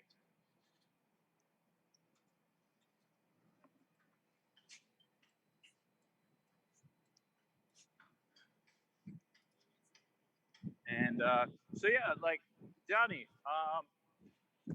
what are your? Let me ask you a question. Like in these like tournaments, right? There could be a lot of pressure. You know, you have your team that's like somewhat relying on you and whatnot. You know, how do you relieve the pressure when you're playing tournaments? I don't like to focus on like, oh, I hope I win this game or I hope I beat this guy. I try to focus on a move by move basis and kind of micro a little bit more instead of being like so macro. Unless it's like really important strategically for me, like, oh, I need to if my teammate wins this, then I could draw or something that's significant like that. I just try to keep it like move by move and play really good moves instead of trying to play like oh, I hope I get first place, because I feel like whenever I sit down and say like, I want to get first place, I put a lot of undue pressure on myself, and it just kind of creates a lot of tensions and issues like with my No, play. I think that makes so much sense, right? I think a lot of it is just, you know, look, if you do all the small things correctly, like you're going to be successful, right? If you're so focused on getting first place or, you know, getting rating points or, Yeah, know? or like, or this player's really strong. That's a really common fallacy. Is like, oh, I'm playing a strong player, I'm playing a top-rated player. Oh no, I better not play the way I always play chess every single day. I better do something different. Like that's crazy. You should just do you and play the chess that you've mastered with your time, and that'll give you the best chances over a top player, in my opinion. Like that's just kind of been my take on it. Yeah, no doubt. And like actually earlier today, we were looking at a game that actually one of my students in the tournament, who's like 1700 played against like a 1200. And I have to say, I mean, honestly, he didn't play that well. The Yeah. 1600. He just kind of, moved a little bit quickly, like didn't take like all his chances, and like the 1200 was actually fine for like literally 100 moves, and then at like the end, he just like like probably got nervous and lost, right? So like a lot of the Yeah. battle in chess is just being able to just control your nerves. Yeah, mental fortitude and like making sure you're not putting yourself in a position where your doubt, you don't want your respect of your opponent to be above of your respect of yourself, so that you can never look at somebody and be like, oh, they're so good, I'll never be able to beat them, because you're right. You will make yourself right every time when you're in that position. But if you kind of, and it sounds rude, but like if you don't respect the master too much, you'll checkmate that master player if you're 1200. Like, whoa, what happened? Fell asleep at the board. How did you do that? And it's like a snake bit them, But if you treat every master player like they're invincible, they'll be able to just blunder their pieces all over the place. And you won't even see it. It'll be completely blind to you. So I just think it's really important just to, have respect for your opponent, but look at every single move and just play move by move, and you'll see that people make more mistakes than you think. And so that's what I would say for everybody. Just play move by move. I tell students all the time that you should pretend like your opponent is always 50 points higher rated than you. That way you give them a little bit of respect, but not like a ton of respect. Yeah, I like that. That's perfect. You should play everybody like they're 50 points higher rated, and no more, no less. And if you played everyone that way, you'd probably win all your games. But if you treat like, I'm playing your grandmaster. I'm back in the apartment. Of course.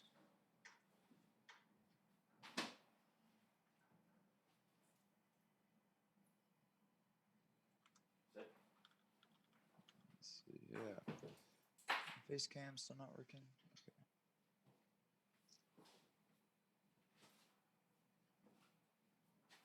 Let's see. I ripped this whole thing Hello, up. everyone. I am back. Welcome. I don't know why, Johnny, you're showing up as green right now. Yeah, it's I'm trying to fix it right now. I apologize. It's my Oh, cam okay. link. It's yeah, it got guys. corrupted. Yeah, I'm just gonna see what the chat was like.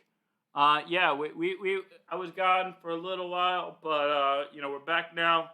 SoCal Q, thank you so much for the follow. Really appreciate it. Wow, you won your game already? Wow, you've been having like quick games. Wow, you've been playing that's crazy. The round just started at 5:30, and you're done. I guess it's a good thing that you won, but you're definitely moving too quickly. By the way, Johnny, this is Henry. Hi, puppy. Meet Henry. Hi, puppy.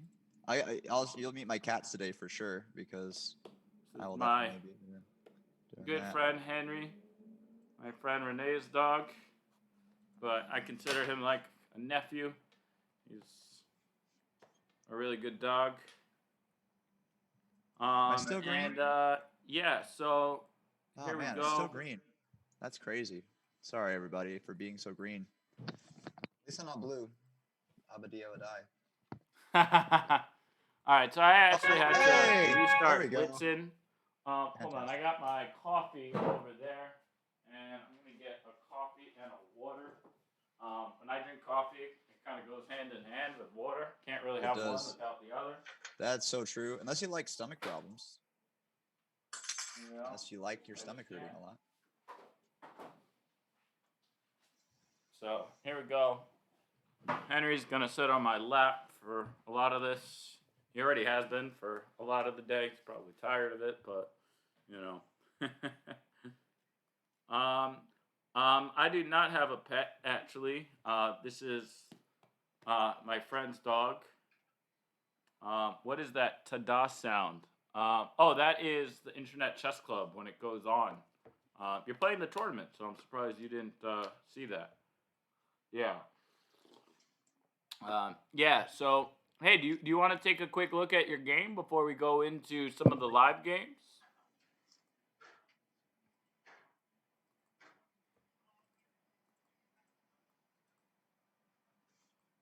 No, thanks. Hey, you got to learn from your games. You know that's very important. Where could you find the standings and such? Yeah, we will see some live games, and yeah, the standings are. Um,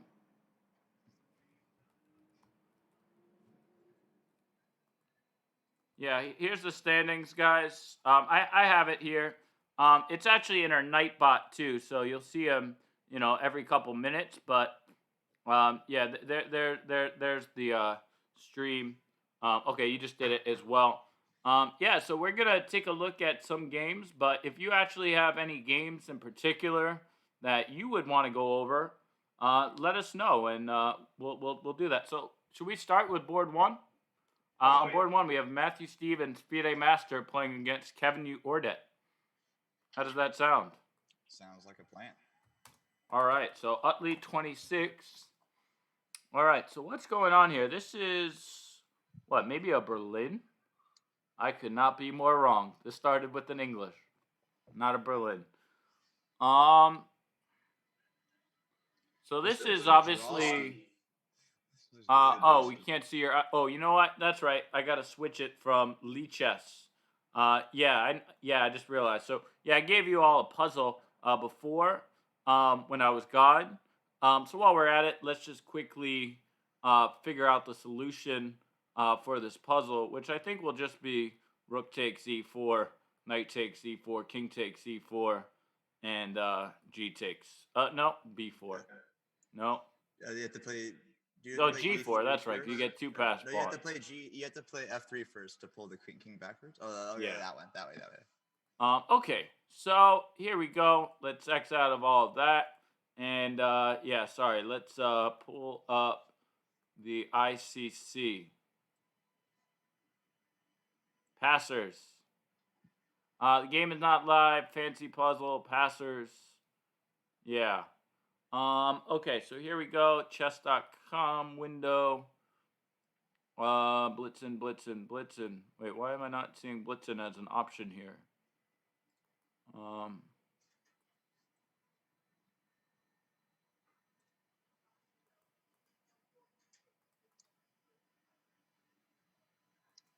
Is the Blitzen is actually just an ICC interface. I actually recommend it, by the way.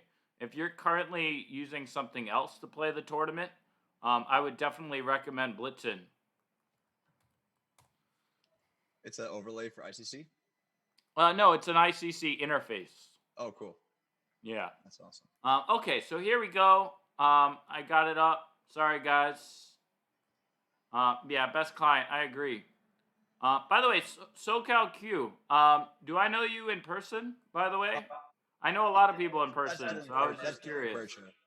What? That's Dylan Quercia from Metro Chess. Oh, nice. Yeah, we've talked before, Dylan. Yeah, he's awesome. Good to see you. I know we've talked before.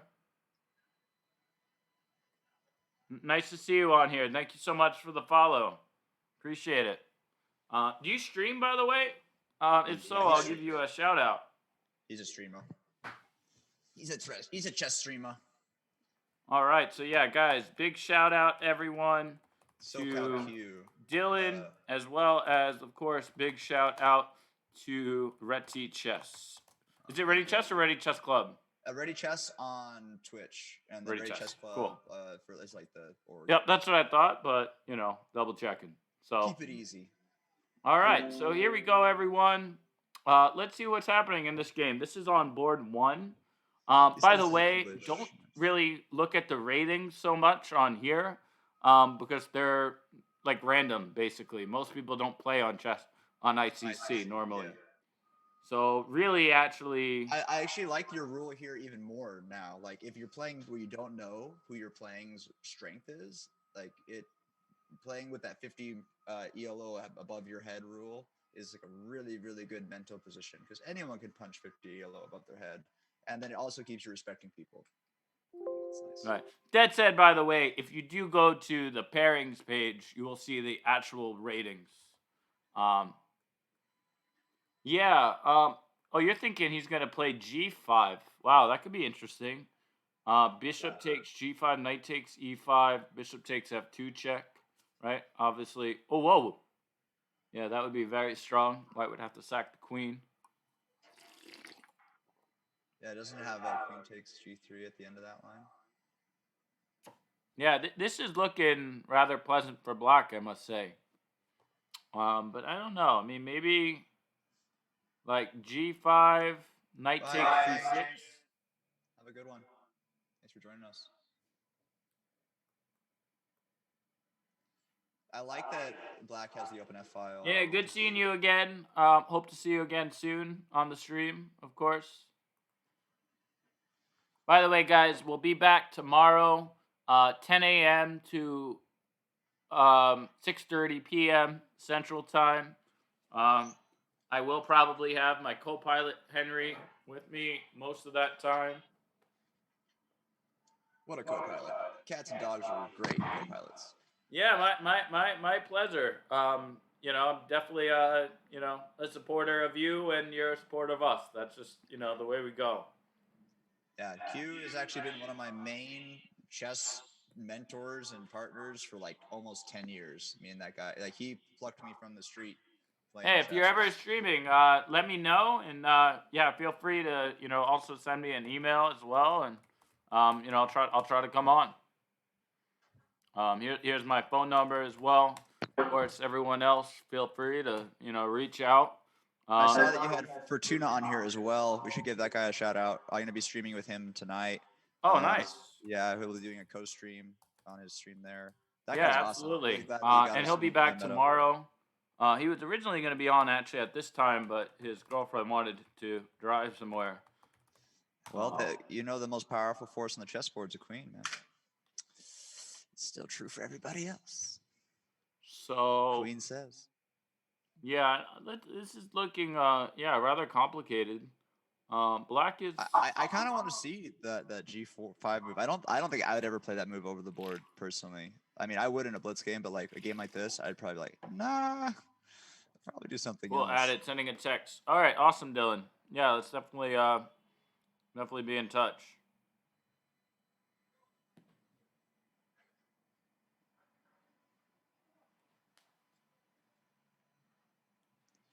So let's see, what else do we have outside of that G5 idea?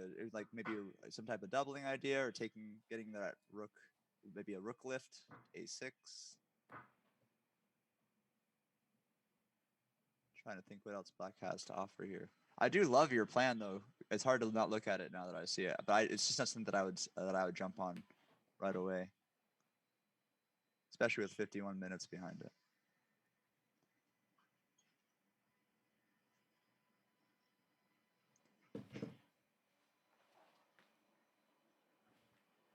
What do you think, Evan? Did you see a move or idea that you'd like outside of that G5 idea for black?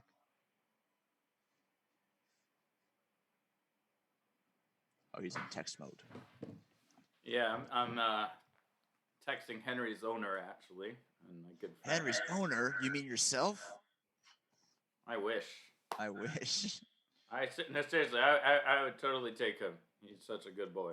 It seems like such a good dog. You're making me want to go grab both my cats at the same time. Just like holding up like a 5-year-old. Be like, this is one of my cats and this is my other cat. They'd be Hey, like, totally can. You know, people love seeing pets on the street, right? I'm doing it. I'm grabbing my cats. You're gonna have to see them. I'd love to. So yeah, this is interesting. You know, will he play G5? I don't know.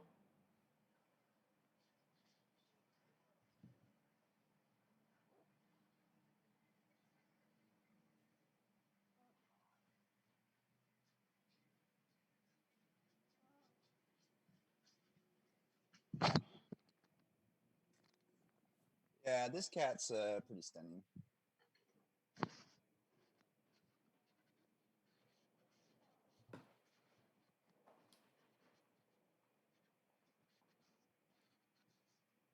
Hey, Evan. Yeah. Oh wow, sorry. I was Oh wow, nice. What's his name? It's a girl. Her name's Bella. Bella. Oh my, so She's the sweet. chess How old is cat. she? She's older. She's like, I'd say 12? About 12 now. Hey, meet Bella. Henry, look, Bella. Friend? That's it. No, Let's look at cats the are Zoom window scary. so we could see her better. Yeah, people are like, I want to see chess. Yet they I wanna see see chess. beautiful What are- dogs and beautiful What are all cats. these cats and dogs? Like, you know what, man? If you play chess long enough, you know that cats and dogs are super important part of chess. Absolutely. If you don't know that, now you know. If you're not good at chess, it's because you don't have a dog or a cat. First step. Don't do your end games. Don't learn openings. Just get a cat or a dog. Step one. Yeah, I like your line. I like the G5 line a lot. I don't know, I'm looking for something else though. Just might be Yeah, risky. I mean, yeah, Black it's is risky. Of course it's risky. definitely doing well here. You know, I will have to say, like, White is moving very, very, very quickly in this game. Can we talk a little bit about time budgeting for a little bit, Evan? Because I feel like when people play, they typically play. Yeah, it's interesting you asked because we had actually a long conversation about that earlier. Do you like when you're playing game 60, for example? How do you like to budget? What's Well, your the budget? biggest thing is you always divide the time controlled by 40, right? Because that's the average length of a chess game, and that's basically the rough number of enough number of minutes you spend per move, right? So right here you're looking at basically a minute and a half per move. Do you believe have you heard the what is it, the 25, or is it's 40 60 80 rule, where like E4 peaks on move 40, D4 peaks on move 60, and knight F3 C4 peaks on move 80?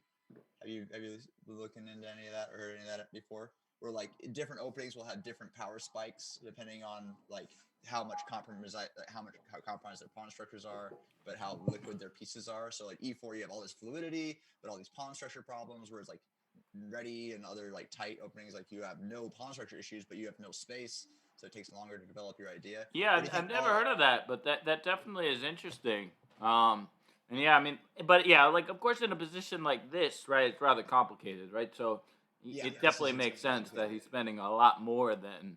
Yeah, I call on certain positions, like this is a position I would consider like as the move. And when I say the move, it means the move that's going to decide. Basically, it's a critical position. It's the critical position that's going to decide whether you have an advantage or you're going to be fighting for equality for the rest of the game. And this is where I would consider the move to be. So I completely agree with Black's spend here of like, how much time do you spend? And it shouldn't be like a robot 2 minutes per move or whatever you're doing. It should be something along the lines of a reasonable amount of time for your opening. And then in the transition points, like the breaking points between the middle game and the opening and in the middle game and the end game, those are very critical transitionary moments, and they deserve your time and effort. And so, and when you don't spend that time, you start definitely kicking yourself. By the way, just in case like anyone is ever trying to get in and I don't see it or I'm gone for a second, I just made you a co-host as well thank to the Zoom meeting. And yeah, I was recording beforehand and forgot to record again. But so I just did that. And yeah, guys, just for everyone watching, yeah, just look, I really do appreciate you being here. And we're honestly getting more traction than we often do otherwise. And yeah, definitely come back. We have lots of live commentary, lots of great lessons on here. Lots of great opportunities. We often do simuls and tournaments. And yeah, as you could see here, from Nightbot, you could easily win a magnetic chess set. All you need to do is click that follow button and send a quick email with your mailing address. It's funny, I've had a couple requests and emails being like, could you send me your address? Could you send me a thing? And I'm like, I kind of need your address. So, right, send me your address. And don't worry, we're not going to send, a bunch of random things to you. But we'll send you a magnetic chess set. And if you subscribe, okay, you're going to get a complimentary group class. Okay, the value of that is $25. So the $5 that you pay for a subscription sounds like a pretty good deal, right, Johnny? It sounds like a pretty good deal. And we teach great classes, so getting that value from us, pretty good. Pretty good. It's a bargain. It's a bargain. $5 class, you know, not too bad. I'm kind of jealous of your coffee right now, Evan. So if you don't mind, I was gonna go snag one real quick. I would not mind whatsoever.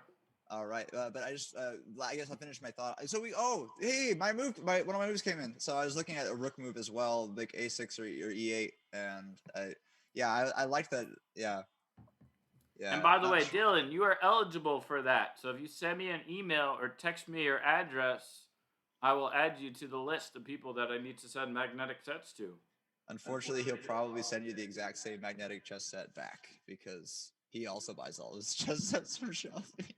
However, it's this is actually limited edition. This is in honor of our 100th podcast episode from Chess Bets. Well, then I completely take back what I said. You better get that in there. I'll take more chess sets always. See, you're wrong. See, I'm speaking out of turn. I've known him for 10 years. He pretends to be a minimalist until either baseball cards come into play or chess sets, and he's like, just give me more stuff. Exactly. But you in New York, you can't have all the stuff. You live in don't you just live in like broom closets and stuff out there? Yeah. Well, I had a professional organizer come. My very good Summer Rose. Everyone check out Star Organizers. As you guys know, I support every entrepreneur I know. So yes, Star Organizers actually did a great job at my plates a couple weeks ago. And she forced me to throw out a lot of stuff, actually. That's good. No, it's the Mary Kondo. Does this bring you joy? You should do that with your openings. You should pick up your King's Gambit. Does this bring me joy? If it does, you should keep working on it. So let's go back to this, if I may. Yeah. But we'll go to board 2. Okay. All right. So already I'm kind of liking white. You know, that knight on 8-6 is not looking so pretty. It would love to come to F5. Yeah, I love this pawn avalanche that's going on from. But I don't see that happening soon. Well, I have to say, the lower rated player. The higher rated player is not doing very well on board 1 or board 2. It's looking like your snapshot of this particular one is wrong. And you just get all the ranks and files back in there. See that? Yep. Let me fix that. Thank you. Sorry. No, not at all. Thank you, Dylan. That was Dylan's find. These are quality control. In the wings, in the cut. We should get Dylan in here to do commentary. He does. Yeah, that is actually a very good point. Hey, Dylan, do you want to join us? If so, either text me and then I could text you the link, or Johnny can share it with you.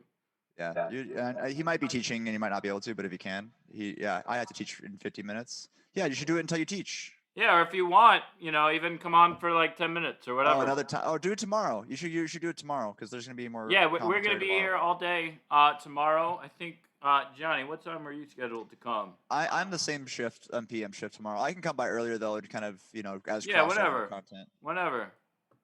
Yeah, well, definitely come tomorrow, Dylan. It would definitely be fun to have you. Let me just get. I need to go grab my what's it called real fast. I need to go grab my coffee. My coffee. Yes, that's what it's called. I got you. If you don't know what it's called, you definitely need it. All right. All right. So I'm riding solo for a little bit. My co-pilot.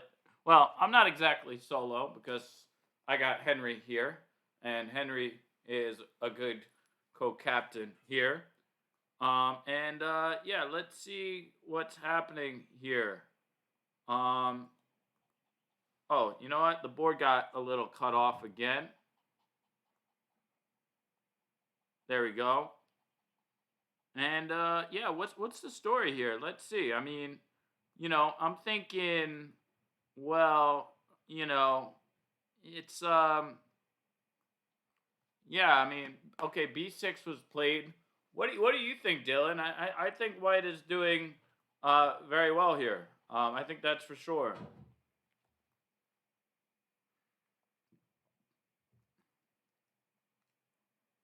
Yeah, exactly. I was just saying that momentarily ago. The knight on 8-6 is misplaced. Did you see me play? Marina Kosova. Not sure. I think I saw one of your games. But Marina, what is your handle on. By the way, you owe me, Marina. The top team last week did not win, so I think you need to follow through and subscribe to the channel. Marina and I made a small little bet last week when she was watching the United States Amateur Team North, and we actually said that if the top team won, I was going to send her a magnetic chess set, and if the top team did not win, she was going to subscribe to our channel. So I think she should subscribe to my channel. Yeah, and by the way, if you subscribe to the channel, we will give you a complimentary magnetic chess set, and we'll send you a voucher for a complimentary group class.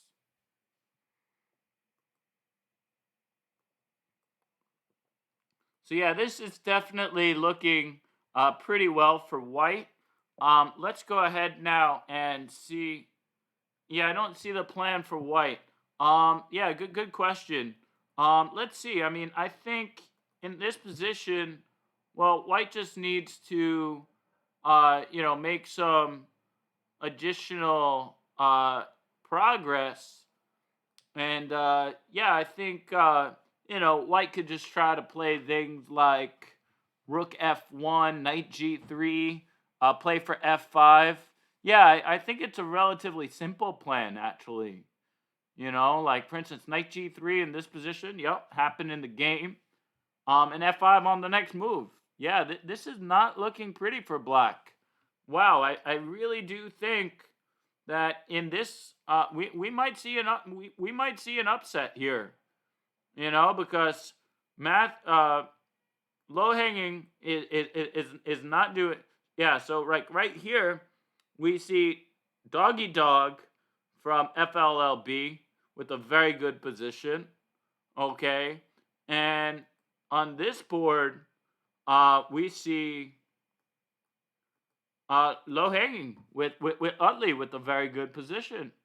Although I think white's position, definitely improved. But I have to say that we might see an upset in this match overall.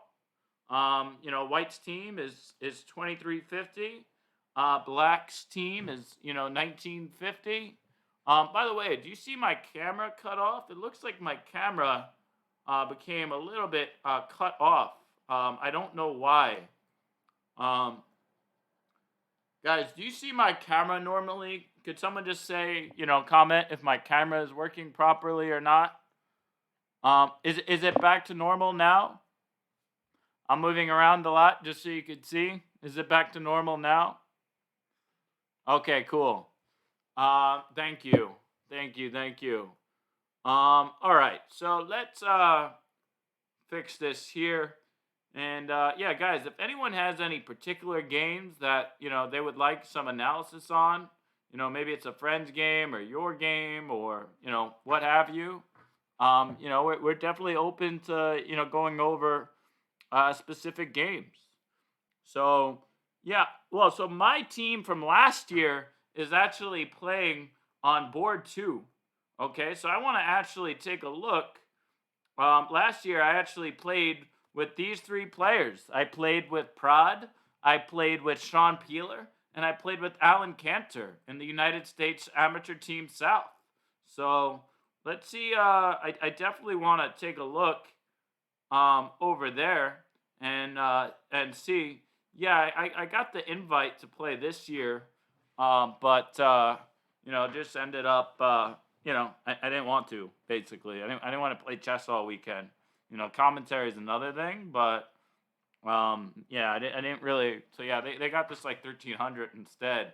If they had me, we actually would have been a very, very, very, very strong team. But yeah, I'm not playing, of course.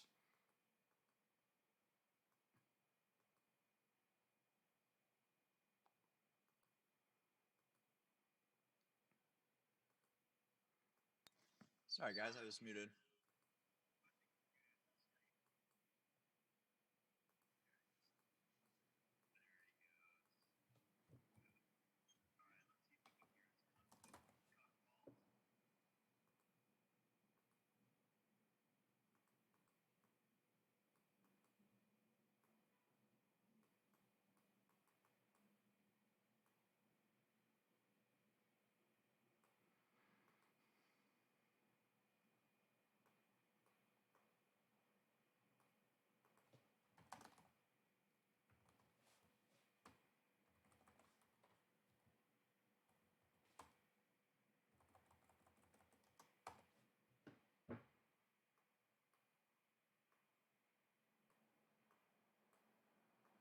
All right, so yeah, this is my teammate from last year playing here.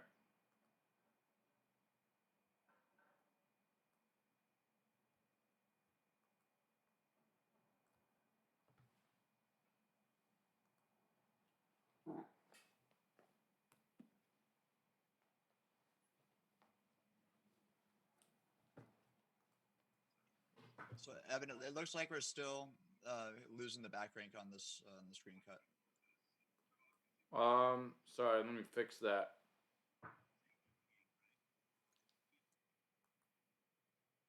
That looks good. Thank you.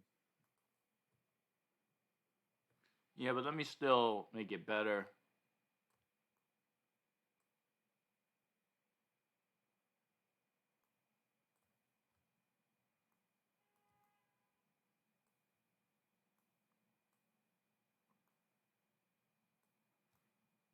All right, there we go.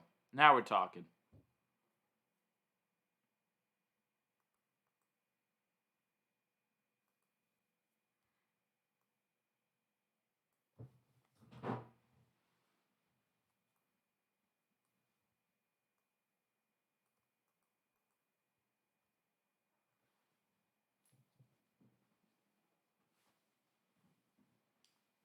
Henry, smile for everybody.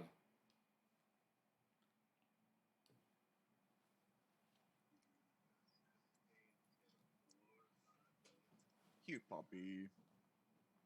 Cute puppy.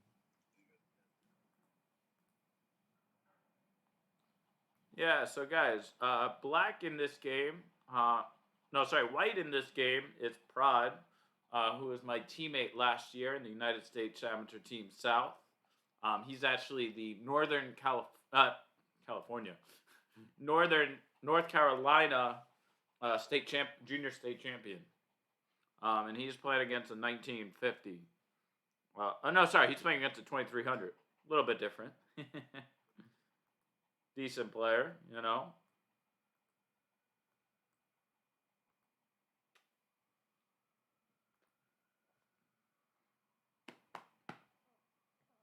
So yeah, I mean, this I would say he's already getting a little bit outplayed here, unfortunately.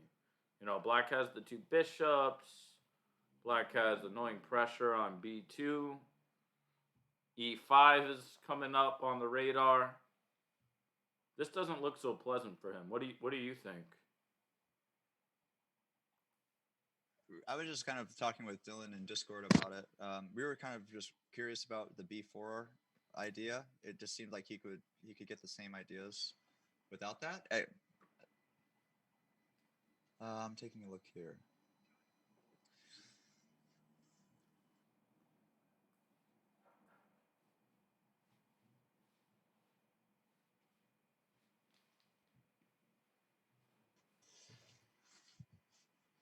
So yeah, can we play through from here? I'm just trying to see why the after A3 the B4 idea from Black.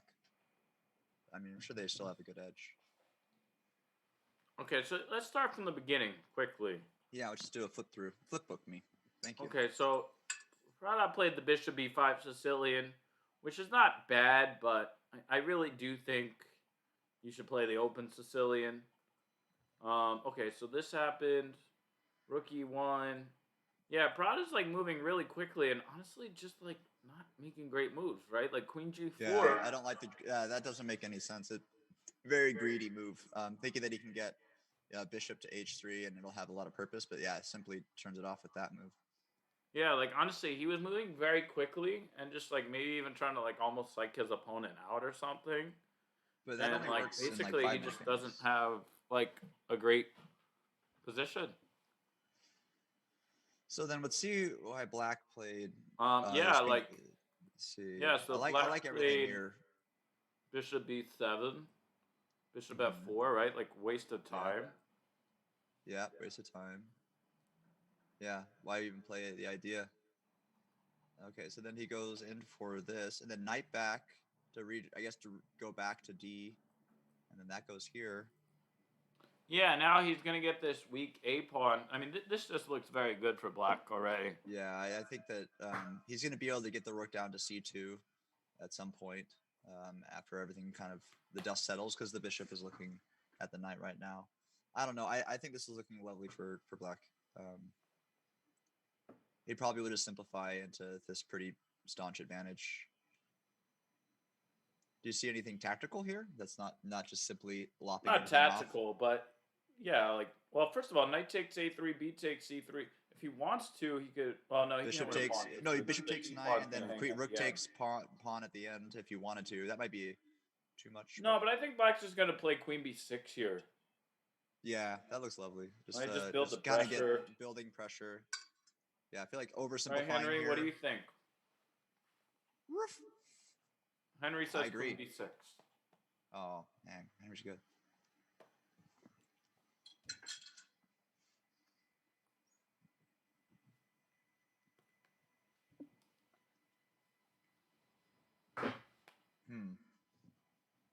Yep. Went for the. He's just gonna just yard sale everything. It's gonna be b takes a3, bishop takes d, and then rook takes c2 probably. Even e5 is a possibility. Oh yeah, bishop e5. No, e5. Pawn e5. Yeah. Well, then e5, knight f5, right? Some counterplay. Yeah, I think it might be better just to remove it. But I guess you do get a rook lift. You don't think Yeah, black's I on don't think d4? black is gonna take d4 either. Yeah, I mean, he's just gonna build pressure. He's got the two bishops. He's got some potential in the center. You know, with two central pawns. This is looking for black. Okay, so let's see board 2. By the way, Broad gained a lot of rating points this year somehow. You know, despite not a lot of tournaments, because he was like 2000 something last year. He was our board 4, I think, or maybe our board 3. So he gained a lot of rating points this year. Okay, so let's look at my board 3, my board 2 from last year, which is Sean Peeler. Oh wow, he played the Nimzovich. I don't think that's something he did last year. Okay, so it became a modern. What's happening here? Okay, d takes e5. I don't think that's so great. Rook d8, knight d4, takes. Bishop takes a5. Okay, that makes sense, right? He's threatening to like trap the bishop and stuff. By the way, guys, Sean Peeler is a great chess coach in Charlotte, North Carolina.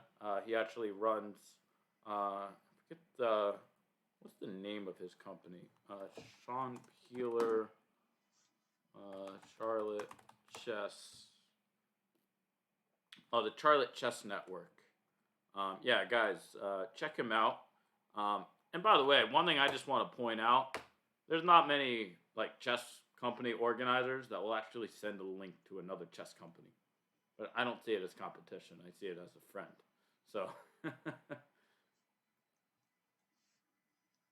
yeah, so like a5,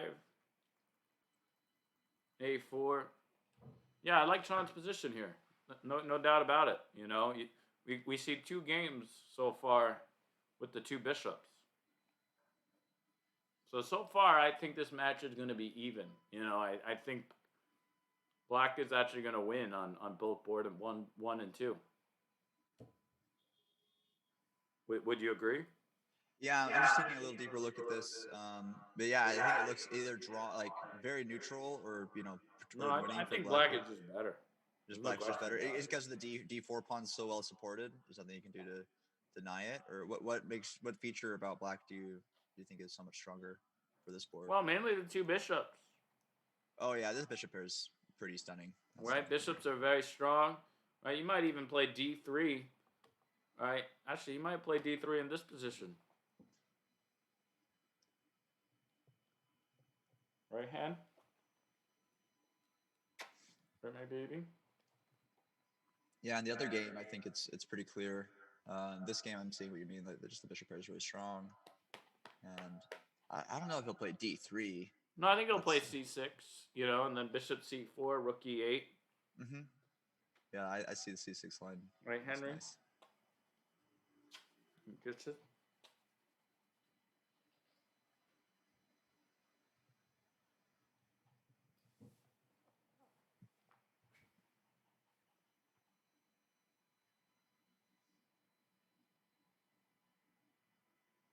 I'm just playing for white in my head right now, trying to see what I would do against any of those ideas. I guess if c6, pretty clear, you just have to retreat.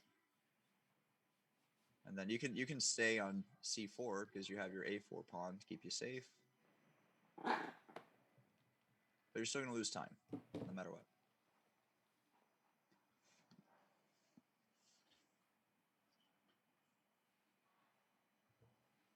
How much of an advantage in a position like this do you give the bishop pair? Do you think it's a whole point up? Do you think it's 2 points up? Or do you think it's more subtle and depends on where the pawns are?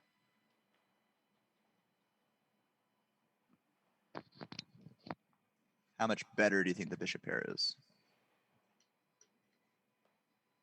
I mean, I say it's about an extra half a point usually. That's fair. I think that's a pretty clean assessment.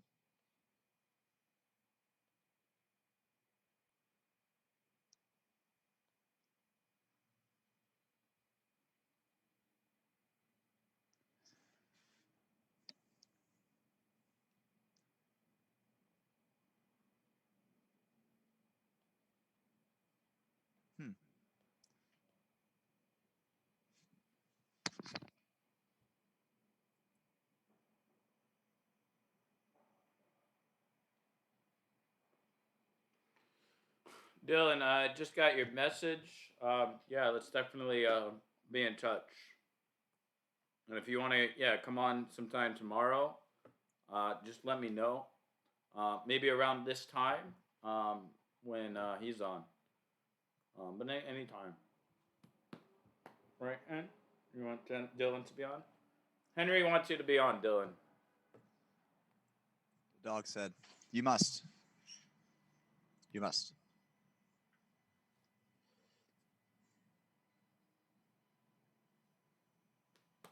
He's a good boy.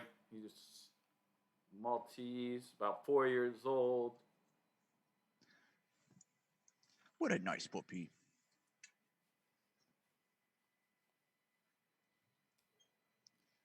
So how are the standings looking? I'm just curious how the macro of the tournament's going.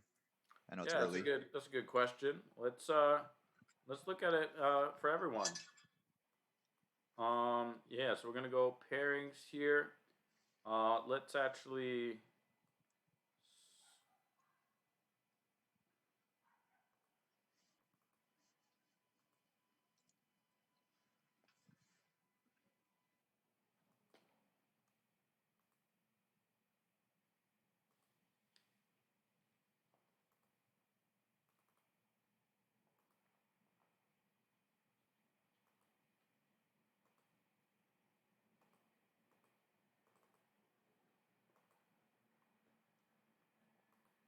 All right, so guys, we're taking a quick look at the standings here. Your video went off, by the way.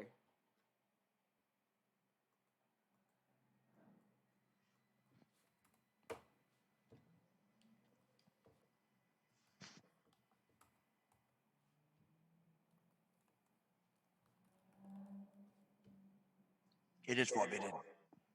You must not know the standings.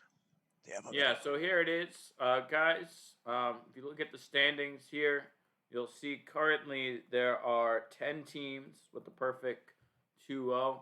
Oh wow, I see one team here, a corn team. They had this. There was a name, a team with the same name I know in the North last week. So likely the same team. Maybe not, but likely. Great Wall of Pawns. By the way, let's actually take a interesting little break here. This by no means, guys, is going to be the official team name contest. That's something that Frank and his team will be doing. But Johnny, do you want to spend like a minute just to for fun, see what kind of names we like? Oh yeah, let's. And guys, type in the chat if there's any names you'd like.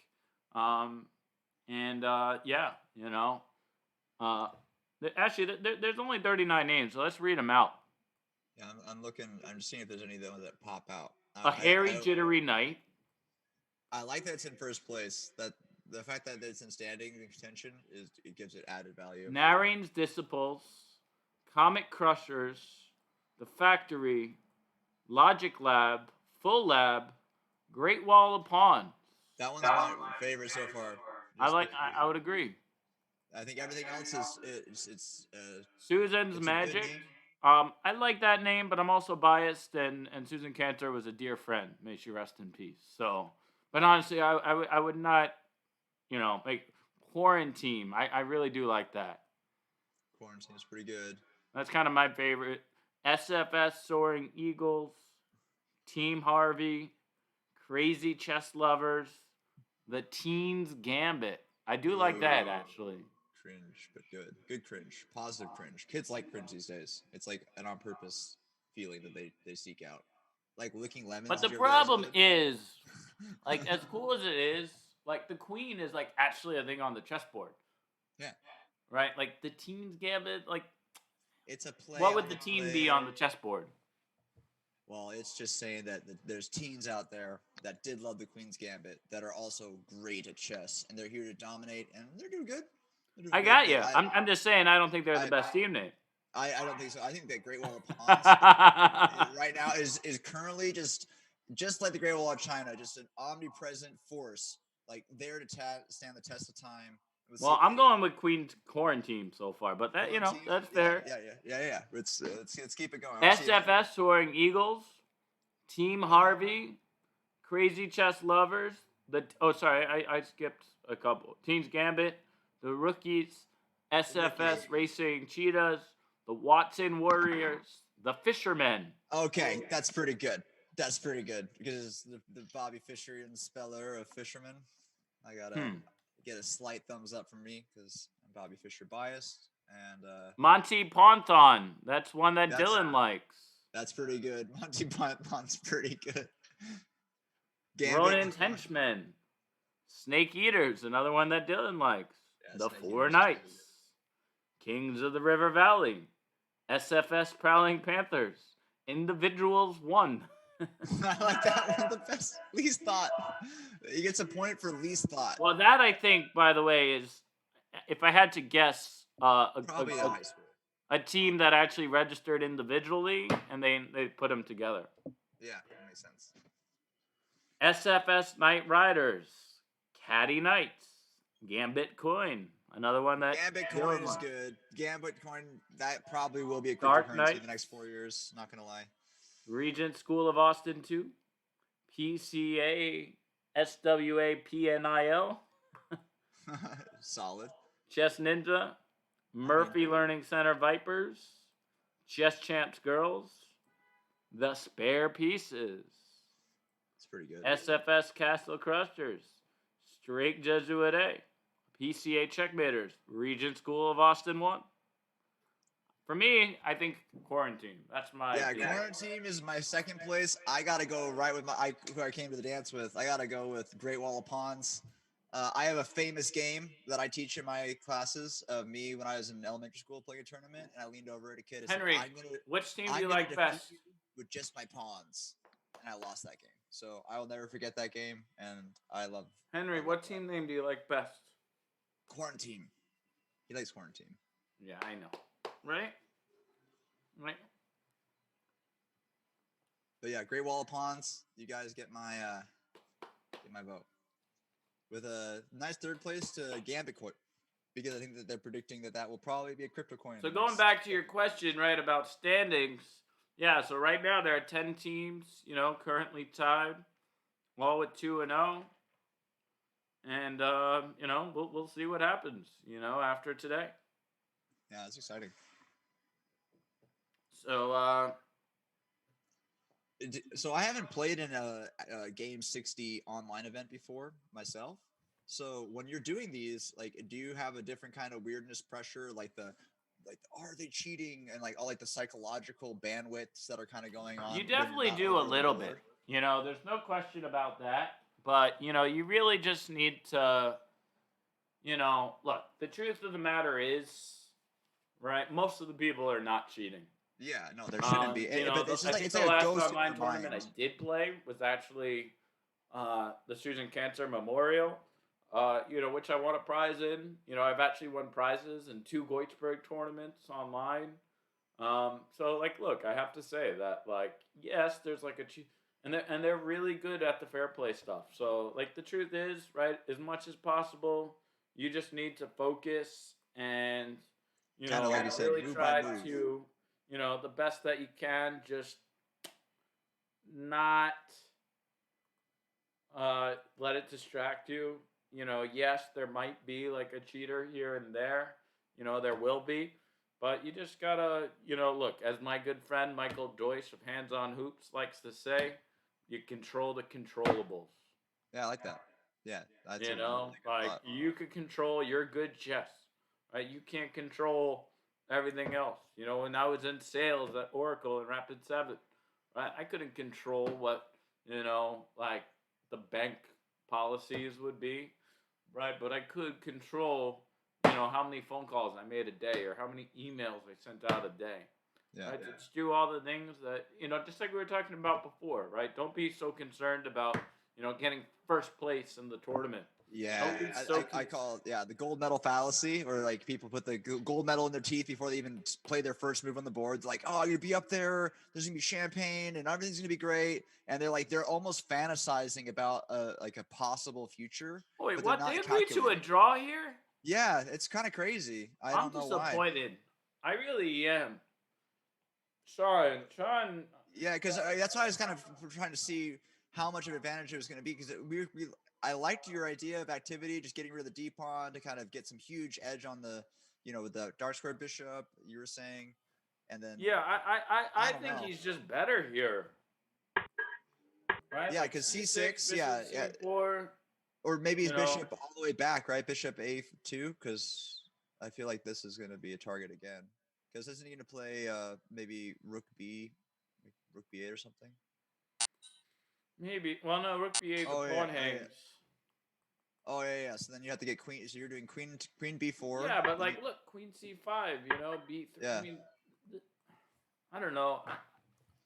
Wow, I think. No, Sean you can't looked even at do the that because rating. then you just do pawn up, and then you're attacking the rook, and you're getting all this activity because you have the discovered attack now on the rook. Yeah, I mean, there's no way that Sean should have took a draw here. Do you think it was a strategic draw, like that he knew that he didn't need to win because of the rest of the boards, or do you think I that don't it was know. stress? Do you think there's a tournament stress? No, but Prod is not doing very well. Let's look at the bottom board. So my good friend Alan Cantor, is on board That's pretty 3. crazy that they drew there. That's a No, that's I a think very I think he made a mistake. To be honest, I really do. Yeah, they're getting killed this match. Look, Alan is down a queen. Yeah, so he had to fight. He had to fight. This was a fighting time. This is is game what fighting is over. for. Man, that's too I mean, bad. maybe he's tired. I saw his last game was a really crazy win. Maybe he's just, but sometimes I mean, yeah, I mean, Alan is getting killed here. Alan, by the way, teaches for us as well. Another question: when you're having, can you check on your teammates' boards very reasonably while you're in a game, or are you kind of in a vacuum? You can. Okay, so you can be like, okay, so this position's like this, and kind of keep that in your calculation while you're looking at if you want to take that draw. Because if I was looking at my friend's game here, and this is the only thing I had to keep me safe, I would. Alan is dead here. I mean, this is no question about it.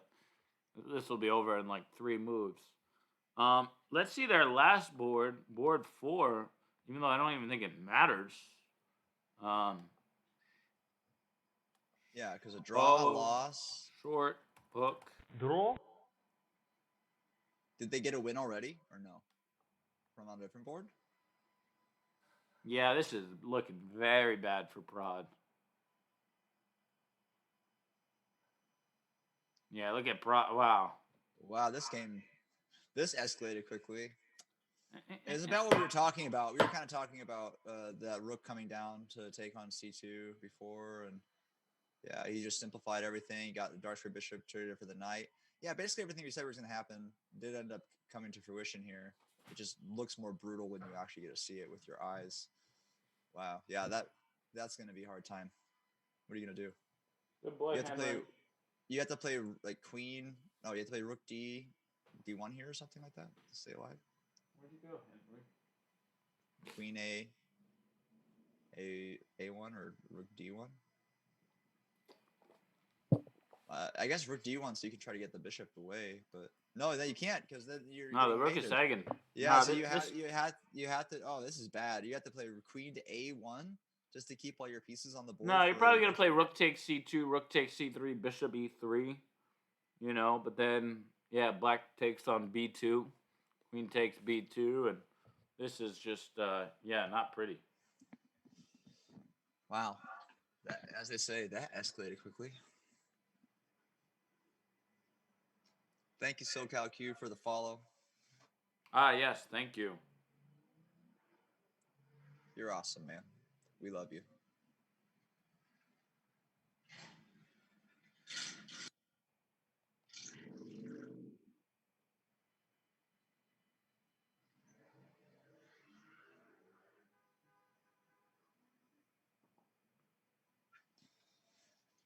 All right. Wow, crazy games. So this is the most. Is there any other boards in contention for or anything that's breaking through into first place territory?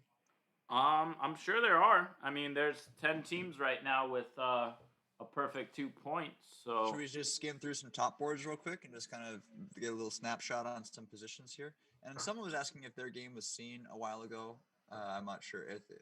well, let it me was- We can maybe grab wait. that People comment. are wait. Where are people commenting? I'm not seeing anyone's comments. I deleted all my comments got deleted because I had to restart.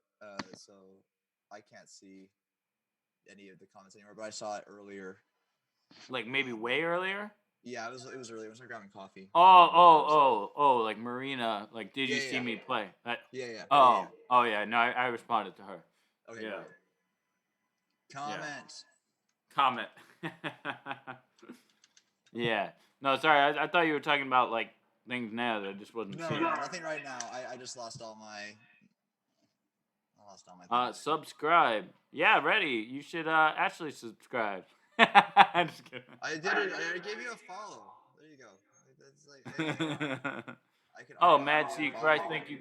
By the way, guys, if you drop us a follow, also send an email. Oh wow, SoCal Q came with the subscribe. Bam. Yeah, guys, as a reminder, if you drop us a follow, please also email evan@premierchess.com with your address if you would like a magnetic chess set. And SoCal is also eligible now. If you subscribe to our channel, you will also get a magnetic chess set, but also you will get a complimentary group class. Pretty good deal for $5. Magnetic chess set plus a group class. Not too bad of a deal. Not at all. Not at all. Huge deal. Exactly. Huge. That's right. Like Yeah, big so- sandwiches. They're huge. I don't know. Do they have big sandwiches? I don't know. I just made that up. Okay, so now we're going to look at board 4 of this match.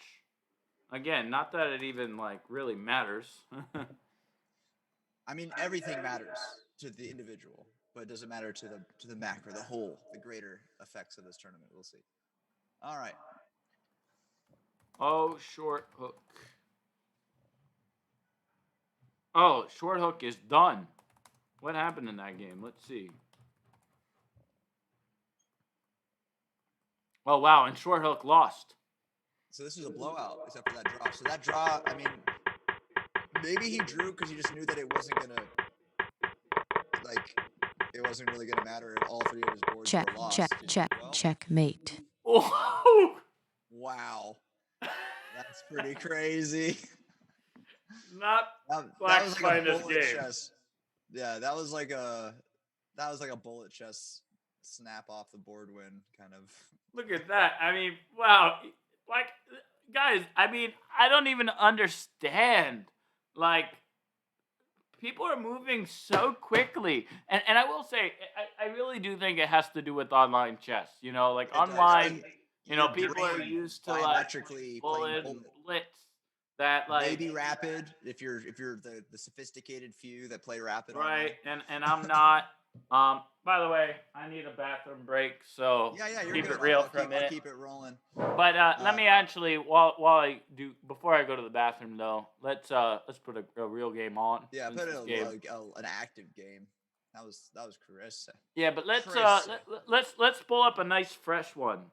Okay, let's pull up Something with some because that match activity. is like pretty much done. Pretty done. Let's look at Roger Z, who's Roger Zhang, and International Master Brian Escalante. And I mean, there really should be a prize, guys. Not only for best team name, but for best ICC name. Because guess this guy's name. Look at that. Austin Powers. Come on. I don't know about you, but I love that. That's pretty cool. And by the way, guess what they do in the movie?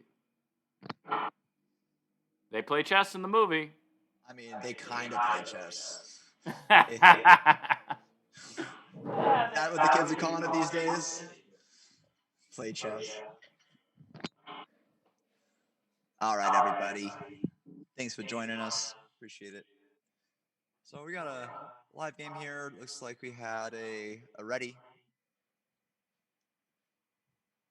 which is cool. All right. Just getting acclimated to this position here, seeing what's going on. I like the black pieces a lot. I like that they have both the rooks on open files.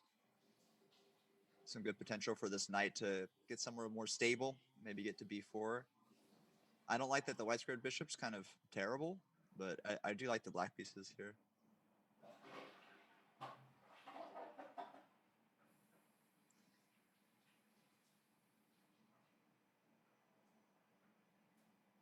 Yeah, I think its ideas are pretty simple for black. Just try to get that knight back to c4, settle in there, get the rook lifted.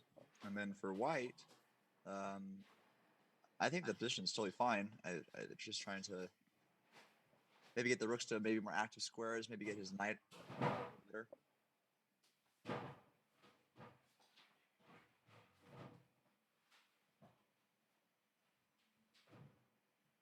Yeah, the b7 bishop is completely and utterly.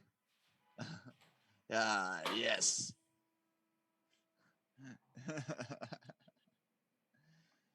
Hello, welcome. Welcome. The party.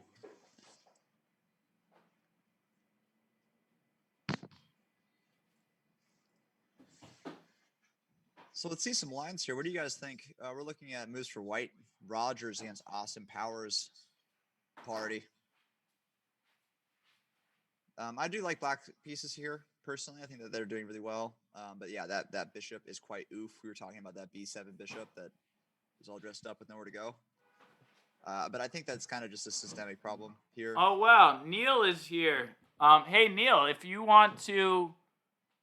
Oh, your road to 666. Coincidence. Yeah, maybe.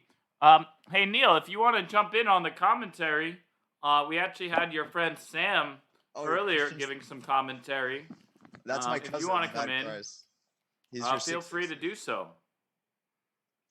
Well, congratulations on the 666 followers. It's there's someone in particular that I think would be very, very proud for that number, and he's actually the one that is. So, guys, if you're watching right now, I need you to save us and drop us a follow so we don't have. Get away! We can't have this demonic presence on this game. Just so that he needs to sleep without sleep paralysis. We don't want any ghouls or goblins sneaking in through his New York drafts and stuff like that. So just life is good now. I'm streaming. I got a cute puppy on my lap. I got orange juice. I mean, what else could I? What else do I need in life? I mean, maybe less COVID, more coffee. Yeah, less COVID globally, more coffee globally. Just like. Those knobs should just switch up a little bit. Everyone should get free coffee and no COVID. Perfect. World becomes instantly peaceful. And all right. So what's happening in this game? Yeah. I'm liking black. That's what I'm what liking black. I think black has a lot of activity. I like where its rooks are. The knight has a lot of destiny for c4. I just feel like he got to his ideas. They're very similar to white's ideas, but he got there a little faster. Considering that he's down a tempo, that's impressive. I like black pieces a lot. So the rating advantage, but like I said, doesn't matter on this site. Goes to Rogers, but rating doesn't really save you in a position. You know, like you could have the coolest rating in the world, and if the position is just not yours, it's not yours. Well, Um, also like most players these days, right, play on Chess and yeah, Chess.com. they're not gonna. This is not gonna be representative of. So yeah, the real Roger ability. Dring is a 1900 player, and Escalante is 2500. So Yeah. So that 17 is a real misnomer right there. Yeah, I can see the strength. It's definitely there. I'm trying to just think for white what I would want to do. Rook B2. Wow. Whoa, that is not what I was thinking. I was thinking something else entirely because what? So I'll explain why my reaction. So the problem with this position for white is that, well, in juxtaposed to black, black has both of his rooks on open files and can do something with it, right? So to double up on a pawn that's already stuck just doesn't really make a whole lot of sense. And he can't just lift the C pawn because there's a knight. The blocking question it. is, like, what is black going to do to make progress here? You know, Just probably knight C4, right? And then rook lift, and then just pile up on the C file. I think he's just going to bring his knight to the middle, make the bishop take, rook takes back, and then just starts piling the C file into oblivion. I mean, maybe not, but yeah, he wants to guard C2. Yeah, the NA4. Yeah, exactly. He'll be able to transfer from C4 to NA4. Yeah, here comes the move right away. Like bishop really can't take because he's going to help the piling effect on the knight and everything like this. It's not looking super fun to play the white pieces right now. I'm going to be completely honest. Let's see. For here, queen has to go somewhere. It's probably going to need to. Oh yeah, he's going to just take it. Rook's going to lift. Yeah. Here it goes. and this is another game where we see a good example of the bishop pair. Yeah. Even though it's not a good bishop, that white bishop that we were kind of laughing at, the white square bishop for black is just all hemmed in with nothing to do. But he had so But much not activity for his long. rooks. Not for long, you know? Exactly. Not for long. And that's something to keep One in day mind. he might get an even D4, right? Yeah, like when you play the French or you play something like that, you kind of sign up for these weird positions where you're going to have a bishop weaker C5, bishop I for a think, while. is his next move, likely. Bishop C5? Yeah, just or could he play queen C7? Or no? What's the matter, buddy?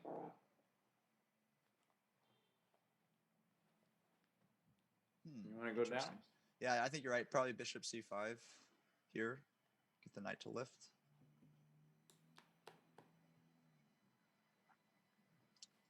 He wants to get his rook to A7, but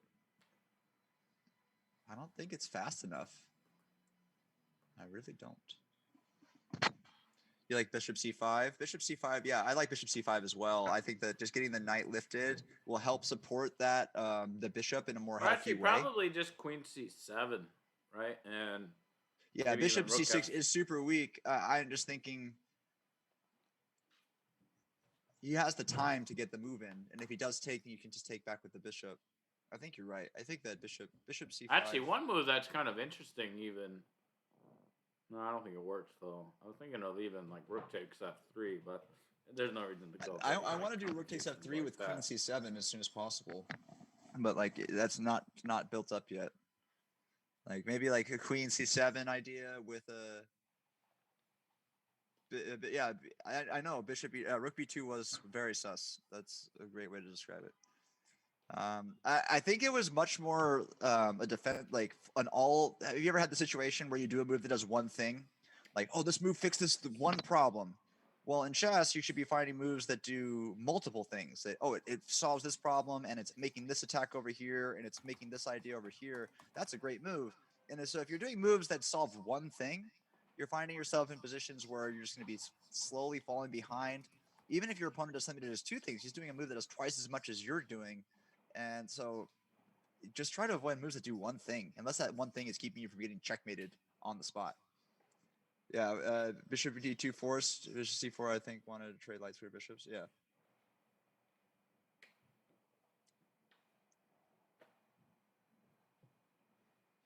What it was? Can we go back to before the rook to b2 line? Because I think we were getting a little bit of discussion on that. Could we just go back before rook b2 real fast and see what else we could have done? So yeah, right here before rook b2. So we're here, guys. Yeah. I don't. Yeah, but like, here's the thing, right, Dylan? Like, here's the thing, right? One thing that I have been telling students a lot recently, right, is better players beat weaker players because they on the whole play better move, right? So like yes, like Rook B2 might be like yes the losing move, but I would not say White was fine up until here. Okay, White wasn't fine, after Can we look at let's the see the game? first mistake of the game, Let's flip through the game. Let's see what happened. right? This seems legit. So yeah, like this is all like yeah, obviously very much theory. B6, King H1, right? Like I would say this is where actually White messes up a little bit. Is the King H1 just to play G4 really fast? Yeah, but it's not good. Yeah.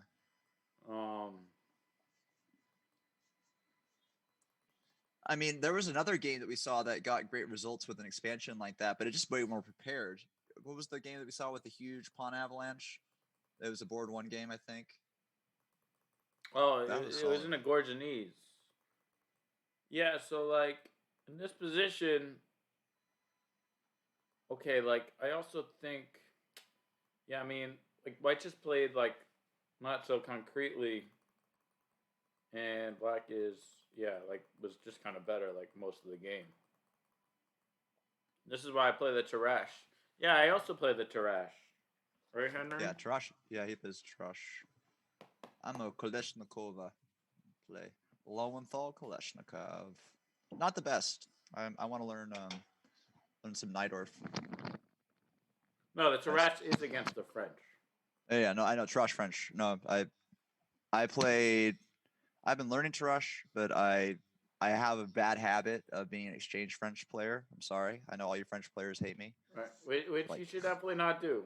No, it's a bullet muscle tick. It happens a lot in bullet. Just like nope, and just to fly by it. But when I'm playing classical, I've been on the Tarash game.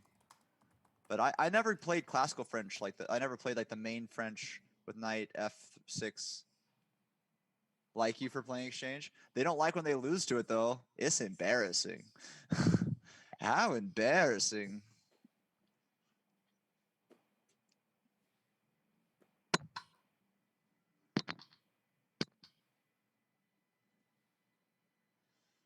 Okay, so we can flip through this a little bit. So he's here. He's played the French. Looks fine. And then yeah, it just kind of chiseled away. What's the current game state? Sorry, what's the what? The current like the game state. Like go to the last move that was played. Just want to see where they're at now in the game.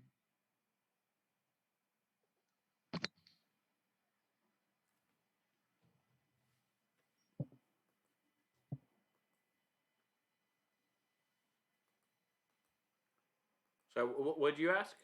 Can you go back to the current move of the game, the most Yeah, up-to-date yeah. move?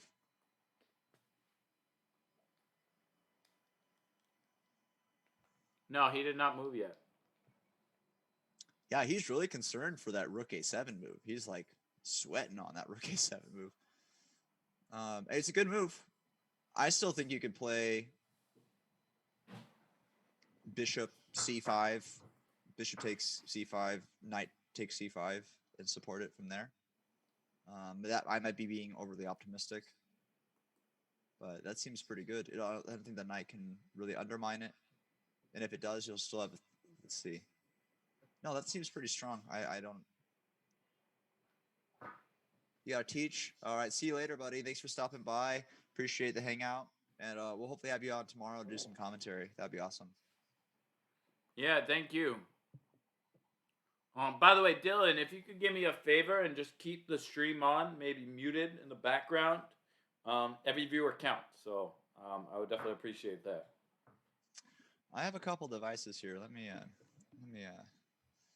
clone this up a couple times. Yeah, I'll get you another bot here. Woo! Gotta play the game.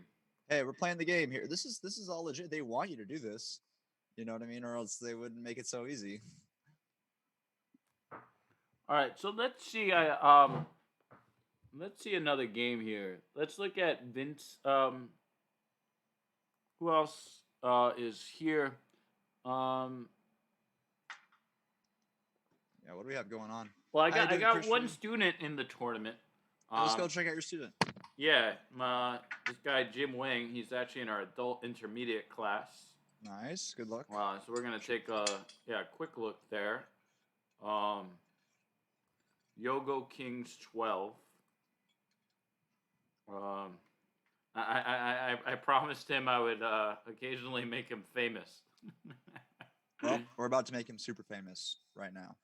He's gonna get like Tens of people are gonna see him. Tens of people. I mean, Tens. it's crazy. It's crazy, right? Okay, so Yogo King.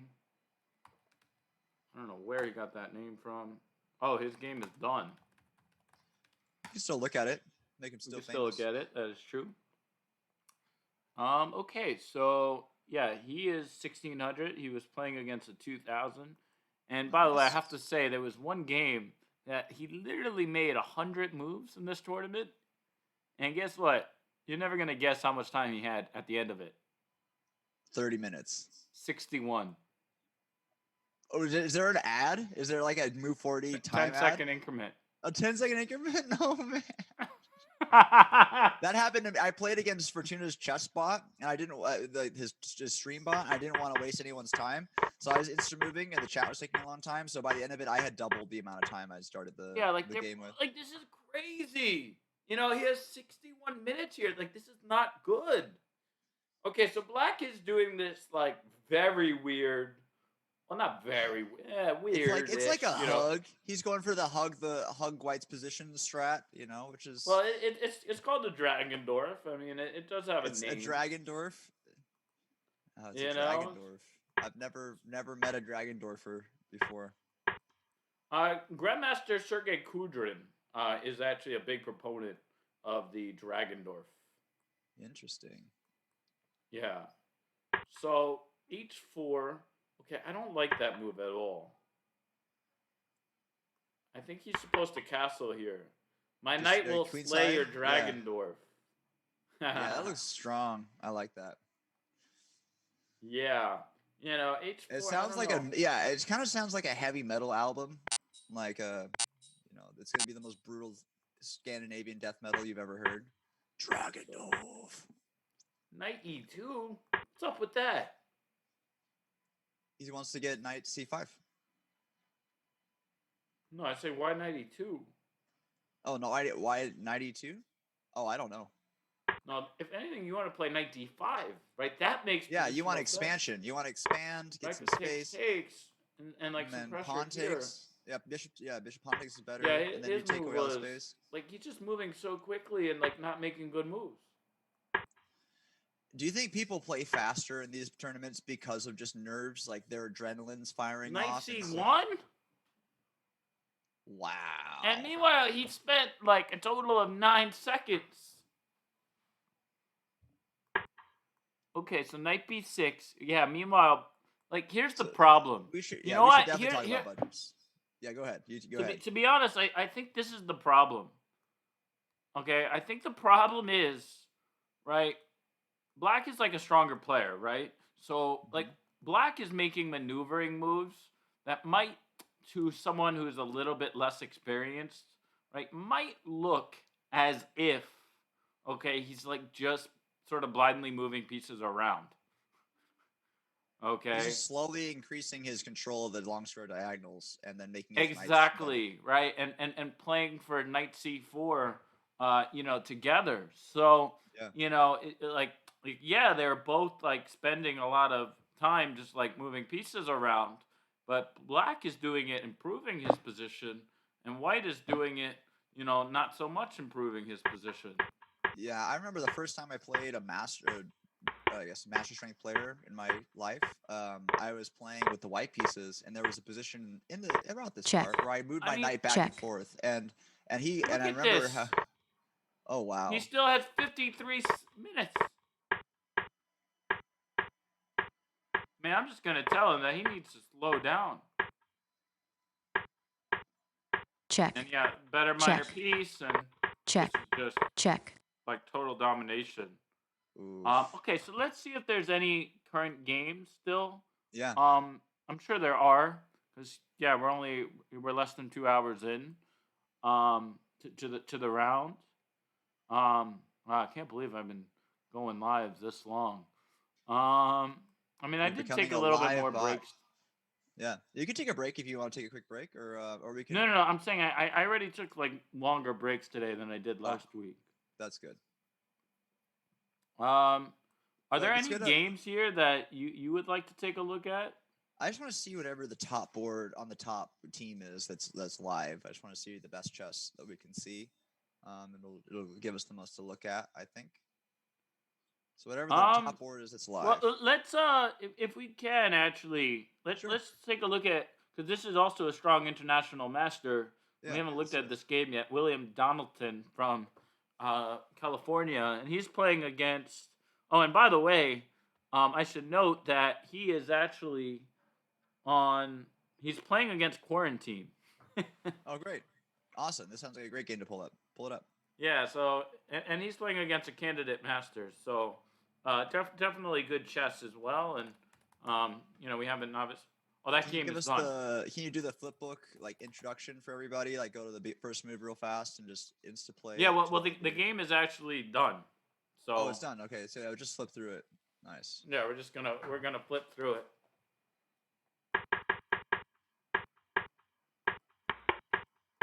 All right. I like that the ready's coming out. I'm getting represented Yep, all over the the ready. place. Henry likes it. My name in lights like this. I always like seeing my name, really big block letters. All right. Yeah, White's like much better here, of course. Yeah, I love how White's playing this. It's not a way I really approach it myself. Oh, wow, he didn't. Why didn't he take the rook? Check. Yeah, I mean, I think he just got outplayed, this guy, basically. Yeah, I think he kind of hustled himself. If you go back, he just missed a rook with the bishop. All right, so let's see what games that we could see that are, still in progress. Sounds good. Vincent Tang. All right, well, let's go to board one. Let's see if that's still in progress. Utley 26. We did see it, I think, earlier in the round. But it's progressed. Utley 26. Oh, yeah, that game is still going on. What is happening here? Okay, so black is up a chicken.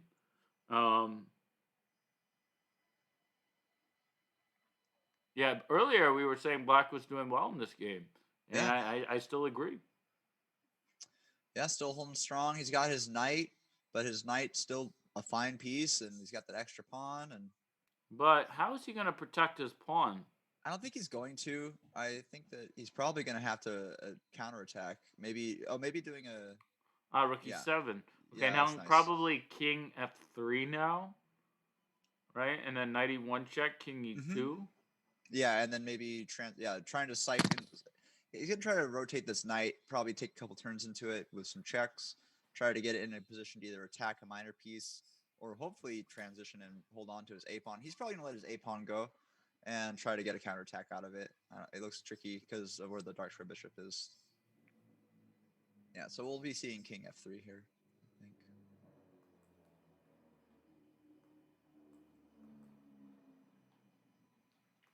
Yeah, getting off that diagonal would be really bad, I think, for white. I think it's better to stay hold his ground, keep that nice diagonal so that that rook can't just fly over and protect that pawn. Could he also play like bishop to g1, or would that just be too weak? Well, yeah, it's definitely possible.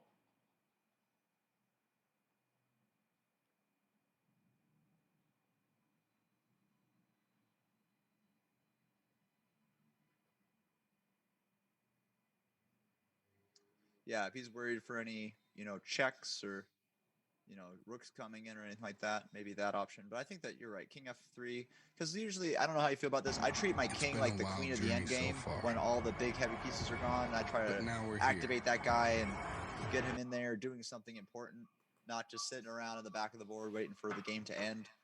And this is about the time of the game where I start thinking, I want king safety, but activity is important as well. So king f3 might be nice. Yeah, I mean, this is not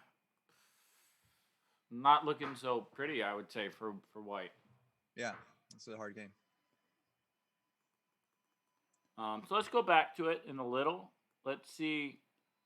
Okay, so that game is done. So let's X out of that.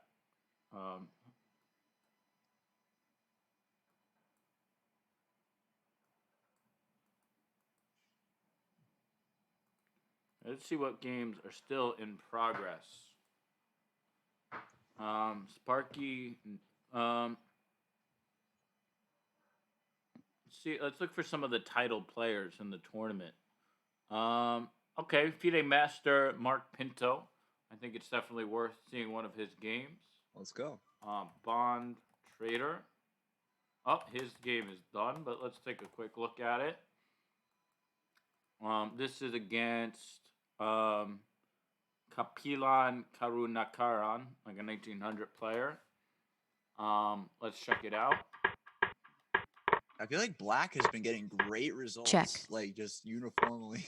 Like today. Okay, so like, he played a Nimzovich Larson attack. Oh, that's cool. I haven't seen that attack before with the knight double moves at the beginning. That's pretty cool.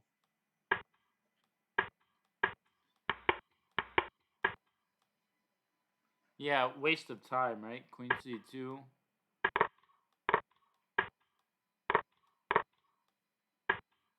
Interesting. Yeah, like this is like a position where, like, yeah, maybe white could hold his own, but black is actually just a little bit better.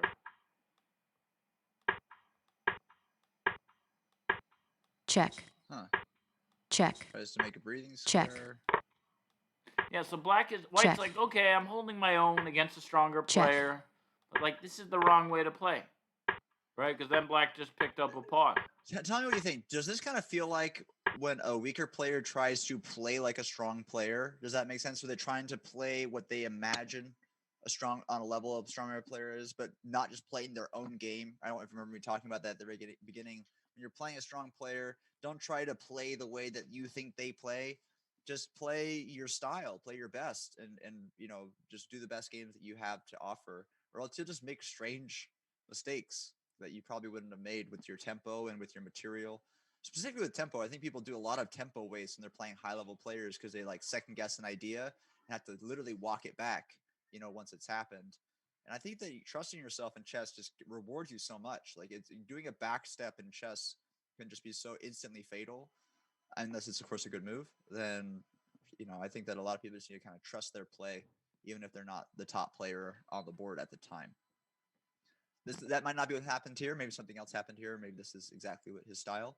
But I feel that's pretty uniform. It'll happen a lot. People will be trying to play stronger than they are on the day of a tournament. I see a lot of kids do that, like a lot of young kids. They'll be like, "Oh, I'm going to play my best on the day of a tournament." Like, probably not. You'll probably play your normal on tournament day, unless like you're very lucky on that tournament. I think biologically and emotionally, it's very difficult to play your absolute cracked out best. And when you're nervous and there's other pressures and you're playing players you've never played, I just think that's unrealistic. It's better to hope that you can just play well, play your style, and do it every day. So we'll see. So this game's still running. This is just our position here. Yeah, I like the black pieces a lot. I like that just to help the knight have a little escape, a little breathing square. And then he can even try to do some blockadage, like knight up to e4, and then adding pressure to that knight. Black looks good. Yeah, I agree.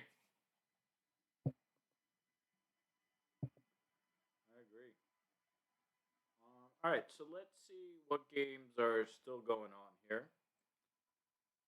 I have to do a quick restroom break here in a second. You got the stream? They're all good? Just want to. We're all good. You're all happy and healthy, smiling. And then pick us a game that you like. I'm okay with going over the older games too, looking at the top games. think it's interesting. Yeah, well, But I let's- think I feel like a lot of these games aren't yet like top players versus top players. You were kind of saying it earlier. It's like a lot of top players versus someone who's underrated. Like David Goliath chess is happening a lot here, and that can create a lot of mental mental blocks and like people moving too fast, people playing out of their style, people wasting tempo for no reason. All right. Well, this game is still active, and we got an interesting position. I mean, White is definitely winning here. Ooh, we got my favorite mate on the board. We have the Anastasia possible for White here, which I like. Big fan of Anastasia mates. Well, there's possible of Arabian mate. Arabian mate, not Anastasia. Oh, Anastasia was the pawn. That's right. Arabian is without the pawn. I like them both. I even like Smothered. Just knight checkmates in general. Knight rook checkmates. They're pretty cool. Pretty cool.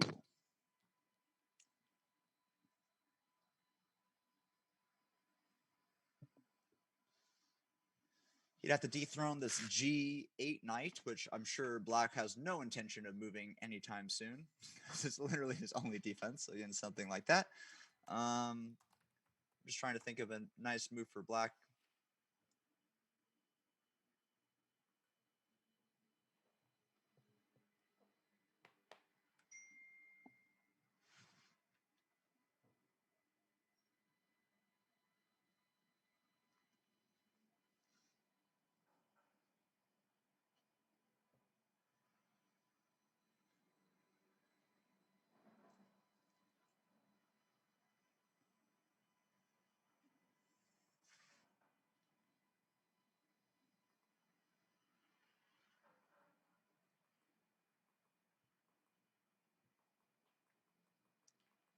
Do you like White better here, Evan, as well, or are you seeing some good ideas for Black? I think White is definitely winning pretty much.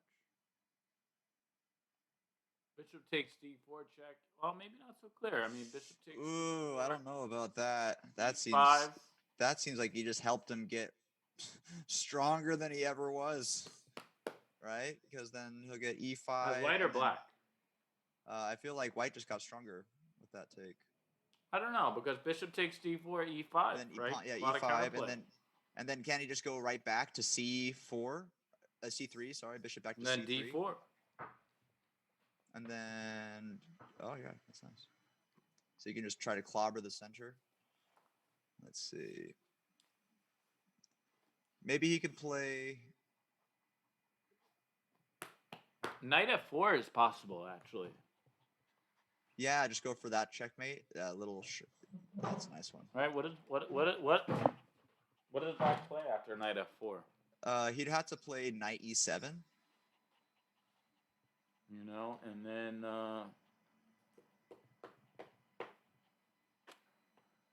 g6 was played.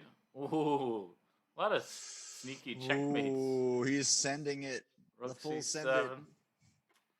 Oh, I love it. I love it. I love this. I love how he's coming at this game with such a sense of style.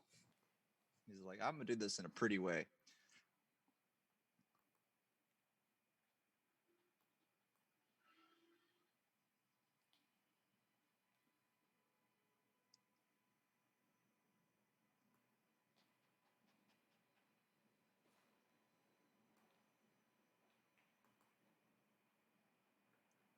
I'm looking at like pawn g7 check, rook h7, knight. No, that doesn't do anything because you won't be able to hold on to the pawn at the end.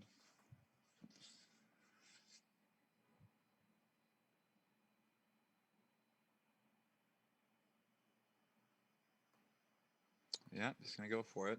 He'll probably go right back to e3 where he was before, so he can keep it on that half of the board. I'm guessing e3 or f2. Okay, never mind. It's like I like stuff. Can he do that? All right, and then rook takes. Yeah, I guess he can. Pawn takes. Knight up. Yeah, Yeah, pretty good points from Black here. He's saying, what are you going to do about this?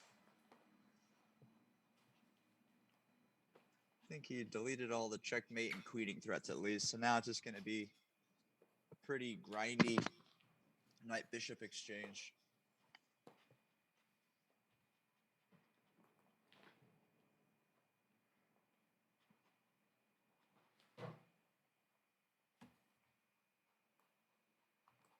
I feel like he pushed a little too hard in a little bit of a different way. I think that the problem with the bishop takes that I was looking at kind of came into haunt him, like that you were talking about with e5. Yeah, I coming mean, in this right is away. starting to.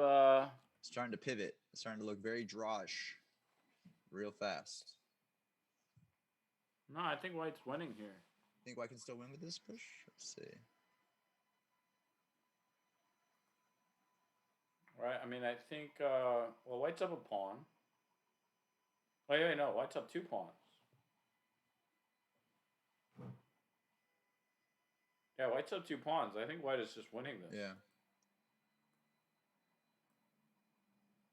Well, Yeah, he's gonna so take. This is an upset.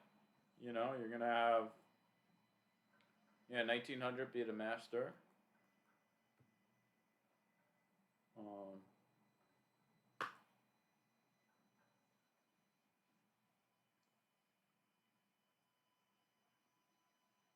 Right, and look at this king, right? Can't come out. Because king g7 runs into knight e8 check.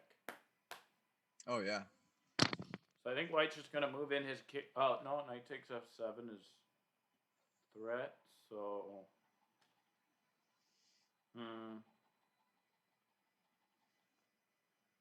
Yeah, he's gonna play knight d7, and then he's gonna win a piece.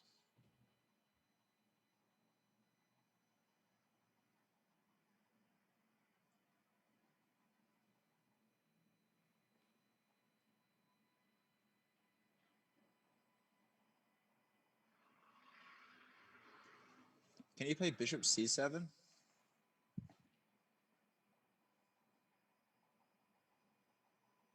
Hey, Evan, can he play bishop c7 here bishop. for White? Yeah. Bishop c7. Okay, knight takes f7. Bishop takes, and then that'd be Yeah. very and, tight. and trading definitely helps you. Right, so I do think that might be best. Hoping for negligence of bishop takes c7, free queen checkmate. Thank you, sir. I can go home and take a nap. Hoping for player fatigue, but knowing that it's probably not going to happen. So Doggy does have 9 minutes. So he's playing against a I stronger will player. say this is definitely not a simple position.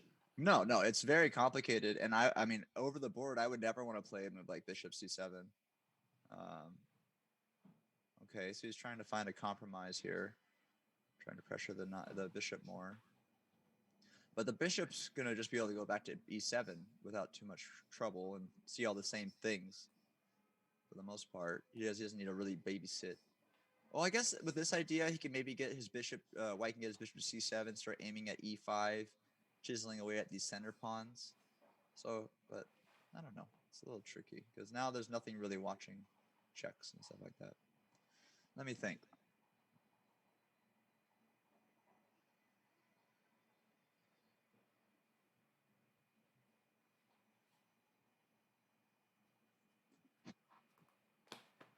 Yeah, I think he's going to play bishop e7.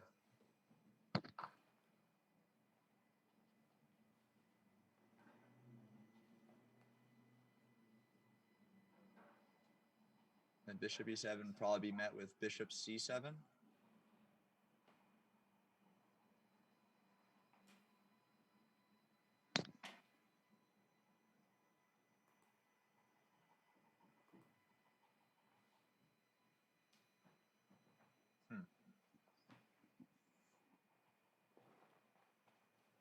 I like that move, the knight e4 move. I think that it's a good idea.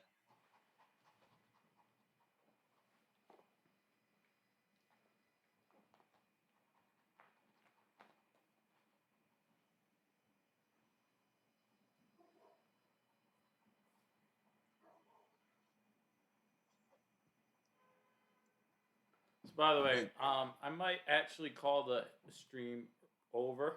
Yeah, in I a had to second. teach here just a little bit, so that's totally fine. Yeah, I mean, work for me. I mean, this game could be a while. Yeah, And no problem. yeah, so and I got dinner plans in half hour, and don't Yeah, want the no, you're girlfriend to good. be You're annoyed. good. And we'll be picking it up again tomorrow, and I'll be here a little I'll earlier. see you so I can later, see. Henry. I'm gonna leave you for a couple hours. Well, thanks for having me and sharing some games, Evan. Always a pleasure. Yeah, well, thank you, guys. So yeah, there are a couple of games left over, but we are going to end at 7:30 as planned, and we'll be back tomorrow at 10 a.m. Definitely 10 a.m. Central. Definitely don't miss out. We're gonna have another great day of commentary. Johnny, of course, is going to be coming back, and we're going to have another great list of commentators as well. Don't go away now, though. I'm going to go ahead and raid FIDE Master John Curtis Chess, who is a great FIDE Master in Australia, actually. He's playing chess right now and providing some nice commentary. I really do think you'll learn a fair amount. So yeah, stick around and come back tomorrow. We'll be here from 10 to 6:30 Central for another great day of chess for the last 3 rounds of the tournament. So thank you, Johnny, and everyone else who was a visitor today. And we look forward to another great day of streaming. Sounds good. I'll see y'all later.